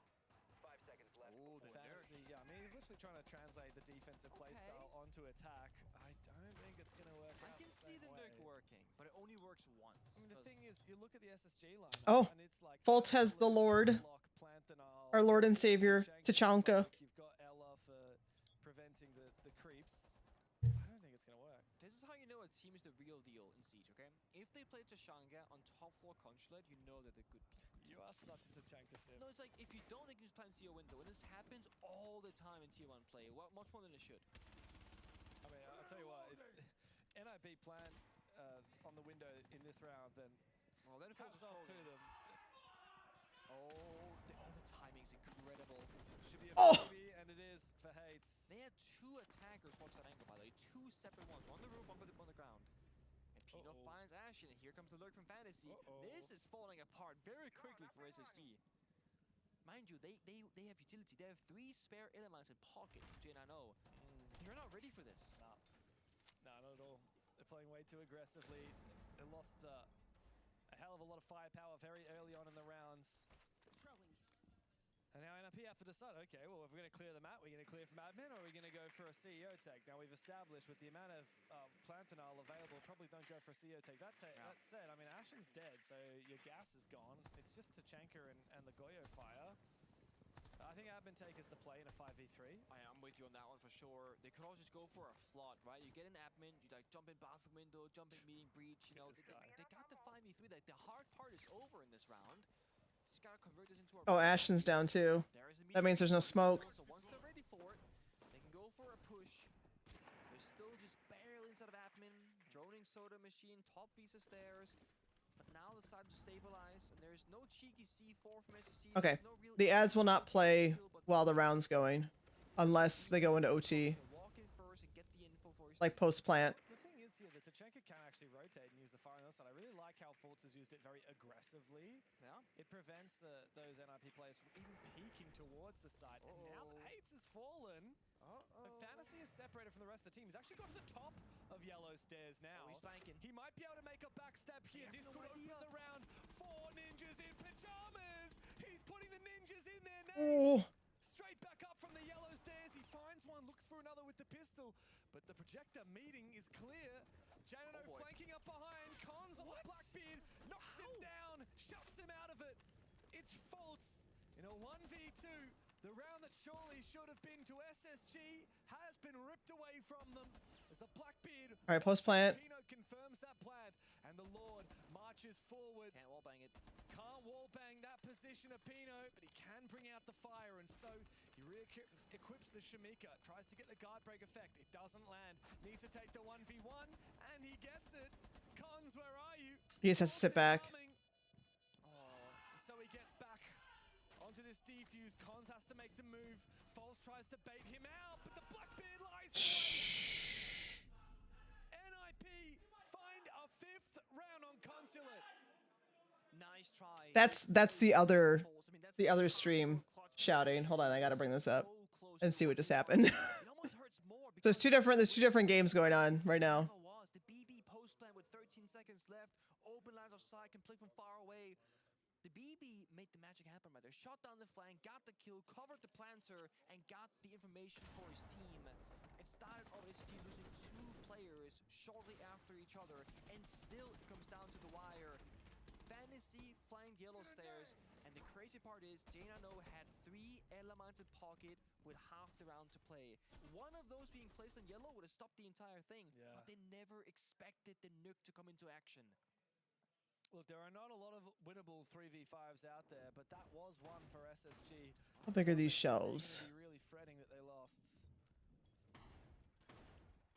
Ashen, mate, you're on defense. Saga. 5-2 in favor of NIP. 5 seconds remaining. Lair up next. Should they win this map? Reckon we'll go to a 3rd? They don't look very big. This round will tell us that. Yeah. This is the one. SSG need to show us a convincing round victory, or they gotta just shut down the star player of Fantasy right now, because he is thriving, floating, and getting way too much value, way too often. And I feel like SSG, you know, going back to the tag timeout, it feels a lot like they want to play their own game and not worry about NIP. But there comes a point where you have to worry about what they are doing that keeps messing you up. Yeah. And right now, I feel like it's just Oh, 15.5 inches wide. Okay. this far into the second map. So about a little over a foot. They had the trap operators last round, but didn't use the traps because they had a different plan in mind. Can't put as much stuff on there as I'd like. This is the problem, is trying to figure out shelving. We're wiggling. One could say it's shaking. Damn. That Rotera's got moves. I like that. Put a disco ball on it, all of a sudden you got a dance party. Germans do love their techno. Yeah, it's true. They have a scene. All right, Wizard in with the Roteros now. This one not for a dance party, just getting a lot of information. Not really going to actually clear any util, but not a lot of util to clear. I mean, you look at the lineup here, a lot of this is active utility. The Warden, the Pulse, the Solus, that's all util that the operators have to actively be using. A lot of it is about denying those drones, about finding that plant in the late round. NIP really focusing up on this ground floor, but that means they're vulnerable to the vertical game. Ashen spotted them, but those holes work both ways. And that's Fantasy, baby.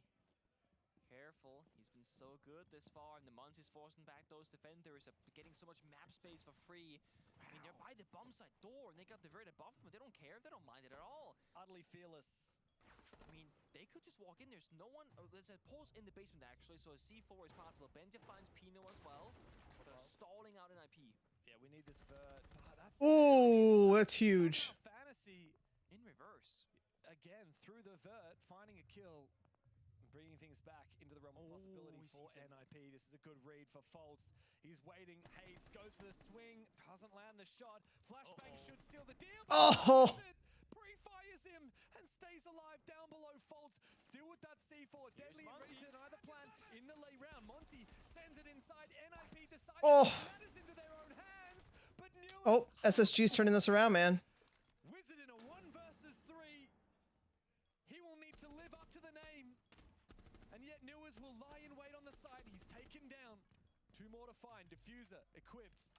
Fultz no longer has his C4. 10 seconds remain. There's no way that he's going to be able to guarantee this plant. He's going to need to bait it on out. And SSG know that he's not stuck it, so they don't even need to swing. The round is done, and SSG have got it across the line. It all comes down to Fultz. Winning his one downstairs, the C4 injuring. Would have killed the Monty if it wasn't for his teammate of Ella getting the job done first.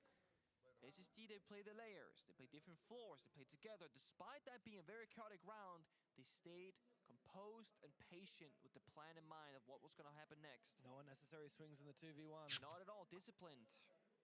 Not giving anybody any free fights. Oh, welcome back, guys, from ads. It's going to be a round-by-round basis right now. One at a time, don't think too far ahead.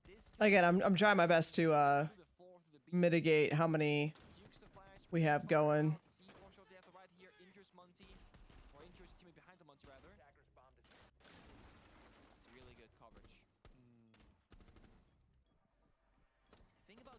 That I feel like makes it so different our favorite is that there's not that like free tertiary attack. Like think of all.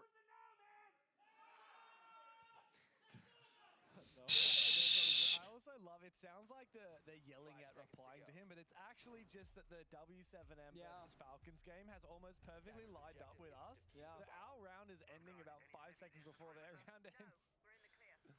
Because like think of Oregon, right? You go basement, kid storms, tertiary. There's a lot of rubbish tertiary stuff. Even Clubhouse, right? Like Cash, a lot of teams hate defending Cash. And no one plays bar. Here it's like you go basement, nice. Top floor, nice. Lobby, nice. And then you got the 4th split bomb site. Also pretty nice. Half the time pretty nice as well, but harder to play arguably. That means that SSG don't have to worry about the usual bomb site rotation of you win the first, you win the second, and that means this comeback is so possible for them. Fantasy now off the entry with the gun, but on the entry of the shield on Blackbeard. Not against it, but he has to make that work still occur. Maybe more solo play because you just walk in. Just an apple? Instead of droning everything for himself first. Dude, I had my breakfast was a yogurt bowl that I make. So I take a banana, smash the banana, put a little bit of peanut butter in there. I usually have PB2 powder to keep the calories down, but I put in a little. I don't have any, so I put in a little bit of peanut butter. Mix that around a little bit of cinnamon. Mix that around. Put some Greek yogurt into it. A little bit of maple syrup for a little bit of sweetness. Some fruit, so like raspberries, blueberries, blackberries, and some granola on top. And that'll last me quite a bit of time. That'll make me full for a while. And it's so delicious. But still, I mean, you're gonna be kind of low on vert. I mean, there is a clash back here, but you don't care about. Then I get in all sorts of goodies: fiber, some potassium, some gut health stuff, you know, with the Greek yogurt. That clash is still alive. It's round over.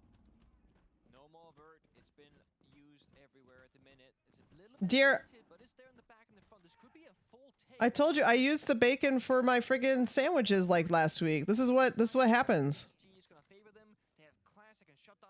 I didn't go grocery shopping this week.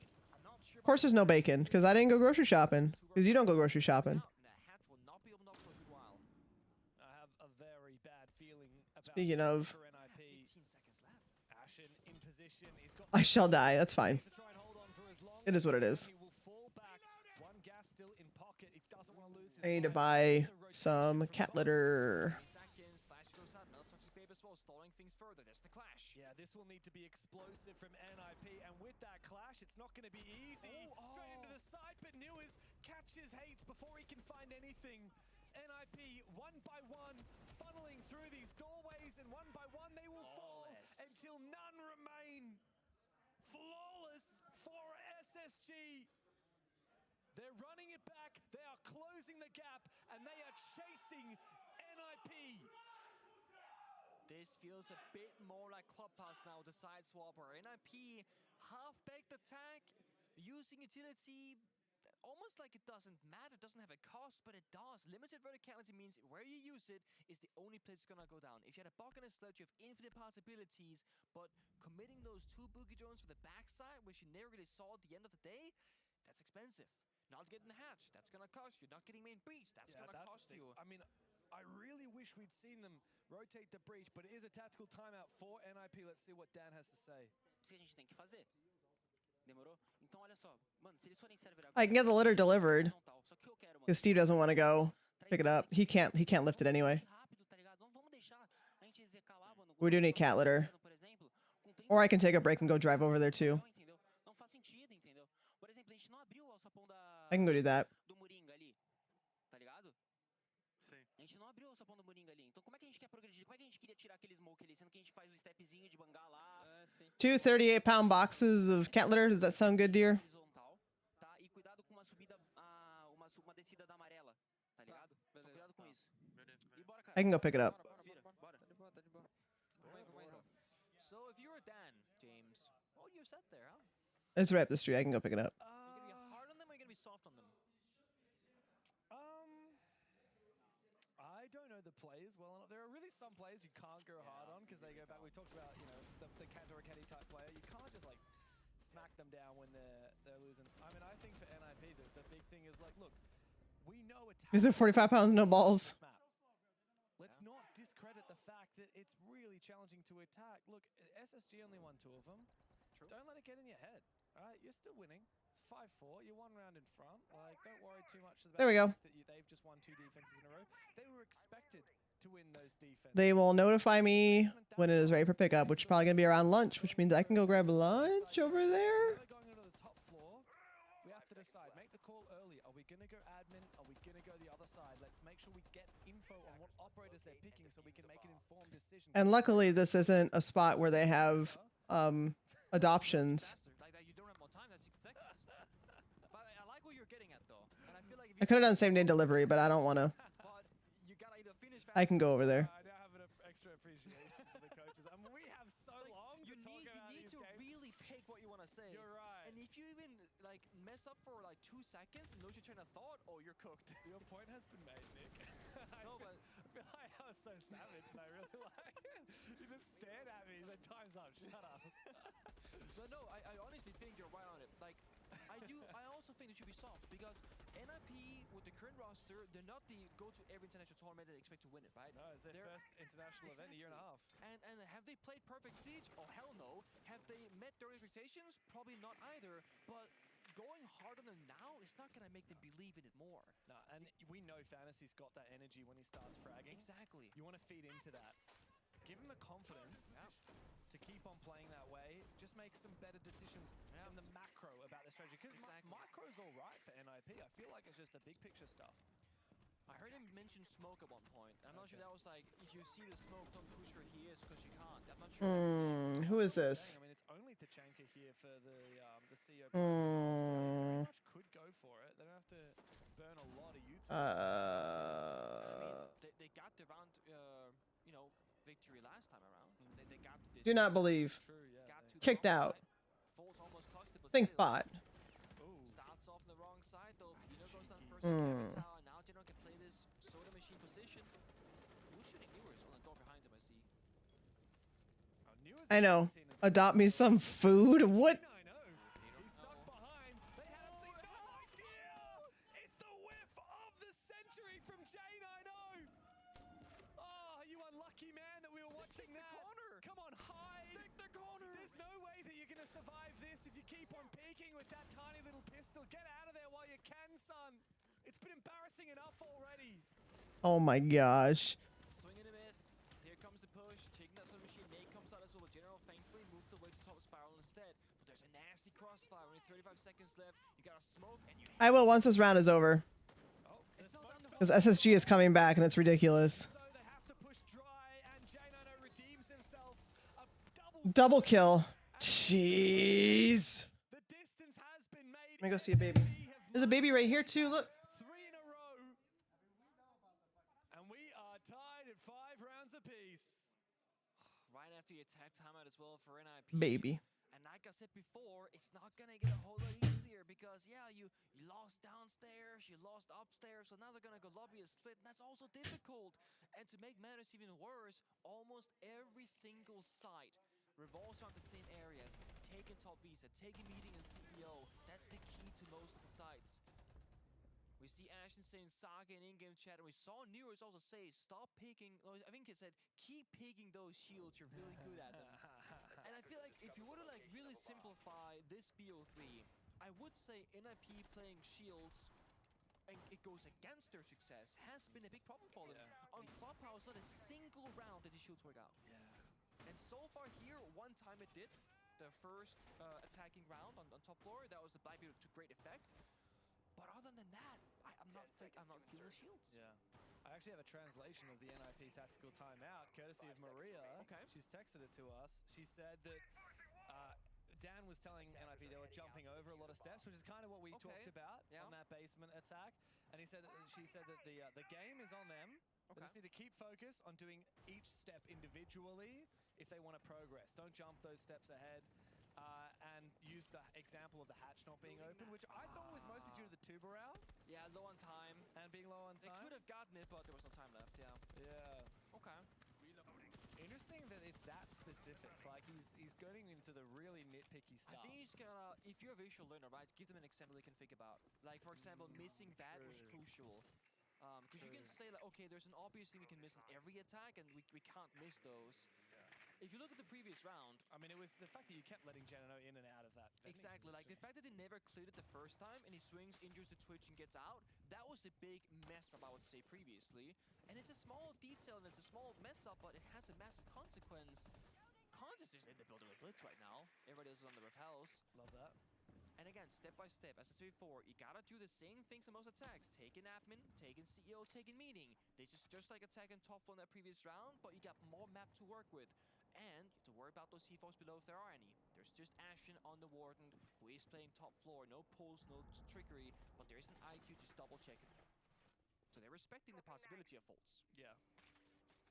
I mean, a happy accident is maybe the IQ will spot the vigil at some point. Yeah.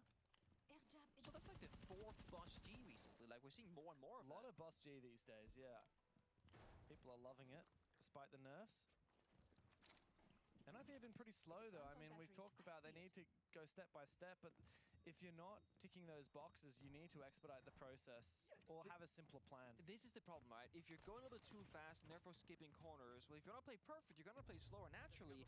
But when you play slow against SSG, they will use the time against you because, like we said, they're disciplined. They're not swinging and taking silly gunfights. Look where they are. Dude. They are so far back on the map. They're not even near NIP. Yeah, I mean, they haven't taken the correct half of the top floor. They haven't taken the correct half of the ground floor, and I'm pretty sure there's still a bit of garage presence as well.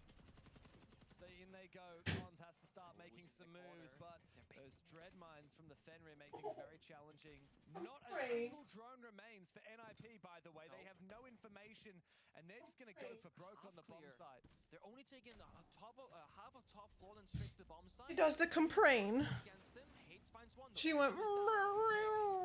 And they've also forced Newers back. I mean, not a great operator to be trying to continue. Oh, by the way, guys, we only have a couple more days. Three days left for the Legend of Elements campaign.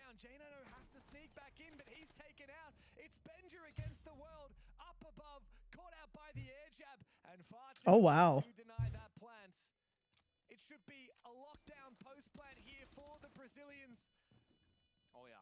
Benja making his way back, but there's just no hope. I mean, like, they can sit all the way back and deny this when he gets on it. This is, yeah, so rehearsed, so tense. Benja. Yeah, he's just gonna sit there. Map point for the ninjas on the verge of sending us the distance. I gotta say, very impressive and decisive round for NIP. From the outside, it looked kind of over because there was no decisiveness in what they're gonna do, but they were just, again, working for that perfect setup. It was in top floor, air jab, leave one guy top for the flank watch, sprint downstairs, straight into side. No hesitation. And I almost feel like the fact they had no drones just made them more aggressive because they couldn't even opt for it. They had to go in with their face, with their gun, and make it happen. So quick to switch it around. Fantasy is absolutely magnetizing to heads today. And By the way, guys, Anno comes out on the 13th, and we get early access tomorrow for it. And we will have drops, so I'm gonna hopefully get home tomorrow, stream some Anno. I'm not seeing that from Fantasy. I mean, he's always been Mr. Consistent, right? From memory, I would say. So, like, back in his Just a heads up. his last peak, if you want to say, like that, back when he was on the Fury. Anno is like a 4x game. When Furia was winning, he was So they were losing, he was still positive.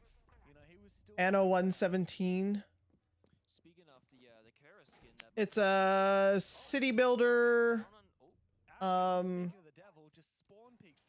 Strategic builder game. Build cities while expanding your influence through the Roman provinces. So it's similar to like a mix of city skylines with like civilizations in a way. But there is a Dogebi on the board. There's BB as well. Two pretty big counter ops, if you will. I respect the hell out of that from SSG. By decree of Excuse me, I didn't tell you you could play. Yeah, I mean, it's no big deal, really. Yeah. It's like, you know, if you want to think realism. And thanks to Ubisoft, we get early access to it. And let me download these. That way I can do this. And do this.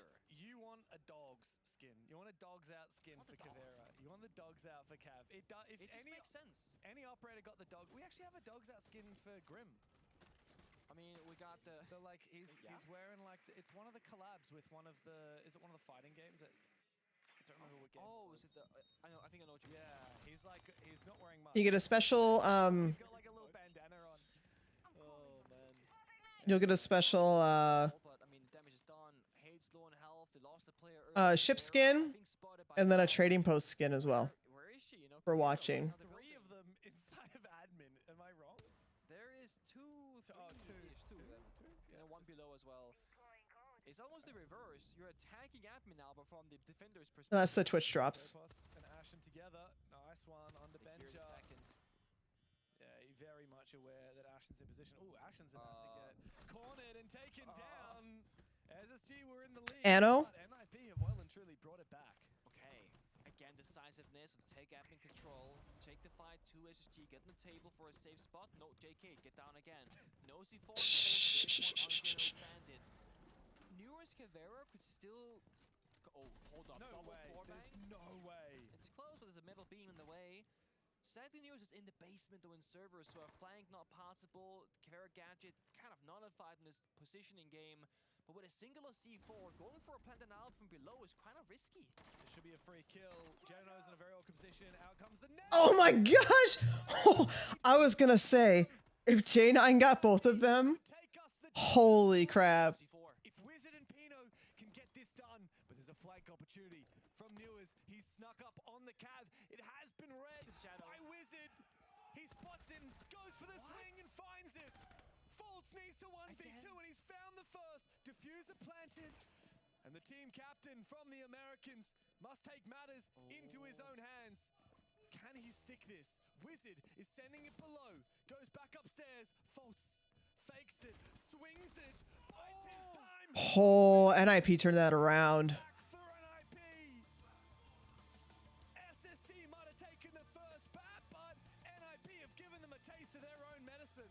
Dude, Fantasy left the chair in 0.2 seconds. Up, fist bumps, hands and cocks. Let's go next map, boys. I'm so ready. I'm so hyped up. They made that happen. It looked rough. Tag timeout. Dan enters the room and says, guys, step by step, don't cut corners. I believe in you. First map win of the tournament. Check. 4 ninjas in pajamas. Can they find a second and stay alive? Jeez.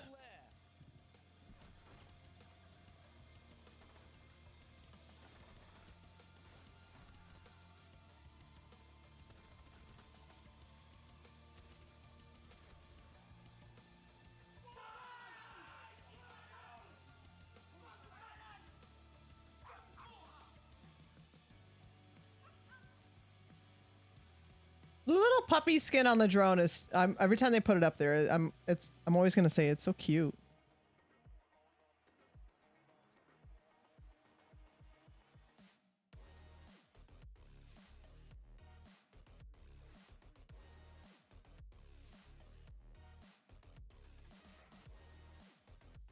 Yeah, dear, I can let you know how Anno is.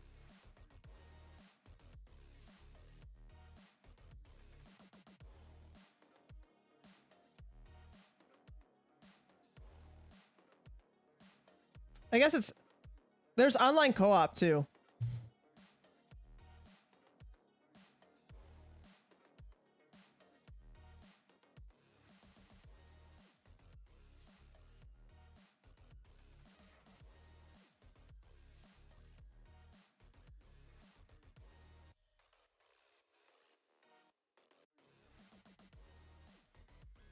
Andy, did you go in for the Ubisoft Creators Program yet?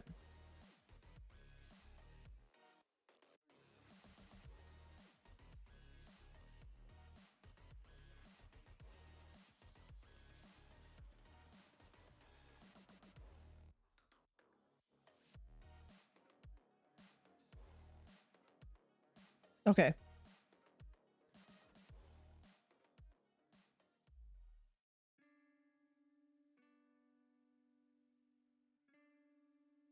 As long as you did the initial thing, hopefully you'll hear from them soon.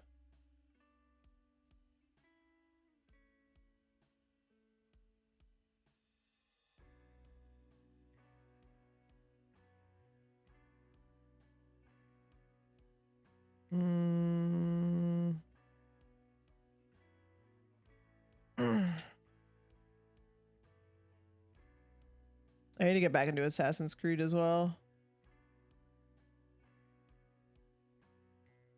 They got some new stuff coming soon.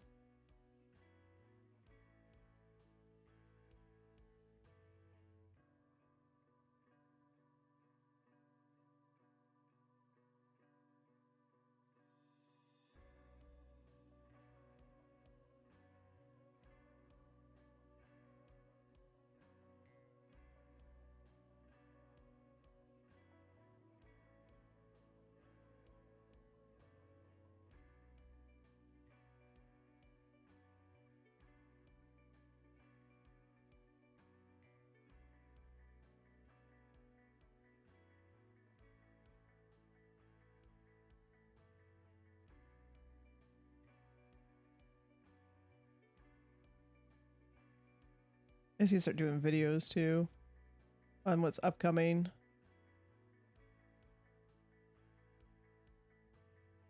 Oh no, they already did it. Let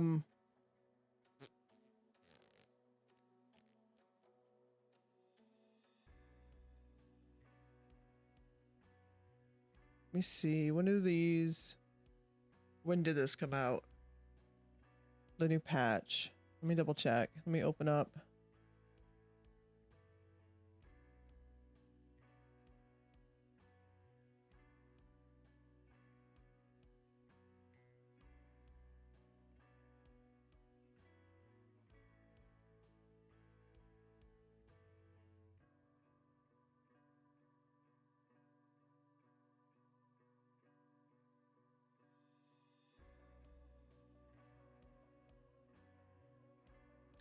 And then they have the game that I demoed too at TwitchCon. I'm looking forward to that. I think it's available as a demo on Steam. I think that's what they said.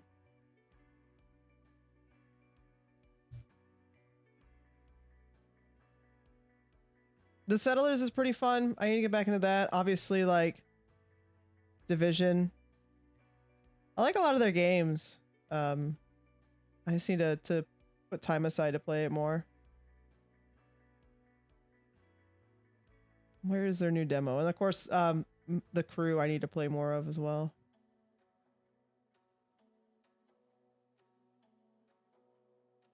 Where is...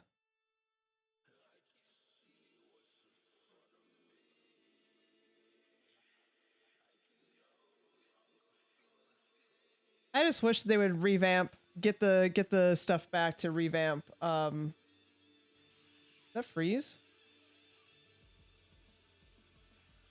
Oh, just because it's not in the front. Star Trek Bridge Crew. With all the stuff that they have, that Star Trek has out now, like, why wouldn't you do more content for Star Trek Bridge Crew? You get the rights back and do more stuff with it. There's so much new stuff that came out for Star Trek.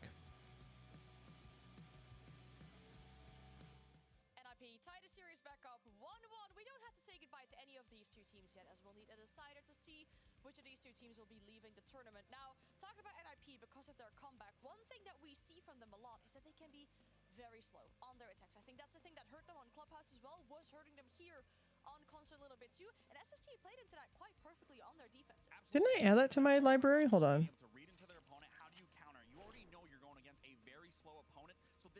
Don't mind me, I'm just checking on stuff.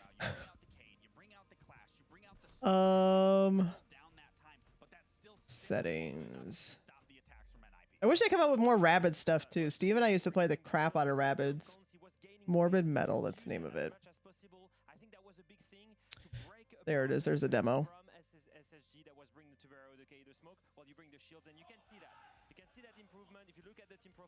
Yeah, this is the game, the hack and slash that I was playing at TwitchCon. The few attack rounds that they won in that map were the difference maker to bring them and save them from the direct And I need to put up an incentive to stream Just Dance as well. That I'm very self-conscious about, and I think it would be a good challenge for me to do some Just Dance. Everyone hyped. He's the raw diamond that they've been refining. This is the stats from the second map. Already again double digits and already again involved in entries. He was the catalyst in this moment. He was the reason why everyone at NIP could get behind him, find their footing, believe in themselves. And again, why we're now seeing them push it into a map 3 was solely due to the fact that not only was Fantasy performing in their first map where they were looking shaky, Okay, I got that installed. and this was the round where I was talking about where SSG did use the smokes, use the clash, use the two-brow, use the Cade to slow down the attack from NIP. But again, it just highlighted how well NIP quickly adjusted and used cons on those shields off of Fantasy, playing extremely well. Yeah, the shields are really annoying on the side of NIP, and I felt like SSG had some issues, I think, dealing with that here and there. Sorry? It's been a big crutch. Like, Cons abuses his IGL style. He's all about the shields. He almost only plays that in attack, and NIP used it as much as possible in SAL, and that's probably what pushed them here in the major here in Munich. I'm thinking that's one of the things that you need to ban as soon as you start there. That's what you need to Oh, that's right, Shaiko. Shaiko's playing, and the other one isn't he? I thought that map 2 was a bit of a copy-paste of what we saw on the first map, with certain issues, I guess, arising again. How much of that will really linger into the third map, and how many shields will actually either be played or get banned? There's a lot of questions for us to still answer, and of course the main question is to answer who's staying in the tournament. Is that going to be NIP or SSG? We'll take a quick break, and then we're back with the decider.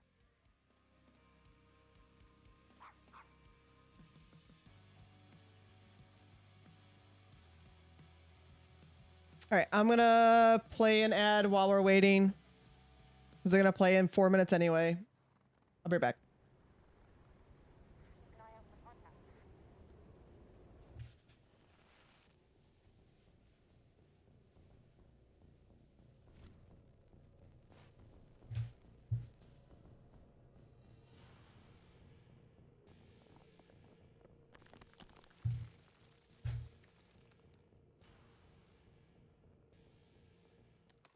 Available now.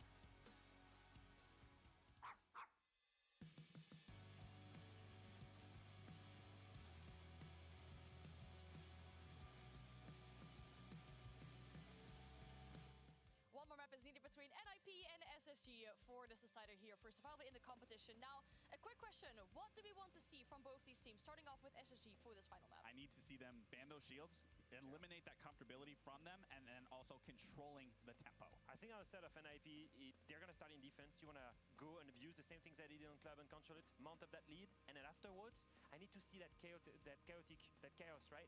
That aggression from Fantasy, the abuse of shields if it's open. That predictable. Otherwise, use the ying, use the sense, use things that are going to break away a turtle strat. I mean, that was, I guess, the question that we had. The question remains to be, who survives in this competition? Is it going to be NIP or SSG? Well, Lair will give us an answer. Yes, it will, and it's the answer that we've been waiting for. The question on everybody's lips. Who survives to fight another day here at the Munich Major? And it looks like you guys at home are picking the North Americans, despite fumbling things on consulates. I'm not sure you can keep in track of numbers, but SSG started in the high 60s, low 70s. Then they were 65, now they're 59. Time by, map by map rather, they're getting lower and lower on the score. I tell you what, Fantasy has been an utter pleasure to watch for NIP. Character. He started winning me over. He really has. I think, if it's a battle between Fantasy and Ashen, Ashen talks more smack, but Fantasy, I mean, he's got more energy, and he proves it in the server. He does. And that's kind of been one of the big talking points for Ashen throughout his entire career in Tier 1 is he's so loud in the chat, but he's quiet on the scoreline. I mean, he's had his moments. He's had like an even game, no? He went 8 and 8 in that last map. That's what I figured. It's actually Faults and Newer's got 13 kills each. Yeah. More than Fantasy did on that map. Funny that NIP won the map, but actually had a lot less kills than you would expect for a team that won 7-5. Okay. Let's dig into it. It is Lair, of course, the map that we've been waiting for to determine this series. The Ninjas, their first international event, their first major in a hell of a long time. SSG, I was having a look back in the history books, Nick. SSG have been at almost every international event, in fact, every single international event since Jönköping in Sweden in 2022. The last time they missed an international event was, ironically, Berlin, the other German major. Nice. It's been a long time that these guys have been through to the playoffs as well. They've qualified for all these events, but of course, first rounded, not a good way to end it. We expect more, and so do they of themselves. That we do. And I very much believe it's possible, but NIP, they are slowly winning me over. I'm not gonna lie. I gotta say it. Although I will say, a bit of a divide here between us and the desk about the shield situation. Yeah, the desk really wanted to lean into the fact that those shields were problematic. A hindrance for SSG, but we felt like they were trolling. Yeah, look, there was a good blitz round, if I recall correctly. There was like an individual round here and there. Yes, but overall, not a fan. Even what Ashen was saying, or what SSG was saying, they were saying, keep playing those shields, you're really good at them. I think that was a Newer's liner, but yeah. Yeah, oh, there you go. One of the other toxic players. Whoa, toxic? Someone penalized this man. I like how NIP are just not giving into chat at all. They probably have them muted since the beginning and have no idea this is happening. Probably. I mean, one thing I really love about the Brazilian teams and the Brazilian players is they have so much energy and they get it out verbally and physically. They don't waste their time in the all chat. They really don't. With the exception of JV92. Well, JV's a special boy. He's special in many ways. He holds a special place in my heart. Actually, we've, I guess I probably shouldn't say the matches for tomorrow because I'm not sure if they're I don't think you should. Stream. But we know some of the games that are going to be happening tomorrow. So I'm getting very excited. And of course, we'll be casting JV tomorrow. So I'm very excited. You guys will have to wait and see who they're playing against. We've cast every Furia match. I think we have. Yeah, lucky us. I love Furia. It's been fun to watch their story because it hasn't been, oh, they're winning. It's been, oh, they're losing. Oh, wait, they're kind of winning now. Great storyline throughout this tournament so far. Can't wait to see them win it all. Gonna keep okay. Again. They win their first game against CHE of the tournament, and that they're gonna win the whole thing. They haven't won a major in 2 years, mate. Come on. It's about time. It's about time. They must be hungry for it. Another Box DMR in action. We saw one earlier today as well. From Hertz, if I recall correctly, actually, on this very map. And he got 2 kills with that one. See if Benji can do the same. Very simplistic attack right now, but that's not a bad thing for Space Station. Take ops room, breach the wall towards the bomb site, gets a bit of pressure. They got the Monty for plant, the sense to cover. But look at NIP's lineup. Tons of plant denial, C4, smoke, Tashanka fire. A default attack is not gonna cut it here, unless NIP they make a mistake.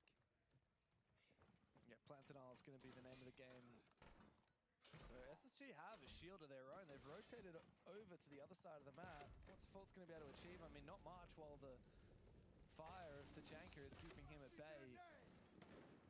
I think they're going to need some explosivity from over on bathroom. You need some pressure on R6 room to prevent that Tachenka. Instead of the bug beneath can start finding something, but no, as I say that, he's dead. Fantasy, he ends some rounds and he starts a lot of them as well. He is that guy. He is that guy right now, and I think if you can make a simple strat, just counter Fantasy, take him out, you might just win the round. But SSD, that's plan A done. They lost the verticality. Demo spam, can't play that operator. No one saw me stuck in this corner. That should be a freebie. What? It doesn't go off? He hit on the... I think it landed on the wall. Did it clip the corner? It didn't, yeah. Oh yeah, my technically God. It's on the... That's so frustrating for Newers because that would have been a guaranteed kill onto that player tucked in the corner. It is Cons, I believe, and yeah, he's going to swing it on out. That is a calamitous way to go down for Newers. SSG, they just lose Benja early and then nothing happens. Another rotate now from Folds as he tries to get aggressive, but the Tachenka is owning this bomb site for NIP. A second for Cons, about to be a third if Folds is confident enough to peek it, but I don't think he is. J9O's on the grounds. And eventually, Folds will go down. Flawless start to lair for the Ninjas. Frustrating way to start off that third map for SSG, but they got a strong mental. We know that. They can keep it cool, calm, and collected, but they gotta really stop their game. Fantasy is too lethal in the server right now at forcing the plays. And NIP is simple defense, but I gotta say, Tachenka can be pretty strong, no? Yeah, well, that fire, man. I know you've been at Tachenka Sim for a very long time, but that map in particular... I mean, that Selma, though, oh, heartbreaking. I thought there's no mute being played, like, what's happening? But it just clipped the wall. Yeah. I will say, Benja was already... Benja was already dead earlier, so I'm not sure we're mad all that much, but it's these small things that SSG are missing the mark on. And small things can make or break these rounds. We see it time and time again. Sorry, do you remember? No, I was just thinking. Sorry. Do you remember when Ace first came out and he, you know, how now you throw a Selma and it was 3 explosions. I was actually thinking about this the other day because I was thinking about the buffs that we're getting next season, which they haven't talked about, right? They haven't said what they are. You can say it. Have they? Have they said what they are? Do not say it. Do not say it. You almost got me fired there for a second. Hey, it was my bad if it happened. Okay. You're like, you can say it. No. Okay. The chains are not public. No, you cannot talk about it. Well, anyway, I was thinking about, you know, what the things they might be doing. Okay. And might be doing, allegedly. They're not actually doing this. I don't know what I was going to say. And I was thinking about, like, Ace is so good, and he's already been nerfed significantly. Yeah, like years ago. Yeah. One of those operators that got nerfed in, like, so much before he even came out. I think it's hilarious when operators get nerfed before they actually release. The one that always, like, my Roman Empire of operator nerfs is Nomad. Oh my Remember God. when Nomad came out? She was not a flank watch operator. She was literally an entry fragger used to flush people out of cover because it would detonate mid-air when you shoot at someone. Just like Sophia's stunt with the knockback effect, it was crazy strong actually. A whole different operator. That was hilarious. Literally like the most funny thing that's ever happened. Least balanced thing ever. Least balanced thing ever. Hilarious. Yeah. Because there's no counterplay. It was the Jaeger every round. The fact that could have ever been an operator was just ludicrous. One day I'll make a book, but I did bid as an operator like in 2018 that will never be released because it did not fit Seed, but it was crazy as well. You have to tell me after the show. Okay, we'll see if I can do that. But SSG, slow and steady, trying to find their pace, and NIP, I gotta say this with respect, they're really holding on well. Nova on Clubhouse is swinging everything for no reason. Now let's swing things with a reason. What was that? I think, how did he get stunned? I think that might have just been the fire extinguisher detonating right next to him. That is perfect. A little concussion there to add to the negative effect. When the player jump in, the bait is perfect for Hertz. Yeah, this is not a very pretty situation for SSG. Ashen, surely he was favored in that fight, and yet the concussion loses it for him. Fultz desperately jumping in the window. This might be that one for Newers. Can't get enough damage. One more bullet would have done it. Hey, they have thrown everything they have at this NIP defense, and they have very little to show for it. Ben just got to go and recollect that diffuser. It died with Fultz cold on the ground. Cannot believe that Fantasy is still alive. They're just running past the vert. He's also 1 HP now. Disrespect. Same guy of Newers who can't land that final crucial shot. 20 seconds, and SSG gotta come knocking because time is running out. All right, here we go, Benja. This is the way that SSG win the round. It needs to be a Danish explosion. Apparently Wizard is going to turn cloak and help out SSG a little bit, but Benja won't find any kills. He just killed everybody. He's teammate, the Fantasy's enemies. like, dude, what's going on? Wizard's like, I'm busy. I kill everyone. I don't care what side they're on. Well, I think they're counting how many games. 2, 3?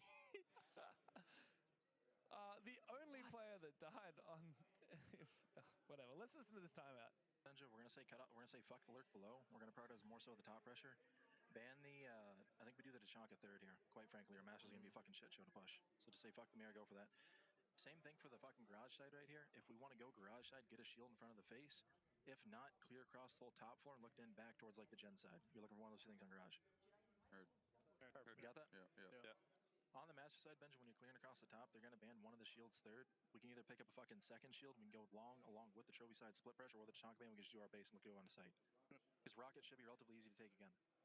And then Jack, let's prioritize the floors this time on master as well. Clear that shield they have on like the server side, so if we do want to do the fucking kill through, we can do it. Let's fucking go. Let's talk more. Let's just fuck these guys. Come on. Okay, so again, very specific, very tactical, trying to just get those 2-3 rounds over the line. One strand for each bomb side, talking about what they should be banning to Tachanka. Love that call from Carl because he's right. It's going to be a shit show if left open because they've been so effective with that operator. And then just small operator changes for SSG, like the floors, like getting a shield in front of them. And it makes sense. These inter-gun fights, they are raw. It's 50-50s, no follow-up, no crossfire, no util, no shields. And they need some of that magic to happen. Reflecting a little bit back onto the operator veto, knowing that we've now gone the distance to Lair, I'm looking at the stats, Nick. It doesn't look pretty for SSG. Really? Ever since Lair has come into the map pool, it has been Space Station's least favorite map. Last time they played it was in Boston at Six Invitational. They lost it to W7M. February. The last time they won this map was over a year ago in September last year, September 2024, against the Unwanted roster. So a domestic matchup, not even an international game. Oh, that is not good. I mean, on the flip side, in the last 90, 180 days, NIP are nearly undefeated on this map. They lost it to Weibo 7-1.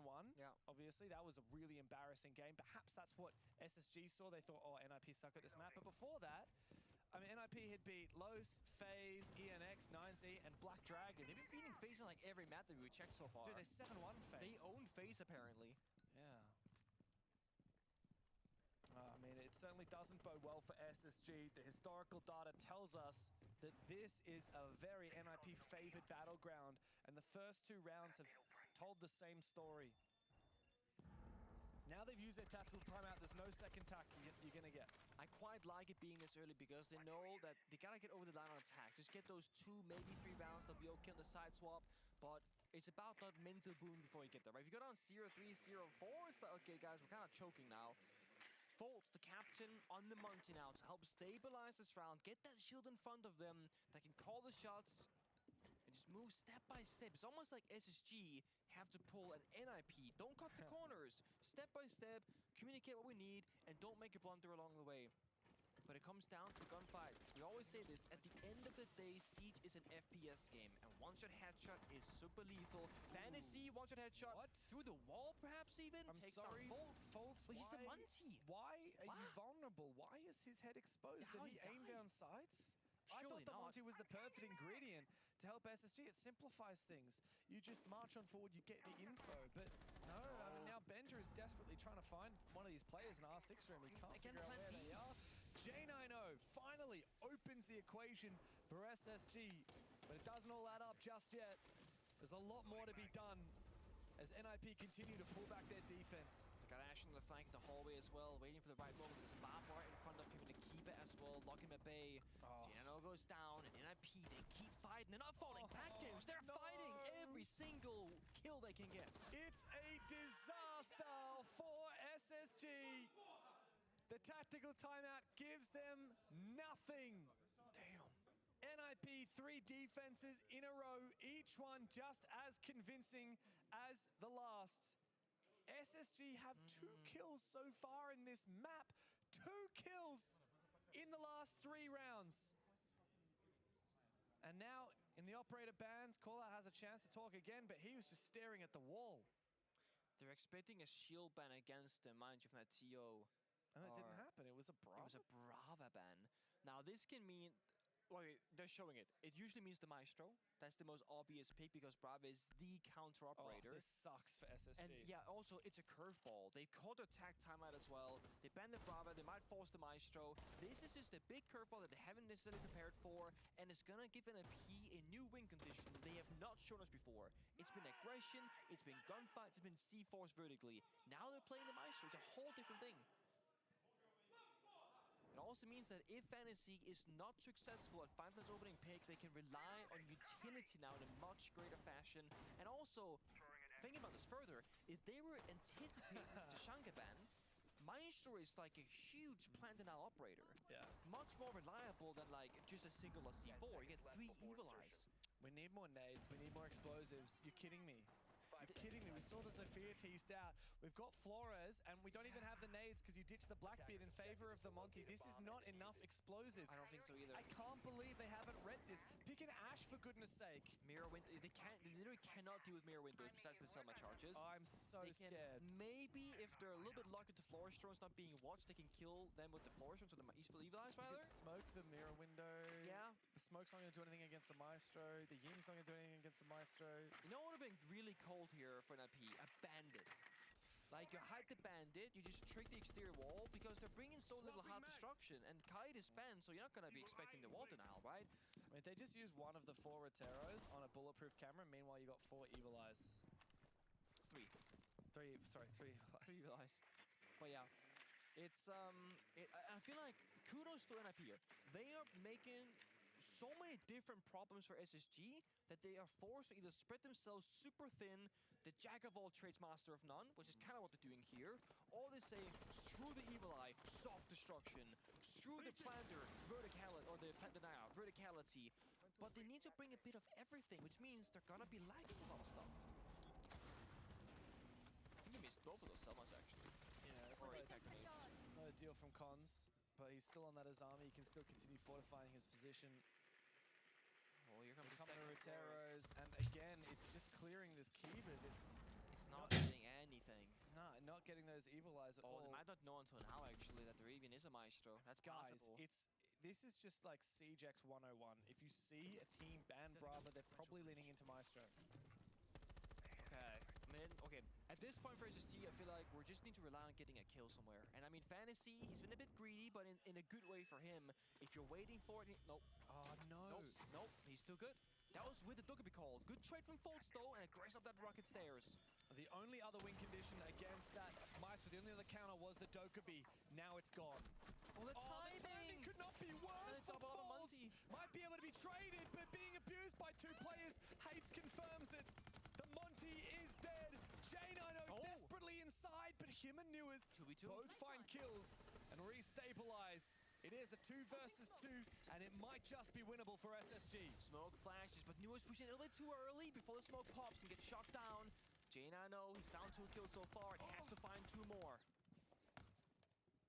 A lot of bullets, but he needs to land these headshots, and he has no support. It's a low rate of fire weapon. The gas pushes him forward. He jumps up, waits for the peek. Good read on the Cons, but not the kill as of yet. Continues spraying, but Pino gives him a face full of buckshot. NIP, they're not slowing down. They're speeding up. SSG can take their tactical timeout. SSG can have more bans, but ninjas in pajamas are dominating them regardless. It's it's so hard to be critical in a tactical timeout because you don't know the ins and outs of how this team operates. You don't know anything about their situation. But it feels like the aggression from Fantasy, the aggression from NIP keeps catching them off guard time and time again. Now, we didn't see the exact build-up for the Fantasy opening kill, but he's doing this every single round, almost flawlessly. And on the tactical timeout, we're just talking about what operators to bring, strategy, what to do, and then NIP, they keep throwing curveballs. Go back to Consulate, right? Tactical timeout, call out, okay, this upcoming round, they're gonna go this bomb side. Bring this operator, you go here, you go there. They go 4th bomb side split, and the whole thing doesn't matter for another 3 minutes. It just feels like SSG are expecting NIP to do a certain play, and NIP are showing us depth. They're showing us layers. And they're catching seemingly SSG by surprise on the 3rd map in a BO3. Yeah. This is a completely different Ninjas to what we've seen throughout the whole tournament so far. I mean, keep in mind their first 3 games, they got 7-3'd, 7-1'd, and then 7-3'd again. That was their first 3 maps of this tournament. Then they won 7-5 on Consulate. Now they're 4-0 up on Lair against SSG.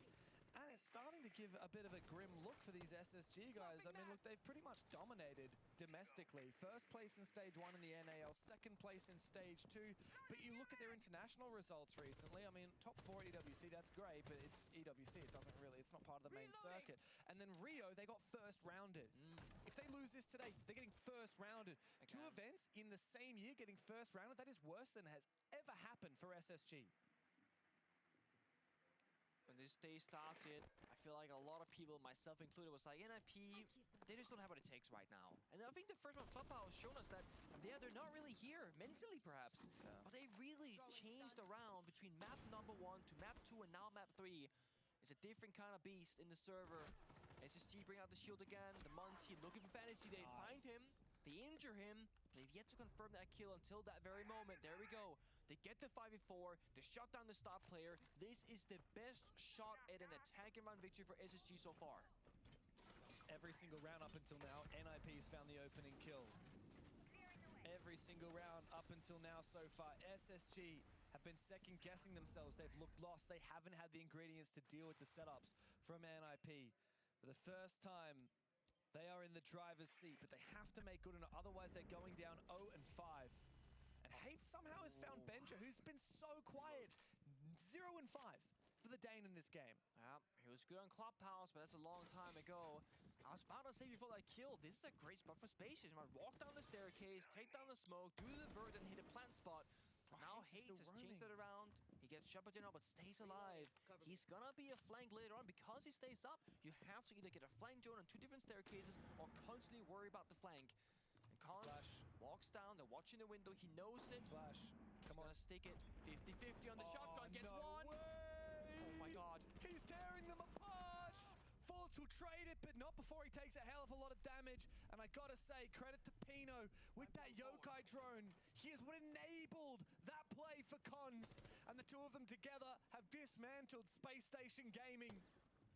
NIP now on the road to making it a 5th round straight on Lair. And Pino is continuing to harass these SSG players. Wizard has ripped the head off of J90, and Fultz low on HP will desperately look for a Fran opportunity. Reloading. The diffuser not planted yet. Pino though, oh my god, it doesn't matter about those Yokai drones when Wizard is coming up from behind and Newers can't do anything about it. NIP 5-0 over SSG on Lair. One of the highest value echo rounds I have seen in a damn long time. 7 or 8 individual Yokai stuns throughout it, and to make it even worse, Dokkaebi hacked the cameras incredibly early. They knew where every Yokai was. Here, 3 Yokai stuns went off, then 2 earlier, and 1 by Saturday the Planter. Every single area of the round, step 1, step 2, step 3, there's a Yokai disrupting SSG and giving permanent information for ninjas in pajamas. And that was Fantasy dead early. That's a 5v4. That was gonna be like the easiest round you've had so far. We said it.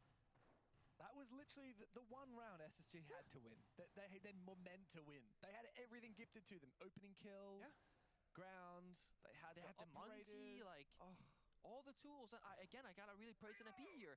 playing Echo, recognizing they're bringing Monty like every round right now, crushing it.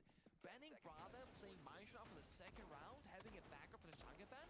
And also, we heard Callout say, normally we would ban the mirror, but we gotta get rid of the Tachanka because that's gonna suck. We just gotta deal with the mirror. Well, the mirror is also being played now. The Tachanka was only relevant on that top floor. Yeah, like, let's be real. It might have been one of those cases where, like, recency bias, like, we got really screwed over by this operator. You know, like in ranked, right? Ash gets a 4K, let's ban the Ash guys. Yeah. They play demos, let's ban the demos guys.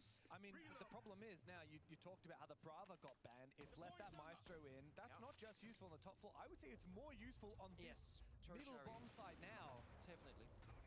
This is the direct plan. You need intel on the attacking side. Thermite, hard breach. Again, you said it. They're not bringing a lot of hard breach. Now it's being juggled by these impacts. It's been impact tricked, attempted every round by NIP. Half the time it succeeds for them. A single Thermite, this is not possible. And I mean, sure, you can just throw another Selma, right? Right, Pingu, sure, but it's costing you a lot of utility. Why not play a Thermite who can play smoke grenades and hard destruction versus Ace, which is playing soft destruction, which you're not going to use, by the way, and 3 Selmas. It feels like, again, SSG is spread a little bit too thin across the board, and because of thinking about 1,000 things, they're missing these small moments. And my question, how are they going to counter these Evil Eyes? There's no plan. There's no sense. Without taking down these Evil Eyes. Like you said, no sense. They could have even brought a Thatcher, for goodness sake. There's 100 ways they could have dealt with this. It feels like they have to go for kills, but looking at the lineup, you know, this is not a kill lineup. Flores, Nomad, Capital, Gridlock, and the Heart Breacher. 2 flank watch operators. It's utility and flank watch. It's half clears.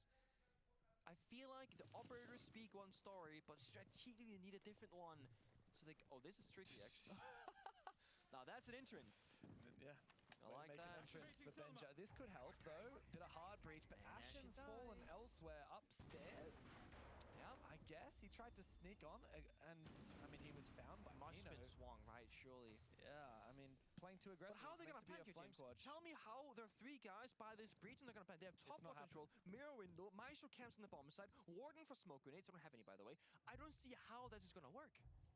I don't see it. It would take SSG to pull a rabbit out of a hat to win this round. It would take them to unplug NB's keyboard mice at this point. Like they can't. Well, False has fallen.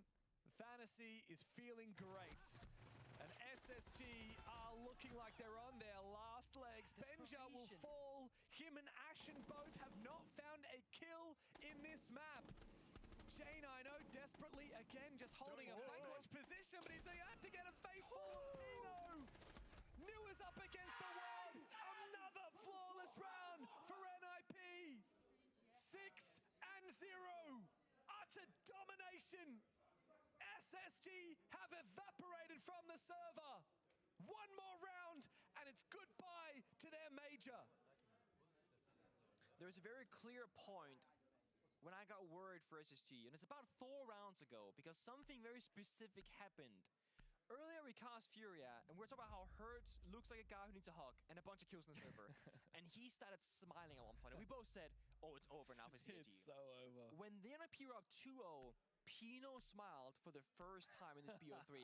And I'm thinking to say, oh my god, it's happening. Pino is actually the instigator for these fights. He's swinging the hallways, going for kills, and he was a bit lackluster earlier on Clubhouse. He has found himself in this BO3 now.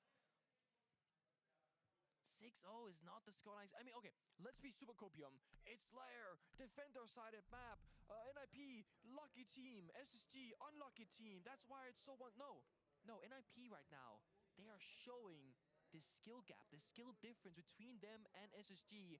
And it's a big surprise because going into this one, NIP looked weaker, they have less experience, they're a newer roster. Sorry guys, I was taking care of the kitchen. But it would make it Cleaning, doing some chores. if they lose this, which is incredibly likely. It's dismal. And Thank you guys for being patient. questions like, do we make more roster changes? We brought in Newers, right? That was meant to be a huge upgrade. Who do you kick? Who do you pick up? Like, it's such a hard conversation because this roster on paper. Holy crap! Unless you import a Brazilian, I don't know how you're gonna. I have missed SSG shit in the bed. Holy crap! And it takes time to introduce that to a new player. It does, right? And anyone who would join SSG, you have to be part of them. You have to be one of the boys to be on SSG, right? That system for you have sure. to fully embrace it.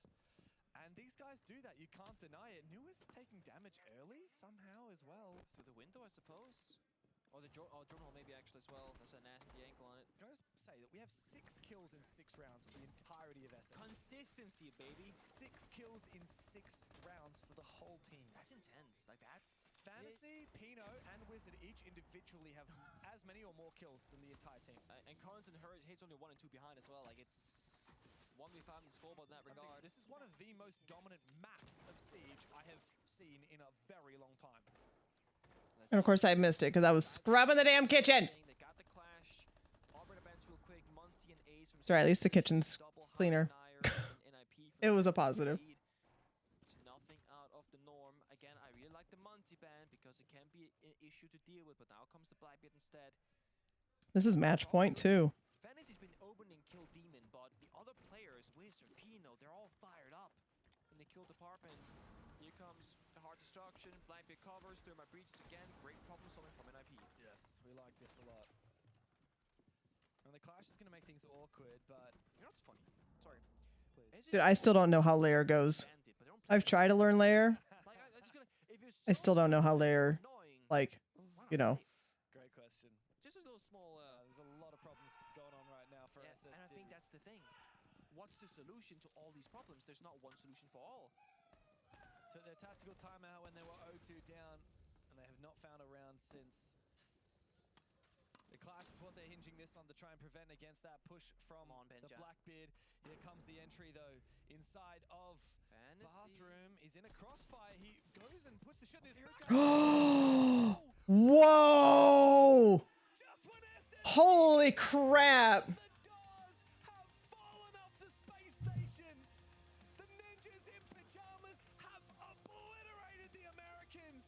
And stayed alive here at the Munich Major. 7-0 on the 3rd map.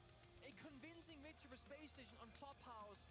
A bit of a barn burner of Consulate and a complete blowout to close off the series. Unexpected, surprising. I don't know what happened, James. And the team that is known for their energy, known for their gusto, have been outdone by Fantasy. His return here to the holy crap. Stage with a new team in NIP.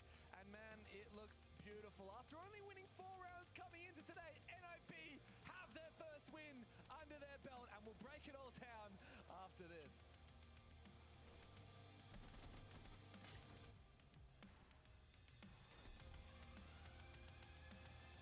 All right, I'll start ads now.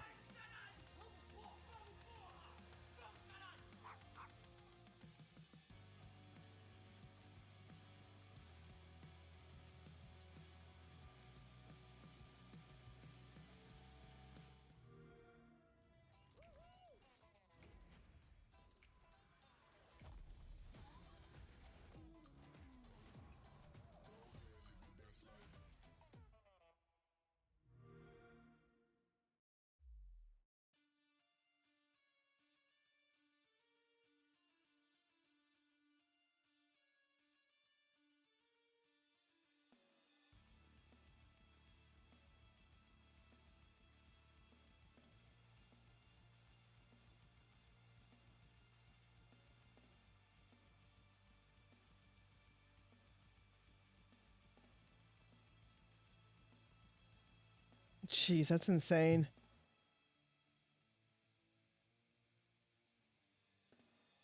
They just absolutely choked.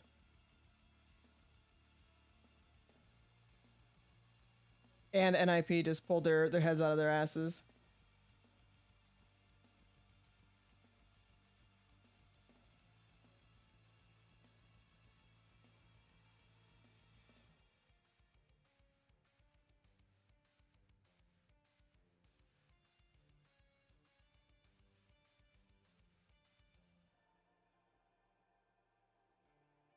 Dude, Lightbright, what's the cosplay gonna be? I saw what you posted.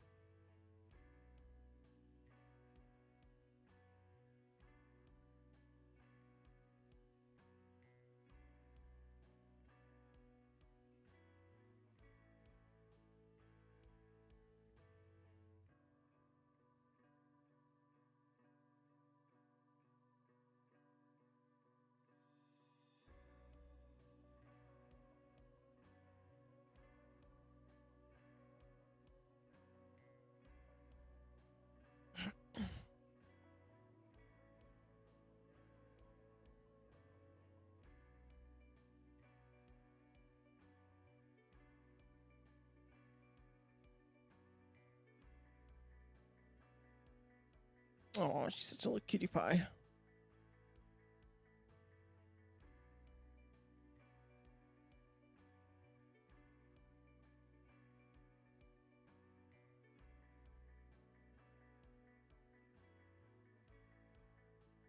Yep, space station is now eliminated. And 7-0. That's also just freaking insane.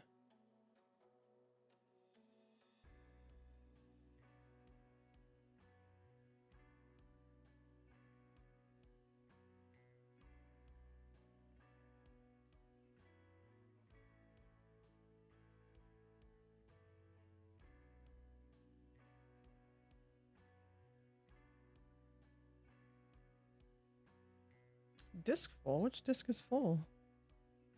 Oh, yeah. Hmm.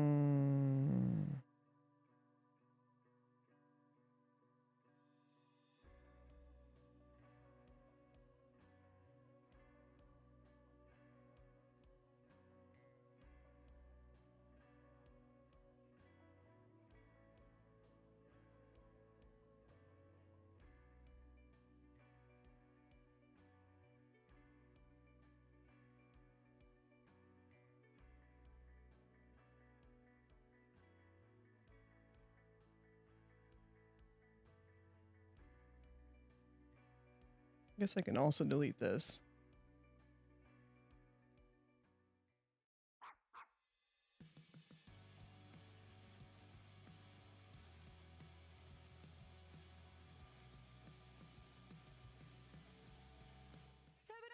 I don't have much to say. Let's tell me more.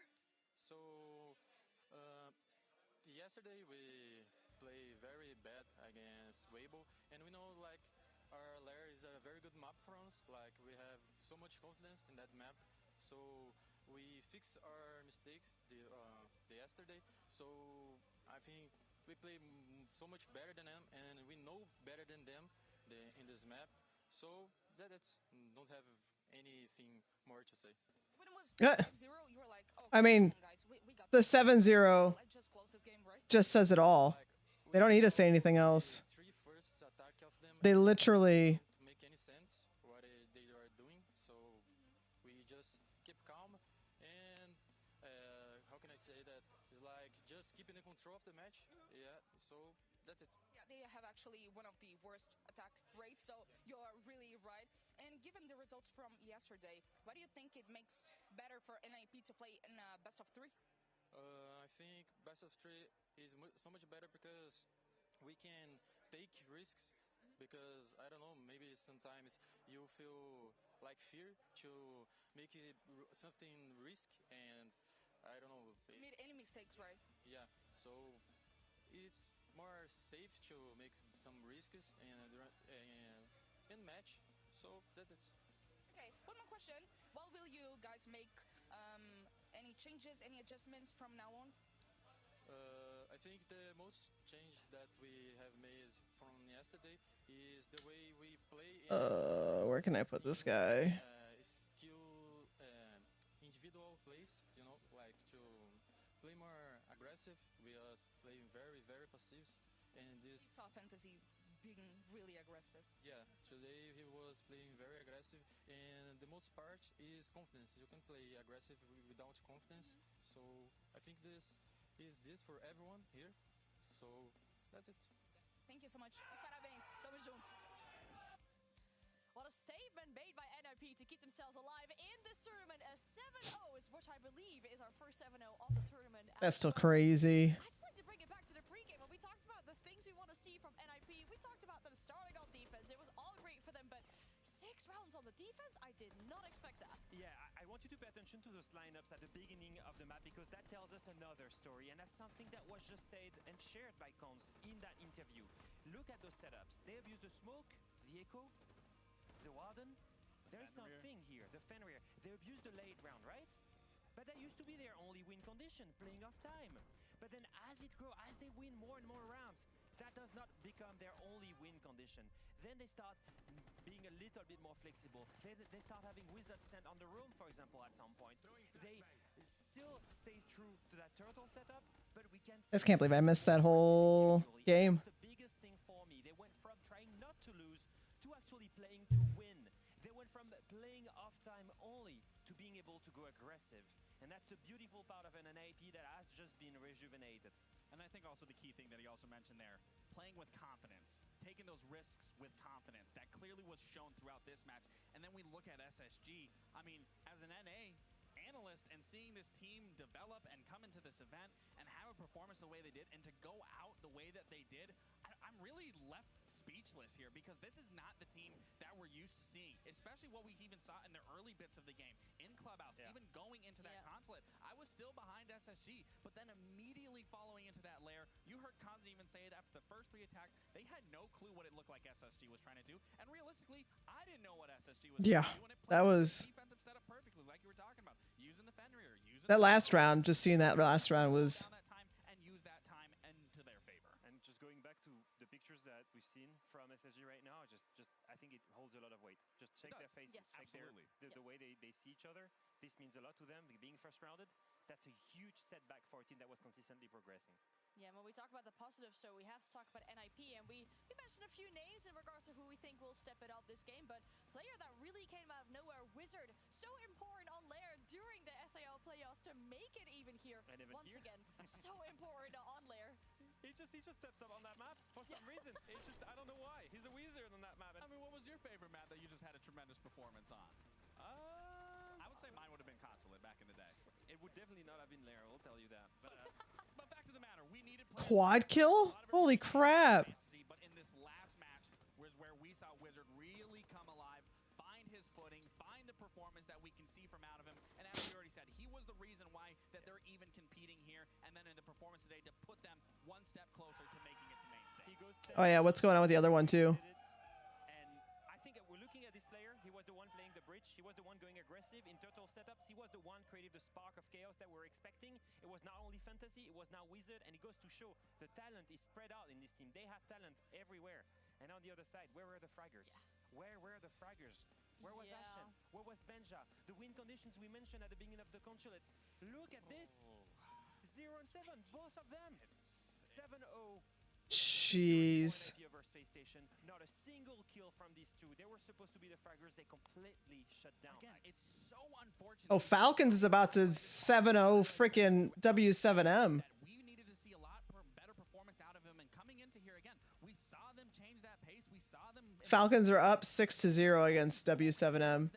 Not find that success, and then even for a player like Ashen, and I say this very, very lightheartedly, when you see Ashen performing in a negative sense, he's still at the middle of the pack. He's usually excelling above all expectations. Or he's hyping his teammates and as to well. come into the and that's we weren't seeing that. No, and I think that is a big thing, is that he leads that voice of this team. Being the youngest player on that roster that is fueling the fire, yelling at all times. We weren't seeing that this stage, or seeing that this event rather, and I think that really challenged their mental, because they're usually so into that mental warfare of getting in their face, and that just hypes everyone around them. We weren't seeing that, and I think that was a big contribution as to why we weren't seeing Ashen find his stride. Yeah, but we normally see Ashen so vocal. Yeah, absolutely. And so energetic. There was Everyone shut nothing down. left of that, even after the game as well. I mean, I feel like we could talk for days about the emotions that we saw from the SSG staff and players after that game. It just seemed like they were absolutely defeated. And you two are probably speaking from experience as well. Yeah. When you leave a tournament so early when you're not expecting it. I know Call Out from the inside out. I was his teammate. We went through very difficult situations together. Last place finish in NAL. I know how much it means to him. He's probably the player I've played with that has the biggest mental and the biggest discipline. And everyone knows that out of Call Out. And I think that it just means so much to him. He means so much, and it means even more as the coach. He takes full responsibility for anything. And that first round, I think it just weighs on him like hell. That's something that he's never lived through. I mean, it's heartbreaking, and to not even get an exit interview with them, and it really speaks dividends to how much this really meant for them to not be able to find their success, not be able to find that stride, even replicate what we saw in EWC and put so much hope behind, and to fall out this quickly, this fast, and in a fashion, like I said, being 0 and 7, that stings even more, to say the least.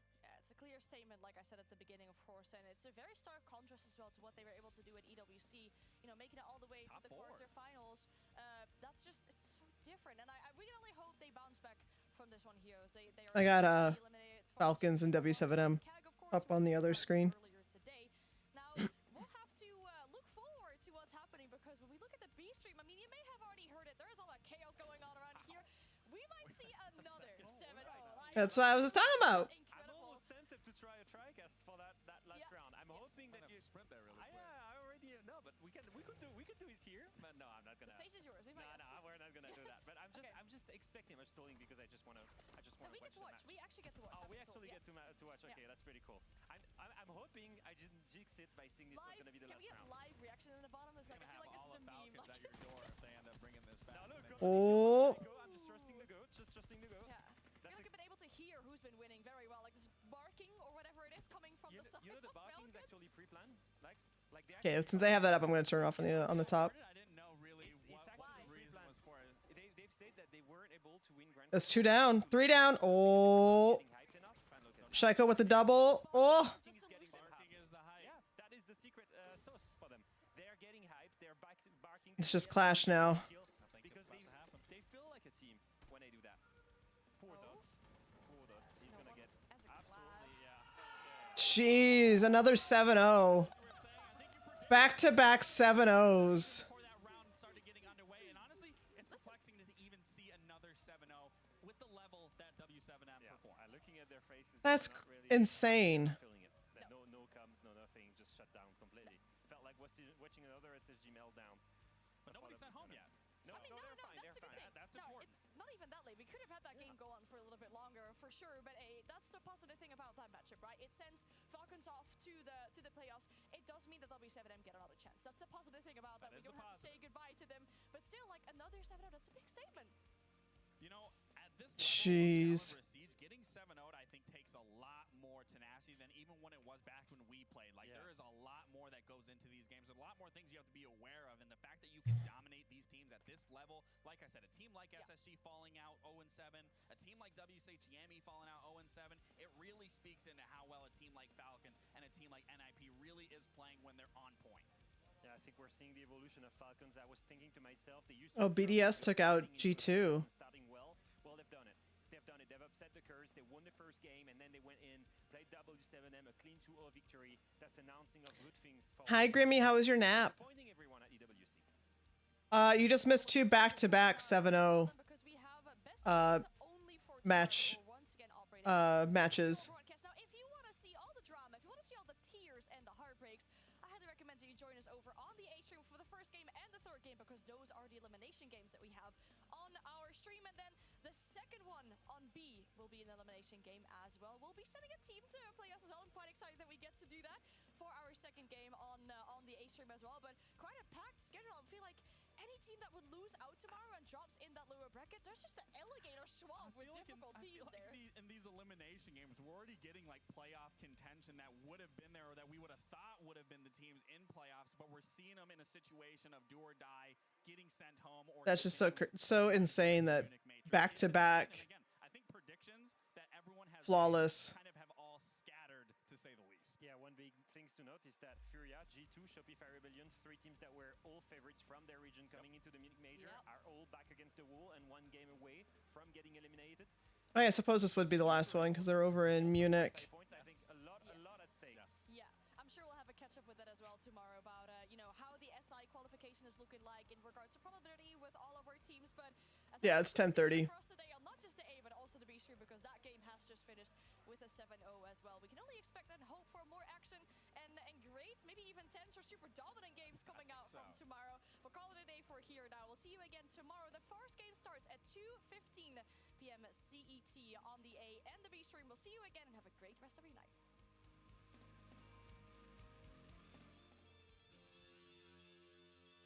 That's 3:15 in the morning.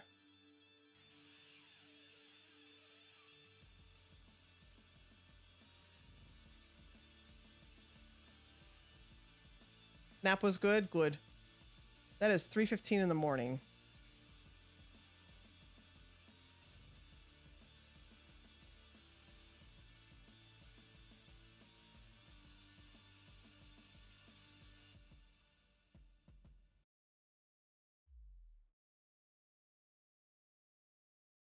Jeez.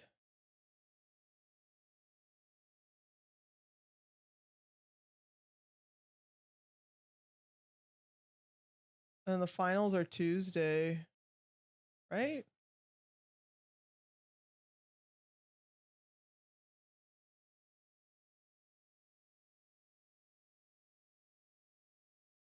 $3:15 in the morning. Yeah, the finals are Tuesday. Veterans Day.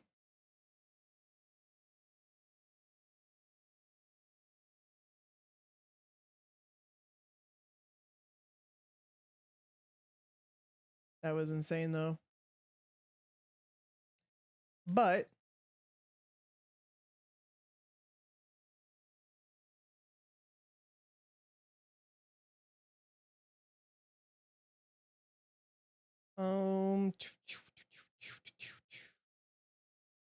I've been streaming for. I think I'm gonna call it there. I'm streaming since 6:30? 6? Yeah, since 6 o'clock. I got some stuff to do around the house. I need to mop the floors and stuff. So thanks for hanging out, guys, and watching some Rainbow Six with me. I appreciate it. And Greggles, thank you again for the raid. I know you're already out sleeping, but I appreciate the raid. Let me go ahead and forward this raid to someone else. Who else is streaming right now? I'm going to try and be up for at least a couple of the matches before I go to work tomorrow. I know adulting is gross.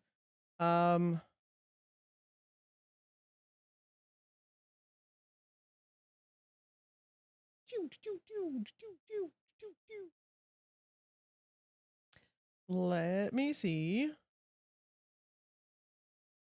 who we can send you guys on over to. Is